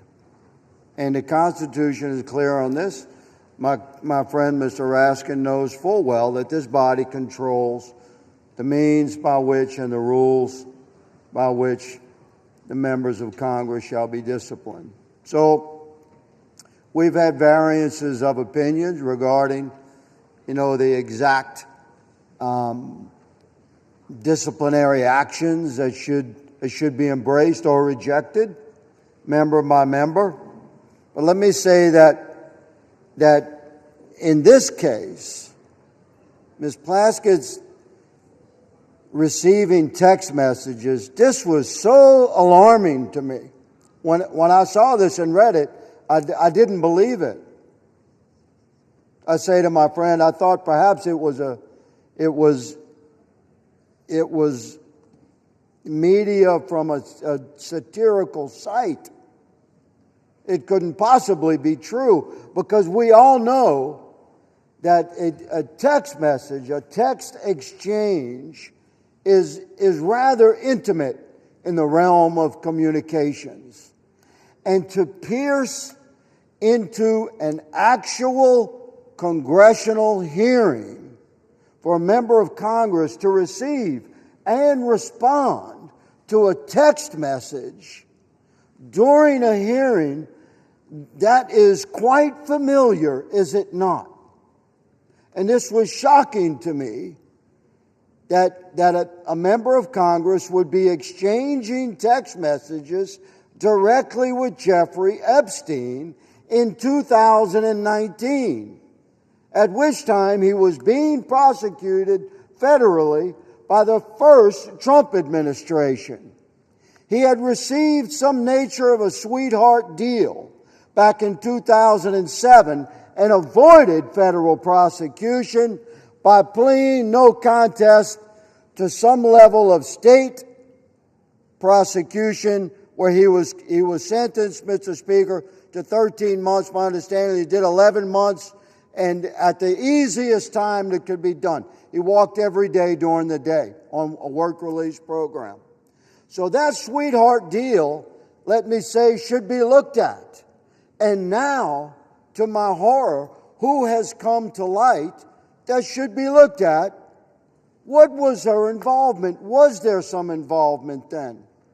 She's a good lady from the Virgin Islands. Where did Jeffrey Epstein live? In the Virgin Islands. She was a constituent in 2019. Was she a friend in 2007? During her service to the DOJ, which my friend has brought up, was there any interactions? These are the questions we have. The good lady from the Virgin Islands has crossed the threshold of reasonable suspicion, and therefore she should be investigated. During said investigation by ethics, and I would recommend by DOJ, and I would recommend by oversight and judiciary committees. Meanwhile, she should absolutely be removed from the House Select Committee on Intel. This, Mr. Speaker, is my position. I presented without note for the betterment of the debate of this body, and I yield my time back to the gentleman from South Carolina. I reserve. From South Carolina, the gentleman from South Carolina reserves. The gentleman from Maryland is recognized. Thank you, Mr. Speaker. And it's always a pleasure to hear my friend from Louisiana. Both of the Republican speakers have said this demands an ethics investigation. I think Mr. Higgins just said it should be investigated by oversight and by judiciary, as well as by ethics, as well as by others. This resolution censures her and punishes her before there's been 1 day of investigation. There's been no investigation at all. That was the whole burden of the minority whip's amendment. It was to say, let's have an investigation, refer it to the Ethics Committee. That's why the distinguished gentleman from Louisiana and I both voted against, and we got a majority to vote against censuring or expelling even George Santos without any ruling by our ethics disciplinary body. Isn't that putting the cart before the horse? I don't get it. I wish one of you could explain that to us, why we should censure her before there's been 1 day of actual investigation.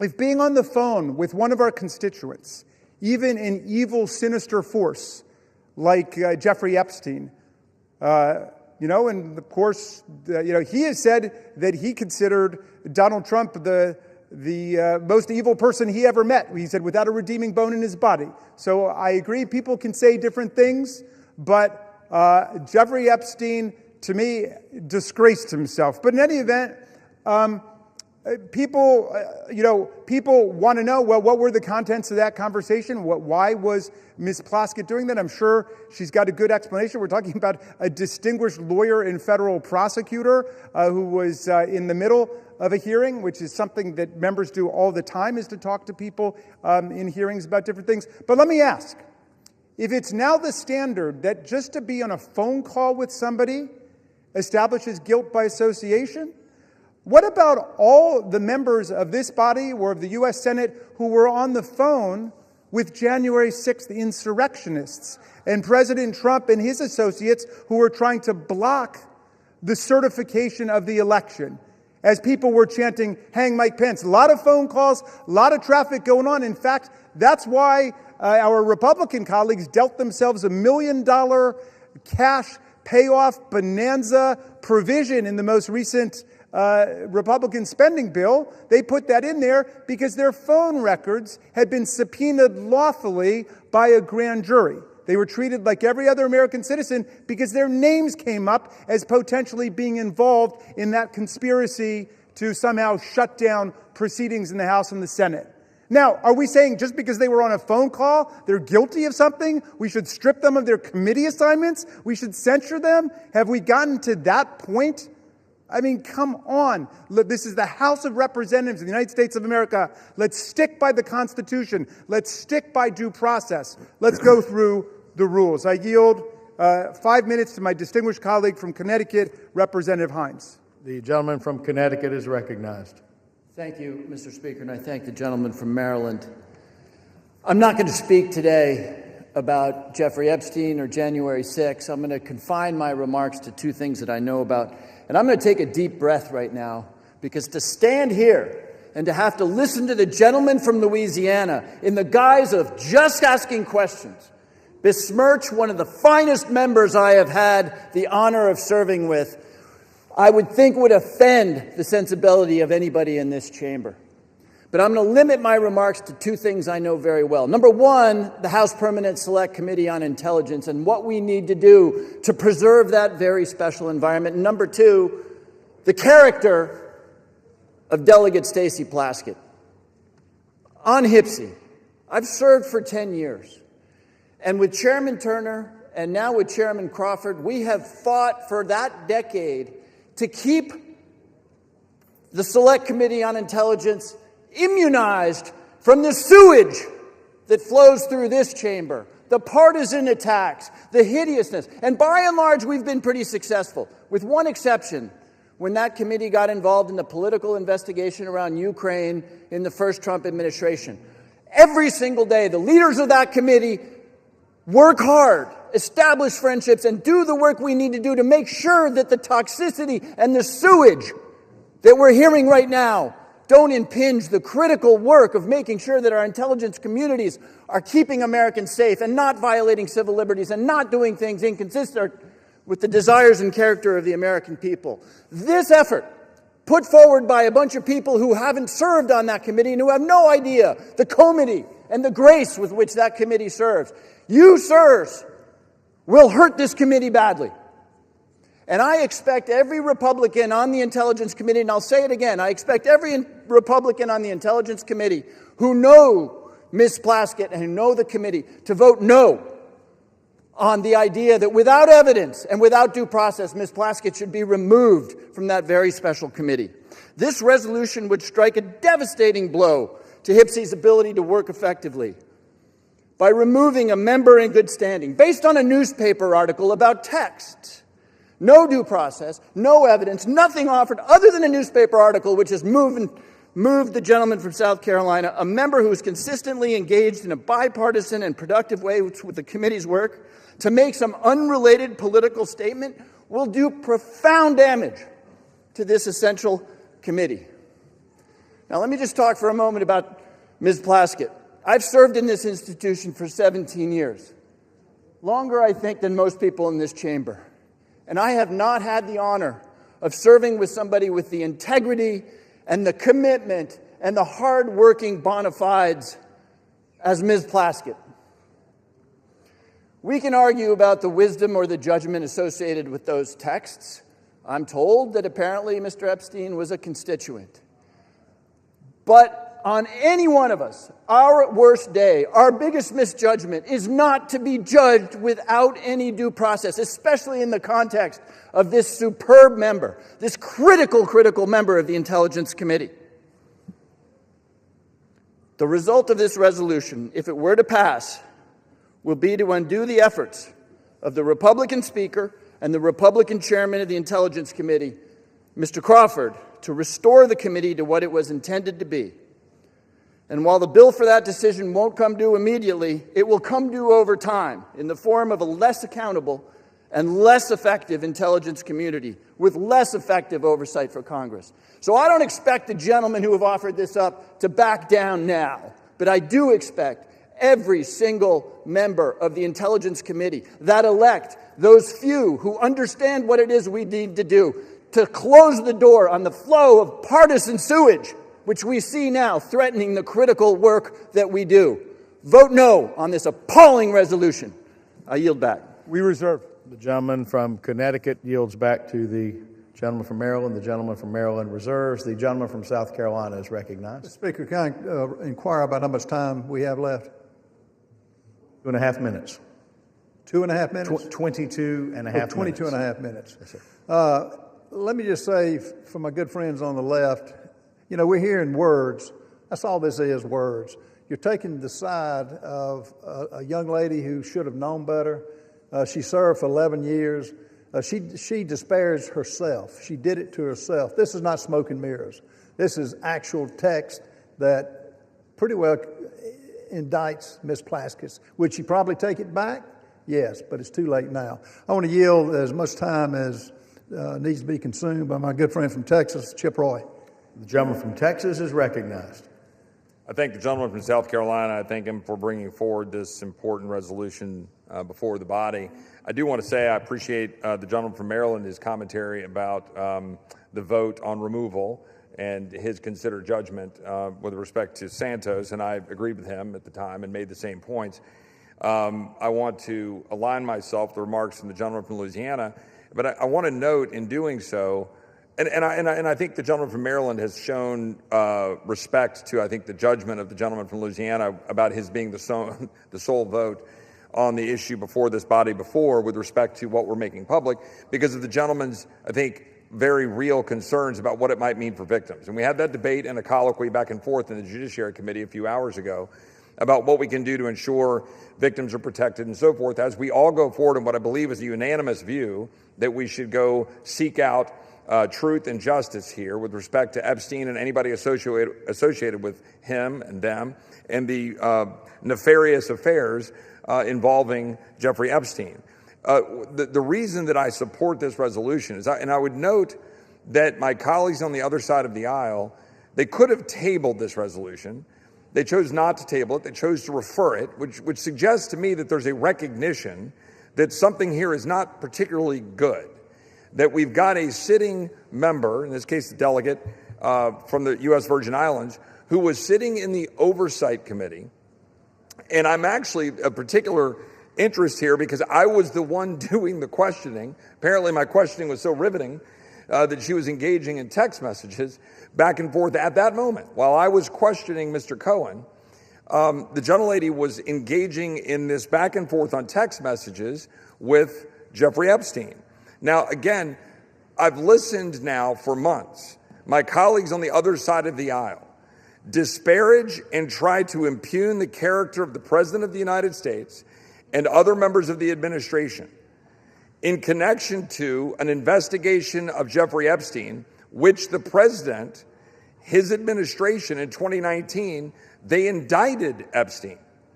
They actually moved forward and federally indicted him in 2019. Ghislaine Maxwell was arrested by the Trump administration. And I know the gentleman from Maryland will go on to say that the Biden administration then carry forward that arrest and indictment into prosecution. True.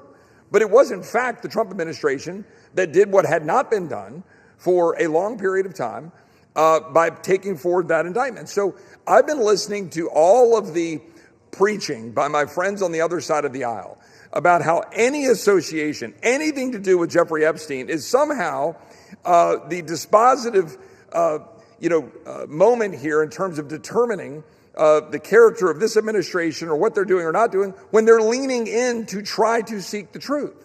Where tens of thousands of pages have been released by Jamie Comer and 13 subpoenas has all been put out. So now the House just voted to have greater transparency. Time will tell what that means in terms of what the court does and how they deal with grand jury secrecy and what they do to continue to redact and protect victims' names under existing laws and how the courts treat that. That's going to be a process, as the gentleman likely knows, right? This is going to be determined as to what gets released and how. But here we have the gentlelady sitting in the Oversight Committee texting with a known convicted felon, a convicted pedophile that was very public and known, had served jail time, and is engaging not just in texts that were trivial, but texts involving advice about her questioning of Michael Cohen, all designed to figure out how to get Michael Cohen to be able to somehow go after Trump or Trump's advisors or people around the president. That, to me, is what we talk about with censure, which is contemplated, of course, in our rules and in the structure. The gentleman talked about the Constitution. We're not removing her. We're simply saying censure. And we're saying that it is a censurable conduct to say that this individual sitting on a committee taking advice from a known convicted pedophile, convicted felon, that is conduct unbecoming of a member of the United States Congress and engaging in real time, taking advice from someone that we've been listening to being lectured to is someone deserving of all of the scorn of the entire world, and he is. That's why we're here. If my colleagues didn't think this was a concern, they would have simply made a motion to table. But my colleagues decided to refer it to committee because they know this is a problem. They know this is not the kind of conduct you want in a member of this body. So I think that the gentleman from South Carolina is right to have brought this forward. I think that the body should hear this debate, and tonight that we should vote tonight to censure and refer to the Ethics Committee for further consideration. And with that, I yield back. Yield. Gentleman from South Carolina. I reserve. Gentleman reserves. Gentleman from Maryland is recognized. Thank you, Mr. Speaker, and thank you to my friend from Texas for those remarks. I'm afraid all of them dance around the central issue, which is the good congressman knows how due process works in America. There are facts that are adduced first. There's an opportunity to be heard on both sides. There's due process, there's consideration, then there's judgment. You've flipped the whole thing on its head. You've said we're going to judge her guilty before anybody has an opportunity even to hear what the charges are, much less answer the charges, much less do any kind of analysis. I'm sorry to hear that the text exchange that it seems to be at the heart of people's consternation here took place during the distinguished gentleman's questioning, but that is not a federal offense, nor is it an ethical violation in the House of Representatives. You don't get to have the undivided attention of all of your colleagues. The gentleman says that he thinks that our position is that any association with Jeffrey Epstein is a dispositive moment of judgment for people. That's not the position we've advanced. We've taken the position with the survivors that we want to end the cover-up of what happened and then let the chips fall where they may. If there are people who were actually engaged in crime, as Ghislaine Maxwell was, as Epstein was, then they should be charged with every element of due process. If they happen to be a waiter or a waitress who worked at an event, they're not guilty of anything. That's what due process is. We're able to sift through and figure it out. But your rush to judgment isn't even giving anybody a chance to know what the charges are here. It's the most extraordinary thing I've ever seen. I'm going to yield now to Delegate Plaskett herself, the distinguished representative from... Oh, I'm sorry. First, we've got Representative Crockett from Texas for 2 minutes. Thank you so much. This is a distraction to take away from the fact that the Guardians of Pedophiles is literally trying to protect pedophiles. The president is a convicted felon and an accused sex offender. Stacey Plaskett hasn't been accused of either. So what are we actually here talking about? Trump and Epstein were besties. We've all seen the pictures of them. We saw the birthday book. So why are y'all more interested in talking about Stacey Plaskett than Trump's relationship with the man? When did y'all become so moral? Because I can remember when y'all wouldn't sign the discharge petition. All of a sudden, everybody wanted to vote for this, but you wouldn't sign the discharge petition. Until we decide that we are going to go after the actual rapists and pedophiles, miss me with your moral high ground. Folks who also took money from somebody named Jeffrey Epstein, as I had my team dig in very quickly. Mitt Romney, the NRCC, Lee Zeldin, George Bush, Win Red, McCain Palin, Rick Lazio. I just want to be clear. If this is the standard that we're going to make, just know we're going to expose it all. And just know that the FEC filings, they are available for everybody to review.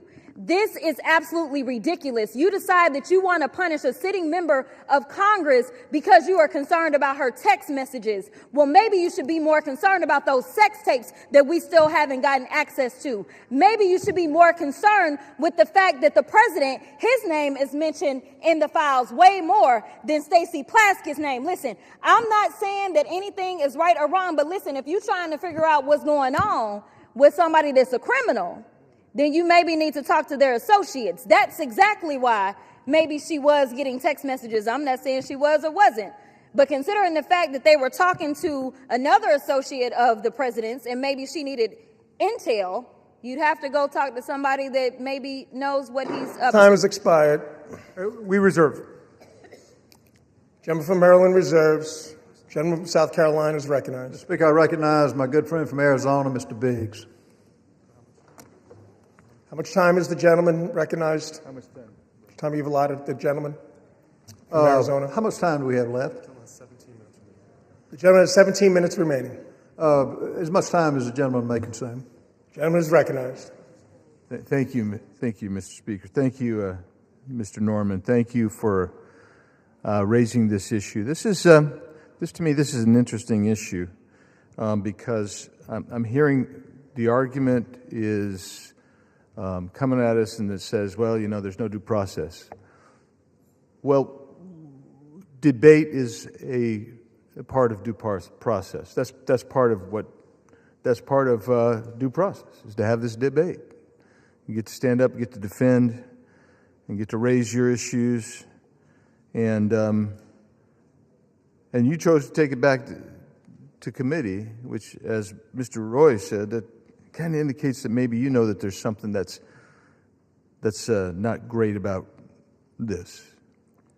So I'm looking at this, and here's at least one of the exchanges that seems to have taken place, and maybe we'll hear some comment about it. That'd be good. You can make some comment about it, but in this exchange, Mr. Epstein sent a text message to the gentlelady from the Virgin Islands, and this is the quote. He brings up Rona, keeper of the secrets. And who's he referring to? Rona Graff. That's a Trump assistant. And Plaskett responds, Rona? ? Quick, I'm up next. Is that an acronym? So she wants to know what Mr. Epstein wants her to talk about. Don't you find that interesting? I find that really intriguing, especially since we know what Mr. Epstein was. And Epstein responds, that's his assistant. Doesn't really say much more than that. And then Plaskett starts questioning Mr. Cohen and asks about Graff.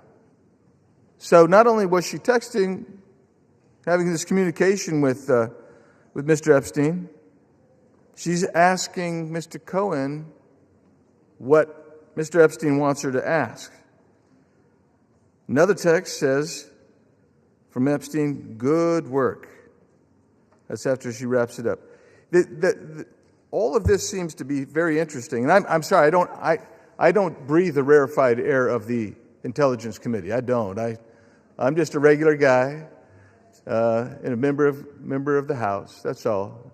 So I don't know about that rarefied air, and I guess I'm part of the sewage. That Mr. Himes said. Yeah. Thanks for agreeing with me, Ms. Plaskett. So she's got us down. Unless you're in the Intelligence Committee, you're crap. That's what the Intel Committee says. But here's the deal. When you're sitting there in a sitting committee and you're having communications with a convicted sex offender, and you're taking their advice on how to ask questions, maybe you got a problem. Maybe your problem is that you've brought disrepute on the House. And this isn't from the articles. This is from the 10,000 pages or so released last week from the Oversight Committee that they received from the Epstein estate. This isn't fishing around. This is coming from real evidence. So I sit here and I listen. Oh, she's the finest member that ever walked the planet, man. That's what you heard. But the bottom line is this. She's sitting there seeking advice and counsel on how to ask questions from Jeffrey Epstein, who this entire body, save one, just condemned. And we want all the evidence. And it's a shame to be here, but for one thing, you made the choice. And so, Mr. Chairman, I'm encouraging everyone in this body to support Mr. Norman's resolution. And I yield back. Gentleman yields. Speaker, I reserve. Gentleman of South Carolina reserves. The members are reminded to direct their commentary to the chair. Before I recognize the gentleman from Maryland, please remind yourself, as well as the members, to refrain from engaging in personalities towards the president. Does the gentleman seek recognition? Yes, I do. Gentleman is recognized. Thank you very much. I want to remark that yet one more member says we should go ahead and censure her, and then we should do a complete investigation. I think any fifth grader in America knows that's the exact opposite of what due process means in America. We don't punish people before we have investigation and the opportunity to be heard. I yield 6 minutes now to the distinguished gentlelady from Virgin Islands, Representative Plaskett. Thank you so much to Mr. Raskin, to my former professor in law school, and I want to address the body. I first want to give you all a sense of what was happening that day. Everyone knows at that hearing in February, the entire country was watching. As Michael Cohen decided he was going to finally give up information about what was happening in the Trump world, the Trump enterprise. And at the beginning of that hearing, the ranking member, Jim Jordan, had the disrespect to Elijah Cummings, may he rest in peace and his name be a memory, after not allowing Mr. Jordan to shut the committee hearing down. And I turned to Mr. Jordan and told him to have respect for the chair and to basically shut up. And that moment went viral. And I began to get innumerable texts from friends, from foes, from constituents about what was happening in that hearing. And I got a text from Jeffrey Epstein, who at the time was my constituent, who was not public knowledge at that time that he was under federal investigation, and who was sharing information with me. Now, I heard recently from someone that I was seeking advice from him. Let me tell you something. I don't need to get advice on how to question anybody from any individual. I have been a lawyer for 30 years. I have been a narcotics prosecutor in New York City. I have had the honor of being a political appointee at the Justice Department after September 11th as a Republican appointee in the Bush administration. I know how to question individuals. I know how to seek information. I have sought information from confidential informants, from murderers, from other individuals, because I want the truth, not because I need them to tell me what to say. And if you look at the transcript, you will see that I questioned Michael Cohen for 5 minutes. The Washington Post only shows you 30 seconds and takes from it one individual's name that I got from Jeffrey Epstein and didn't know who the individual was, and put that individual with a host of other individuals that I felt the committee should subpoena. They've never been subpoenaed. They've never been questioned. Because at the end of the day, I know that in the Trump administration and with my colleagues over there, it's not about sexual assault. It's not about support of victims. It's about money. It is about money. I have consistently stood against sexual violence and the exploitation of women and children in previous careers as well as here in this body. We all know that Jeffrey Epstein's actions were absolutely reprehensible. As a constituent, as an individual who gave donations to me, when I learned of the extent of his actions after his investigation, I gave that money to women's organizations in my community. Not back to him, but to women in the community who needed that support. That's what I think should have been done, and that's what I did. They've taken a text exchange which shows no participation, no assistance, no involvement in any illegal activity, and weaponized it for political theater. Because that's what this is. This has been reviewed by federal courts. Any charges, victims who initially had a case against me dismissed it on their own without prejudice. You don't want to talk about what is really happening here. Your attacks on working families, your protection of powerful predators and corporate criminals. You want to talk about texting felons? How often do you text President Donald J. Trump? That's the individual we should be concerned about. And let me tell you this.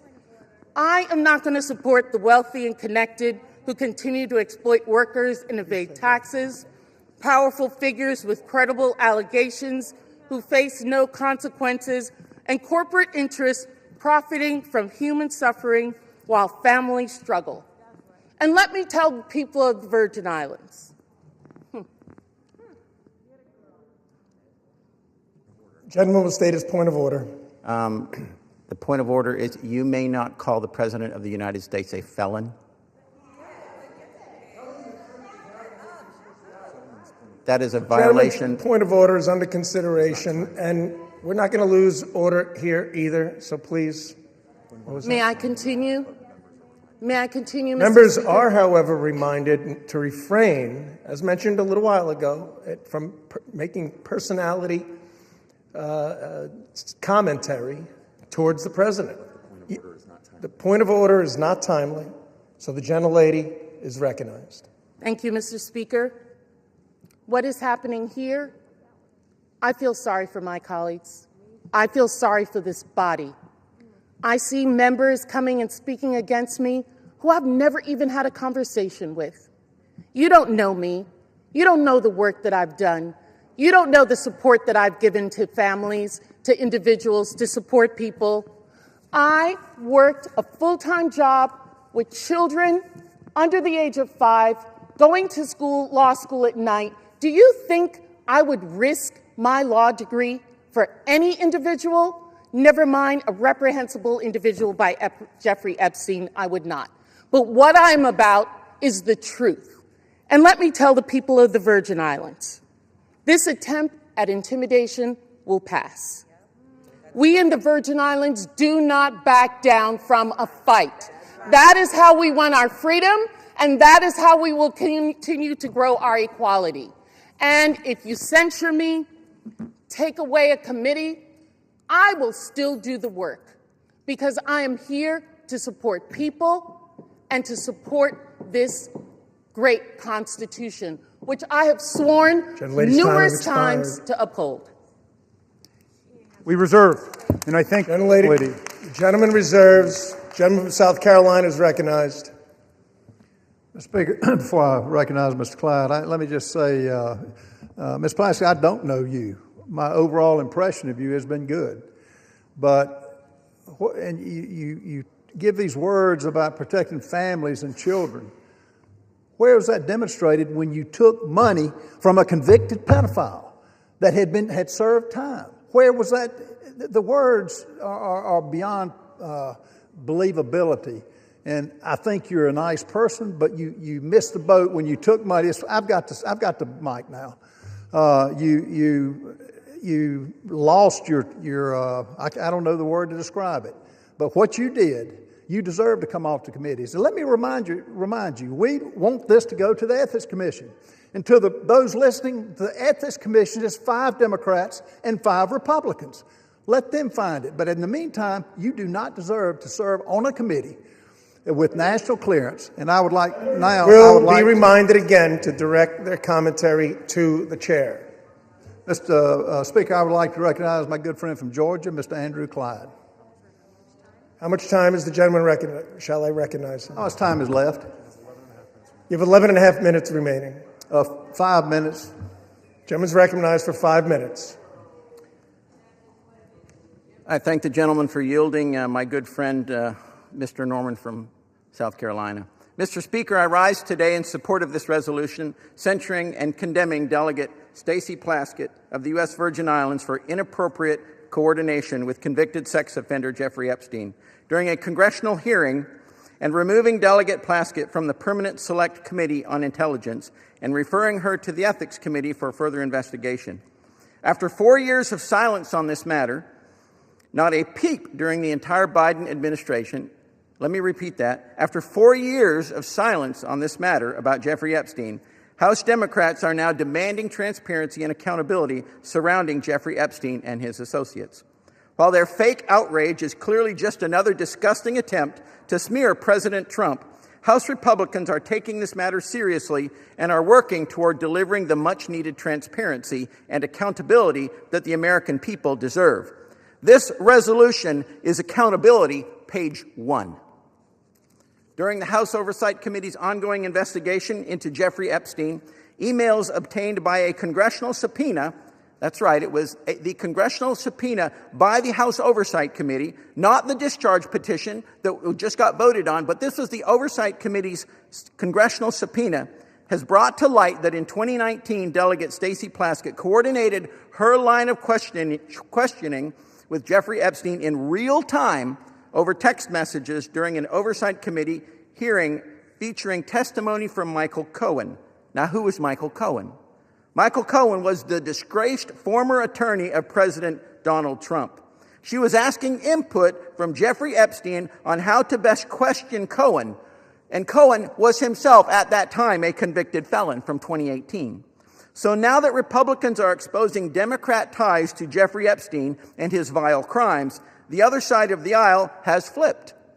They apparently no longer want transparency or accountability.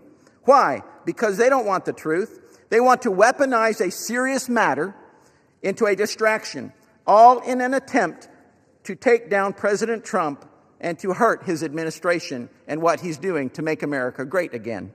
The actions taken by Delegate Plaskett reflect poorly on the House, and this body needs to hold her accountable. I urge all of my colleagues to vote to adopt this resolution to show the American people that those who colluded with Mr. Epstein, including members of the House, will be held accountable, and this resolution is the beginning of that. I thank you, and I yield back. Gentleman yields. To the chair. Mr. Speaker, I reserve. Gentleman from South Carolina reserves. Gentleman from Maryland is recognized. Proud to yield 1 minute to the distinguished Minority Leader, Hakeem Jeffries. The Minority Leader is recognized. Thank you, Mr. Speaker. I thank the distinguished gentleman, my good friend from the great state of Maryland, the ranking Democrat on the Judiciary Committee, for yielding. I rise today in strong opposition. This resolution, this effort to censure Delegate Plaskett, to rip away her membership on the Intel Committee, is nothing more than a political stunt by a desperate, failed candidate for governor, trying to pander to the people back in South Carolina. Nothing more than that. You want to make the statement about who's brought disgrace to the House? The actions of this House Republican majority have brought disgrace to the House of Representatives from day one of this presidency. The reality is, if you want to talk about fealty to the Constitution and things of that nature, the House is a separate and co-equal branch of government. You don't seem to understand that. You functioned from the very beginning of your so-called majority, Mr. Speaker, not as a check and balance on an out-of-control administration, but as a reckless rubber stamp for Donald Trump's extreme agenda, and you are failing the American people. You failed to keep your core promise. Your core promise to the American people was that you were going to lower costs on day one. Costs haven't gone down here in the United States of America. Costs have gone up. The Trump economy is a complete and total failure. It's a disaster. The American people are hurting. And so every week, you come to the House floor now that you've returned from your 7-week taxpayer-funded vacation and come up with another stunt to try to distract the American people.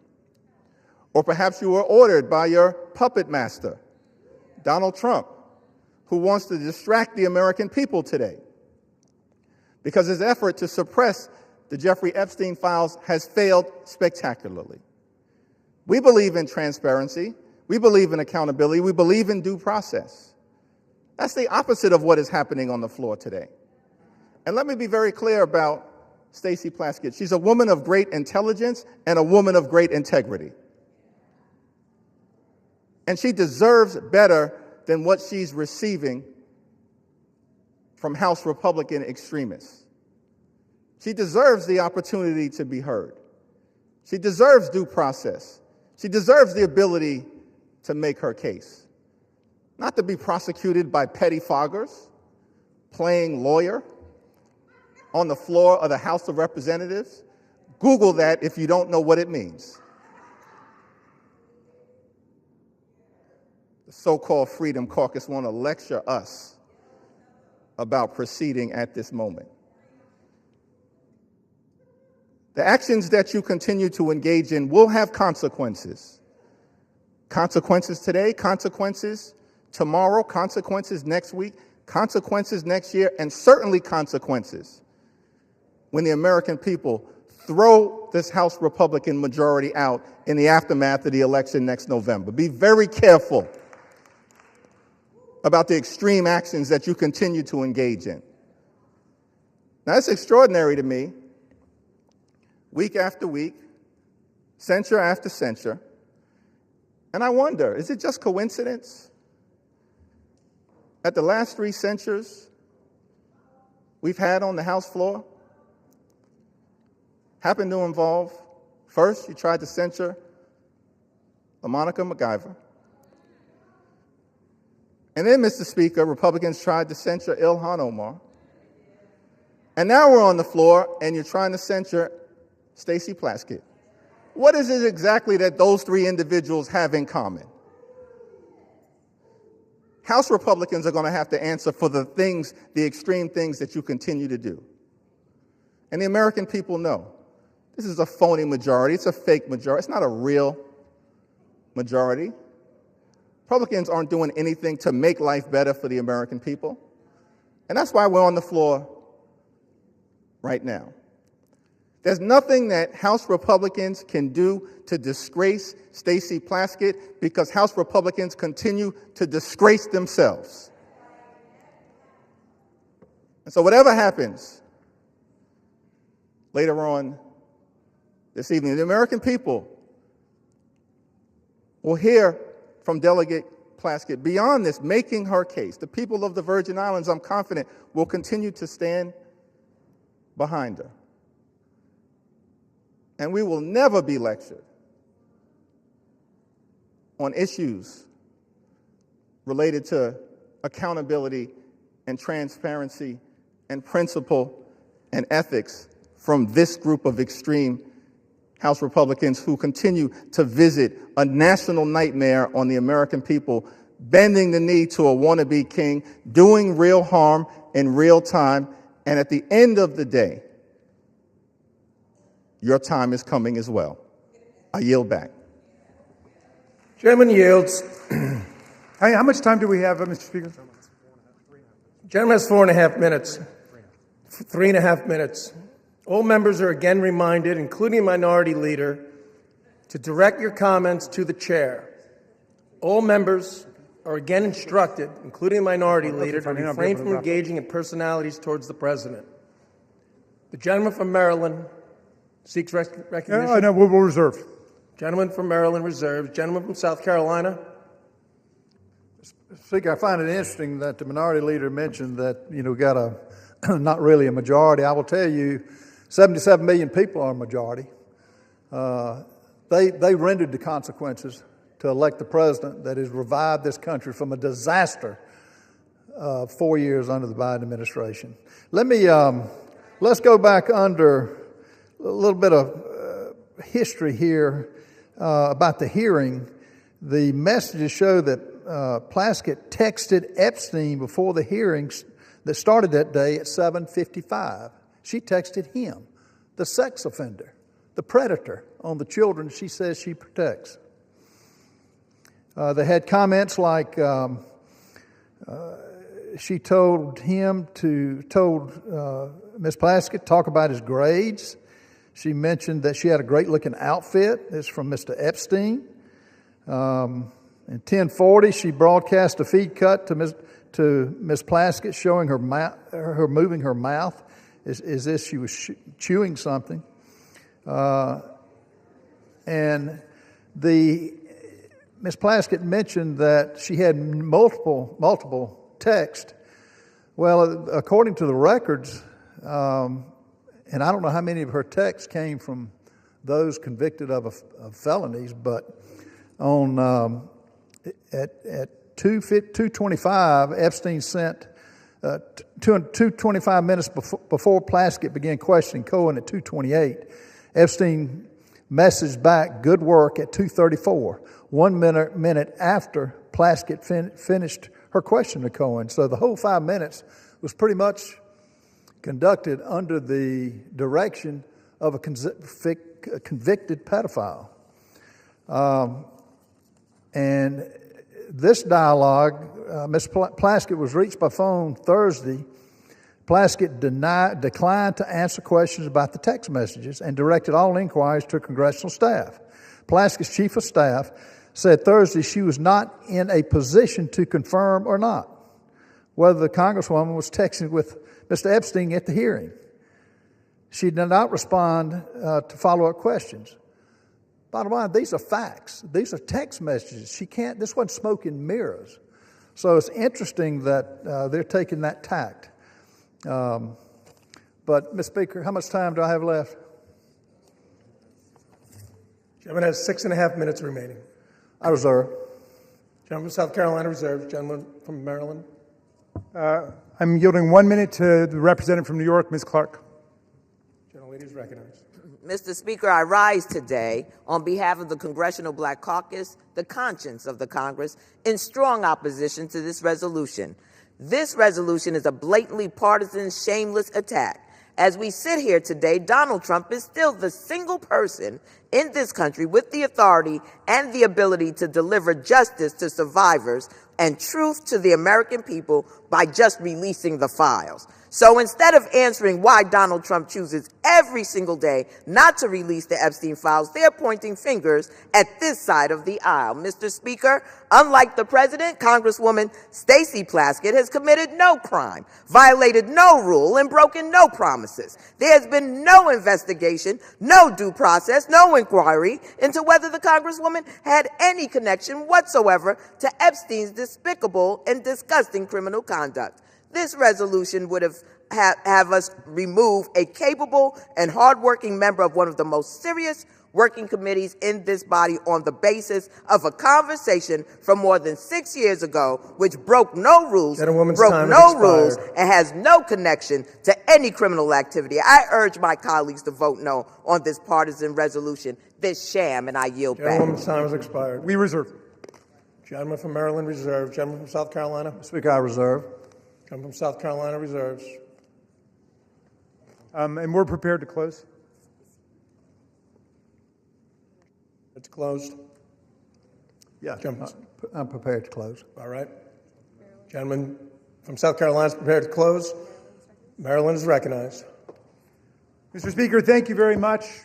I want to start by addressing the young people who appear to be in the audience this evening, because I'm afraid some of my arguments are lost on some of our colleagues across the aisle suffering from Trump derangement syndrome. It seems to have completely warped their minds today, and they're not thinking clearly about the Constitution or about the rule of law. But the young people here will recognize, if they read this resolution, immediately what's wrong with it, because it's replete with phrases like this, that this one incident that they're referring to raises serious questions about the judgment and the integrity and the fitness to serve. Well, I think that's absurd, but in any event, if you think it raises serious questions, presumably you would want the answers to those questions. But you don't get answers by rushing to judgment and turning the whole process upside down.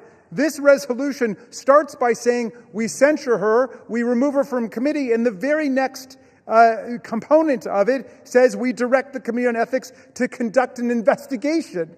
That is the opposite of due process, and I hope at least future generations will understand that's not how we hold people accountable, whether it's under criminal law, under civil law, or under an ethics process, which they purport to want to be launching here. Again, go back to the George Santos standard. The reason we voted against just hanging him out to dry and censoring him and expelling him is because the process hadn't happened yet.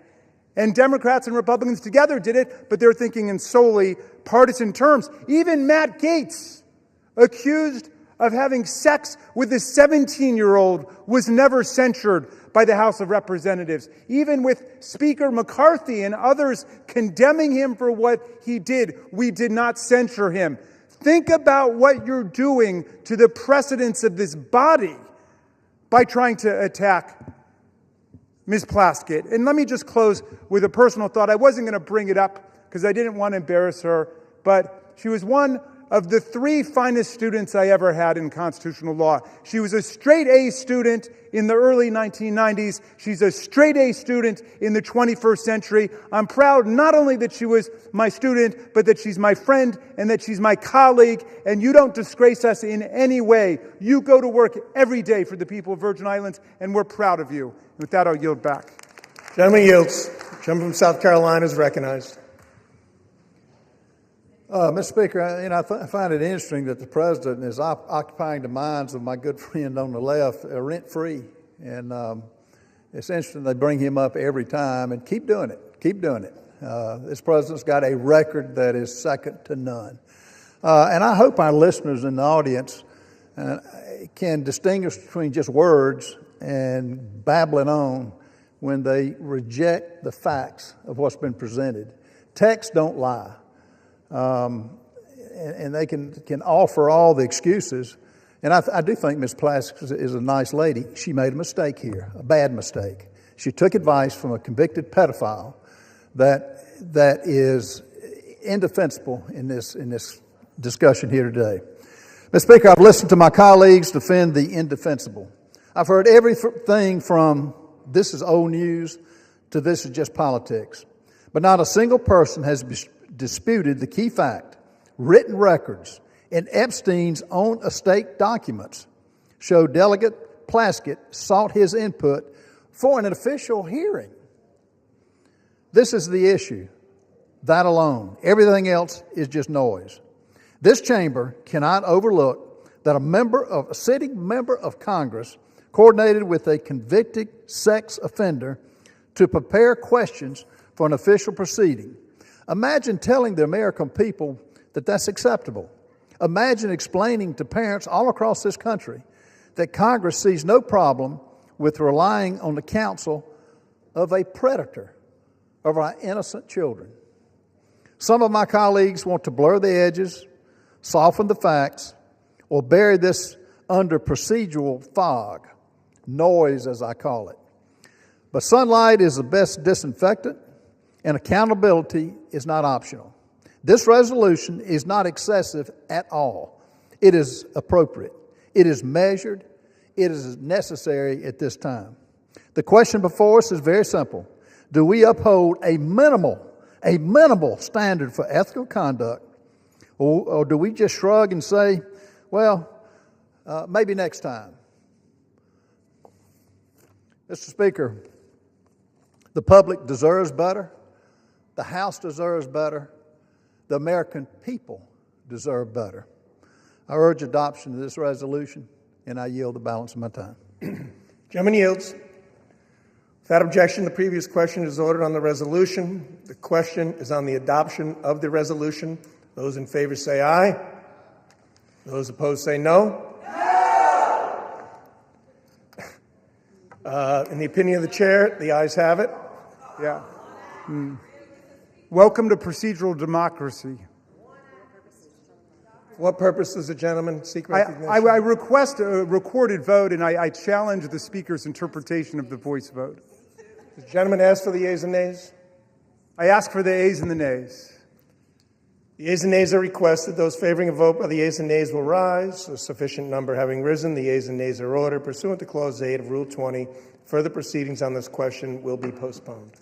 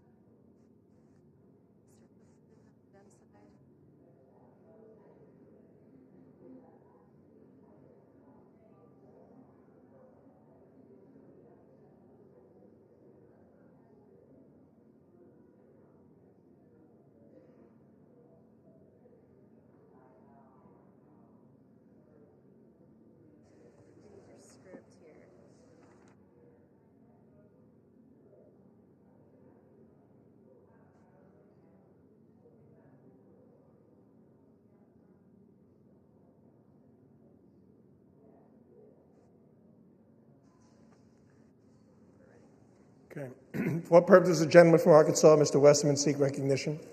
Mr. Speaker, pursuant to House Resolution 879, I call up H.J. Res. 130 and ask for its immediate consideration in the House. The clerk will report the title of the joint resolution. House Joint Resolution 130, Joint Resolution providing for congressional disapproval under Chapter 8 of Title 5 United States Code of the rules submitted by the Bureau of Land Management relating to Buffalo Field Office Record of Decision and Approved Resource Management Plan Amendment. Pursuant to House Resolution 879, the joint resolution is considered read. The joint resolution shall be debatable for 1 hour, equally divided and controlled by the chair and ranking minority member of the Committee on Natural Resources or their respective designees. The gentleman from Arkansas, Mr. Westman, and the gentleman from California, Mr. Huffman, each will control 30 minutes. The chair recognizes the gentleman from Arkansas, Mr. Westman. Mr. Speaker, I ask unanimous consent that all members have 5 legislative days to revise and extend their remarks and to include extraneous material on H.J. Res. 130. Without objection. Mr. Speaker, I yield myself such time as I may consume. The gentleman is recognized. I rise in strong support of H.J. Res. 130, which would repeal the Bureau of Land Management's Misguided Resource Management Plan, or RMP, amendment for the Buffalo Field Office in Wyoming, which was finalized in the twilight hours of the Biden-Harris administration. Wyoming's Powder River Basin currently supplies 40% of the nation's coal. The RMP amendment in question effectively halted future federal coal leasing across a region in Wyoming larger than New Jersey and located in the heart of America's coal country. Without repeal, the RMP amendment will end coal production in the region entirely by 2041 and close 12 active mines. The RMP amendment is a death blow to America's energy security, Wyoming's workers, and the economic backbone of the state itself. It is projected that U.S. electricity demand will grow by as much as 128 gigawatts through 2029, and global energy demand is expected to double by 2050. Coal is reliable, affordable, and essential to meet the increasing power demands of the AI revolution and advanced manufacturing.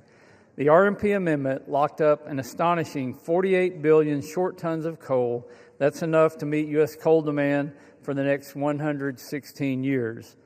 92% of Wyoming's coal is exported to other states, helping keep the lights on and utility prices affordable in distant places as far as Texas, Illinois, and my home state of Arkansas. Nationwide, residential electricity prices have increased by 13% since 2022, and overturning misguided policies like this RMP amendment will help make the cost of living more affordable for families across America. It's time to unleash our domestic resources to put this money back into the pockets of American families by repealing the Biden administration's anti-American energy policies. What's more, instead of working with the state, the Biden administration blatantly ignored local opposition at every stage of this process and rammed this RMP amendment through to appease environmental extremists. The Biden administration provided a limited opportunity for public comment or engagement on this RMP amendment. Wyoming's governor, unified congressional delegation, locally elected officials, tribes, and local communities all expressed strong opposition to this plan amendment. The previous administration ignored them all.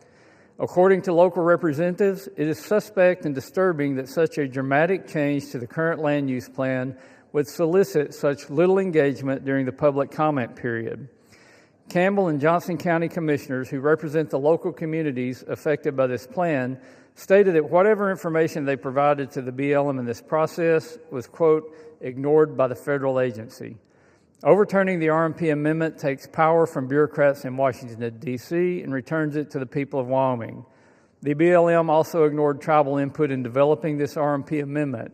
The Navajo Transitional Energy Company, which is wholly owned by the Navajo Nation, provided detailed comments opposing this amendment that were all dismissed by the BLM.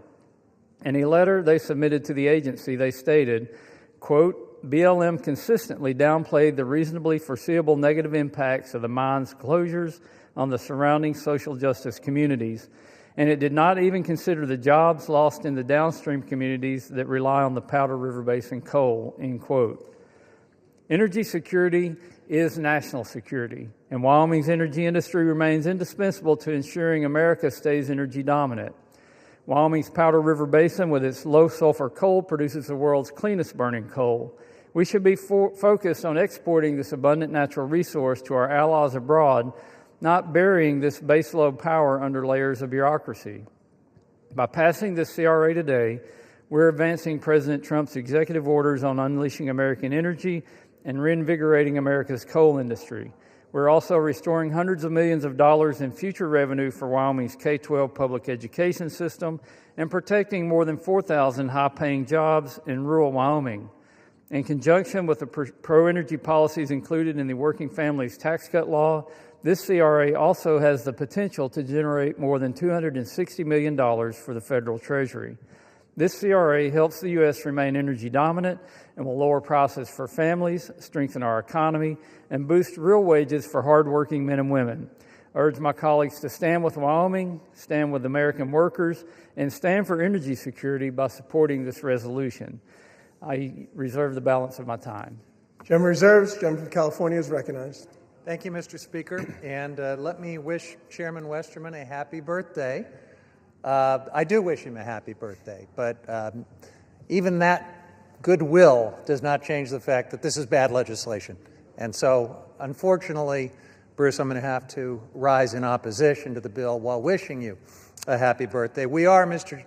Speaker, all grateful that the Republican shutdown is finally over, but millions of Americans are still on the cusp of losing health care. They are struggling to put food on the table.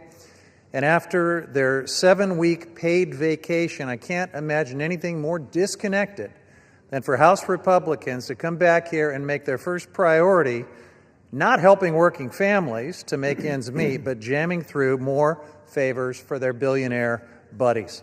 These 3 Congressional Review Act, or CRA, resolutions treat America's public lands like they are just lines on a balance sheet.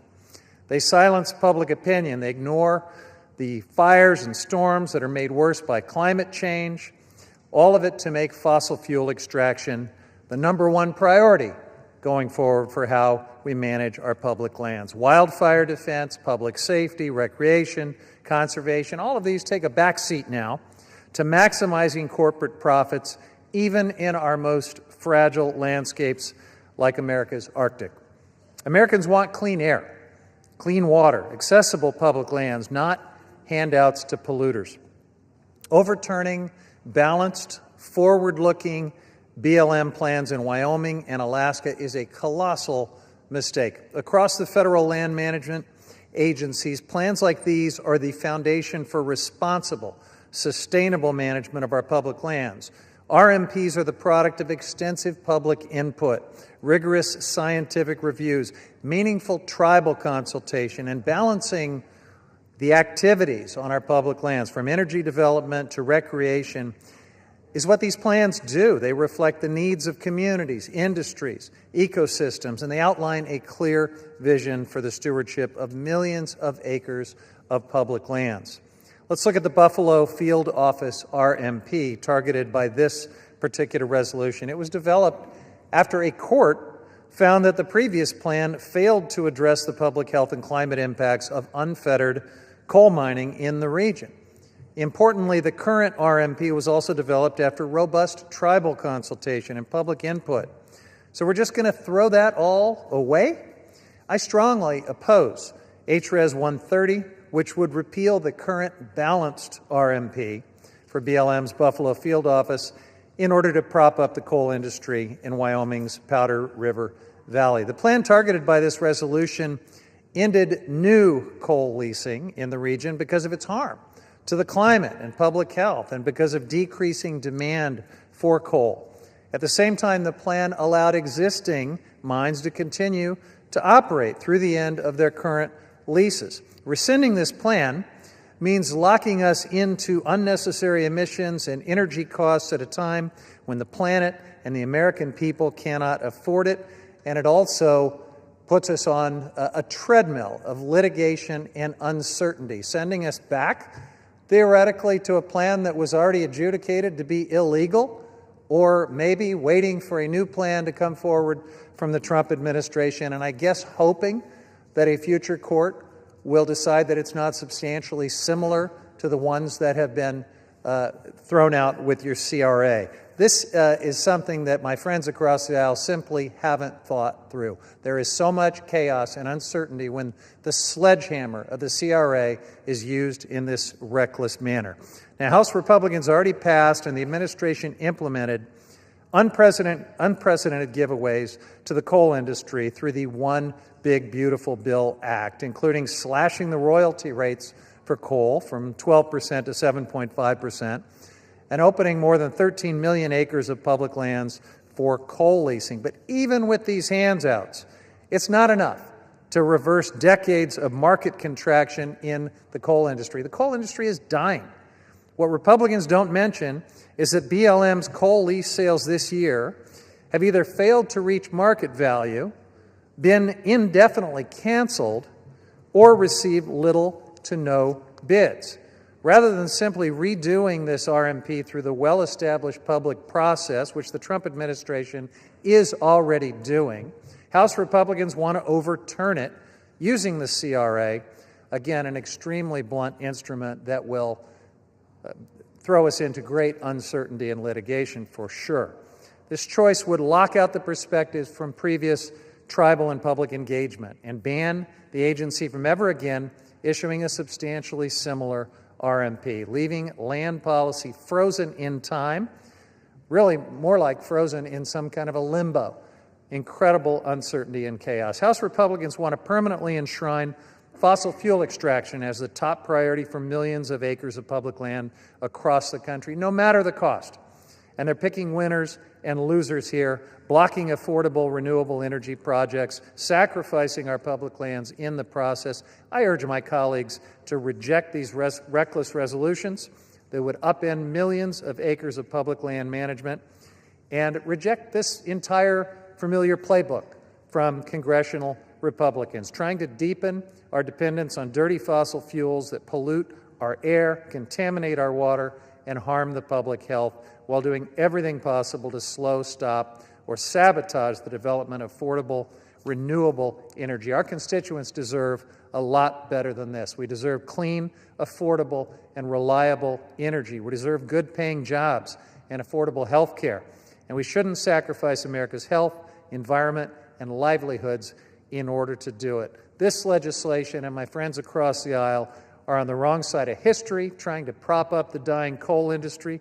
They're on the wrong side of public land management, and they're on the wrong side of the American people's pocketbooks as they face rising electricity costs. That's why I oppose this resolution and reserve the balance of my time.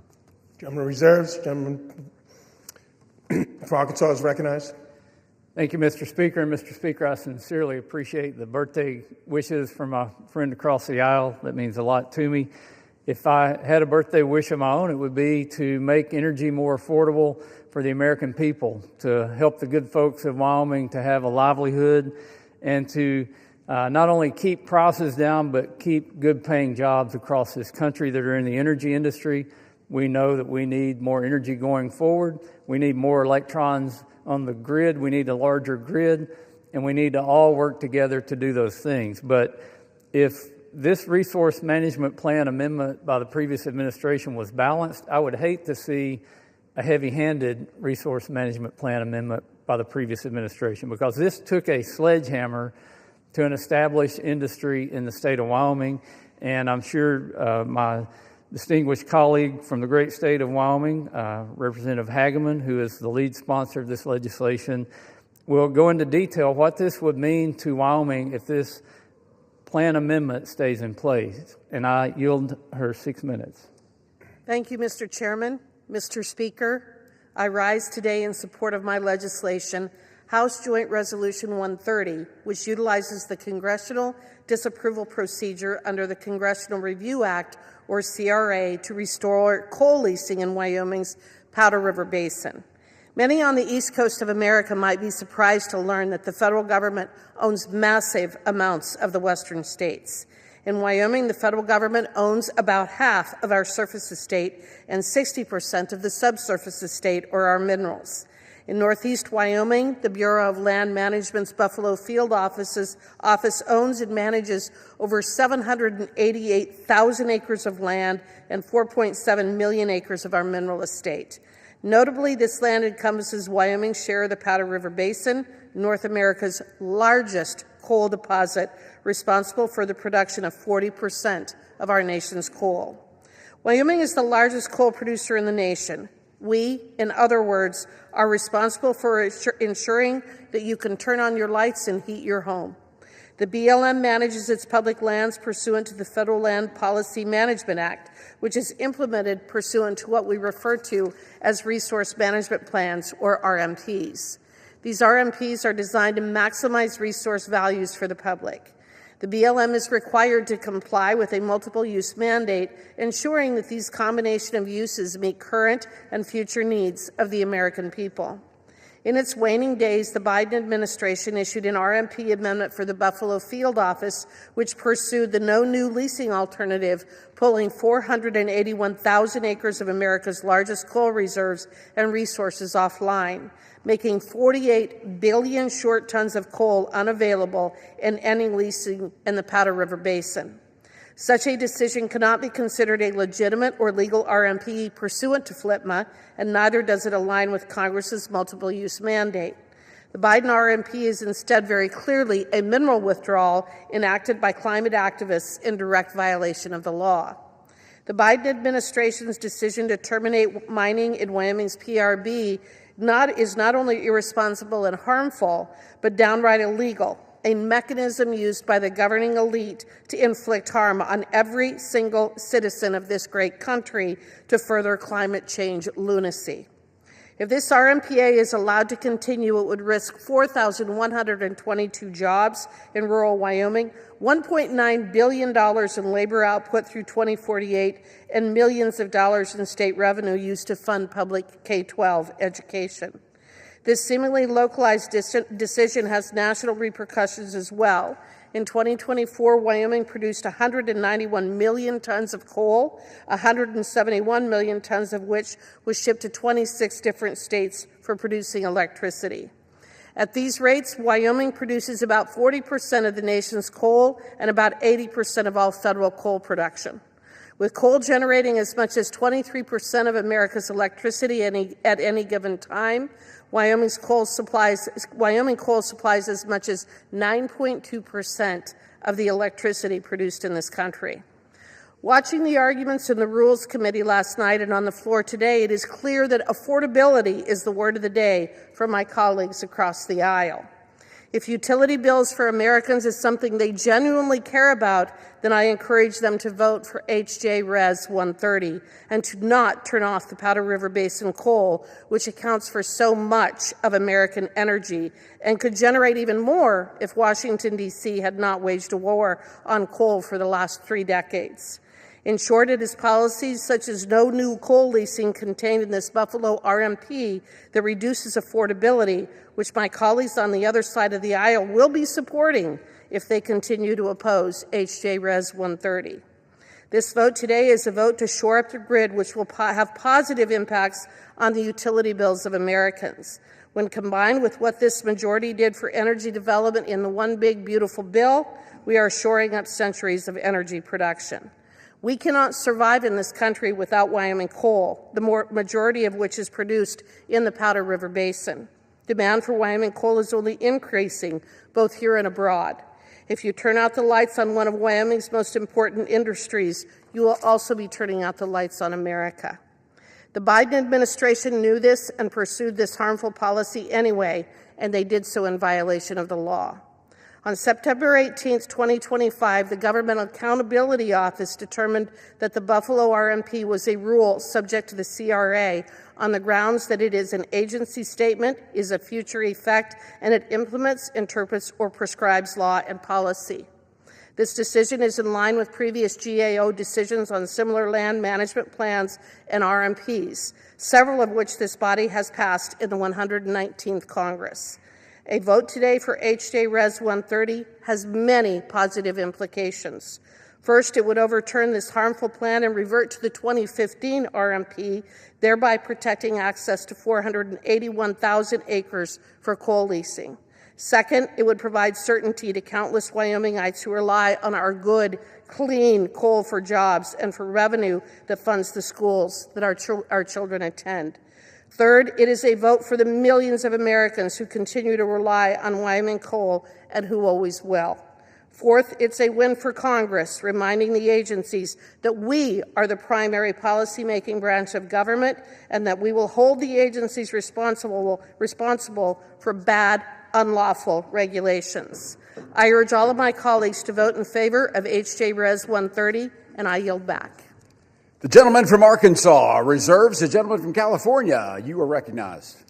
Thank you, Mr. Speaker. It occurs to me that as we're having this debate, pretty much the rest of the world is in Brazil right now for the climate conference. Of course, the Trump administration has disgracefully pulled the United States out of the Paris Agreement once again, so we have no federal delegation at all.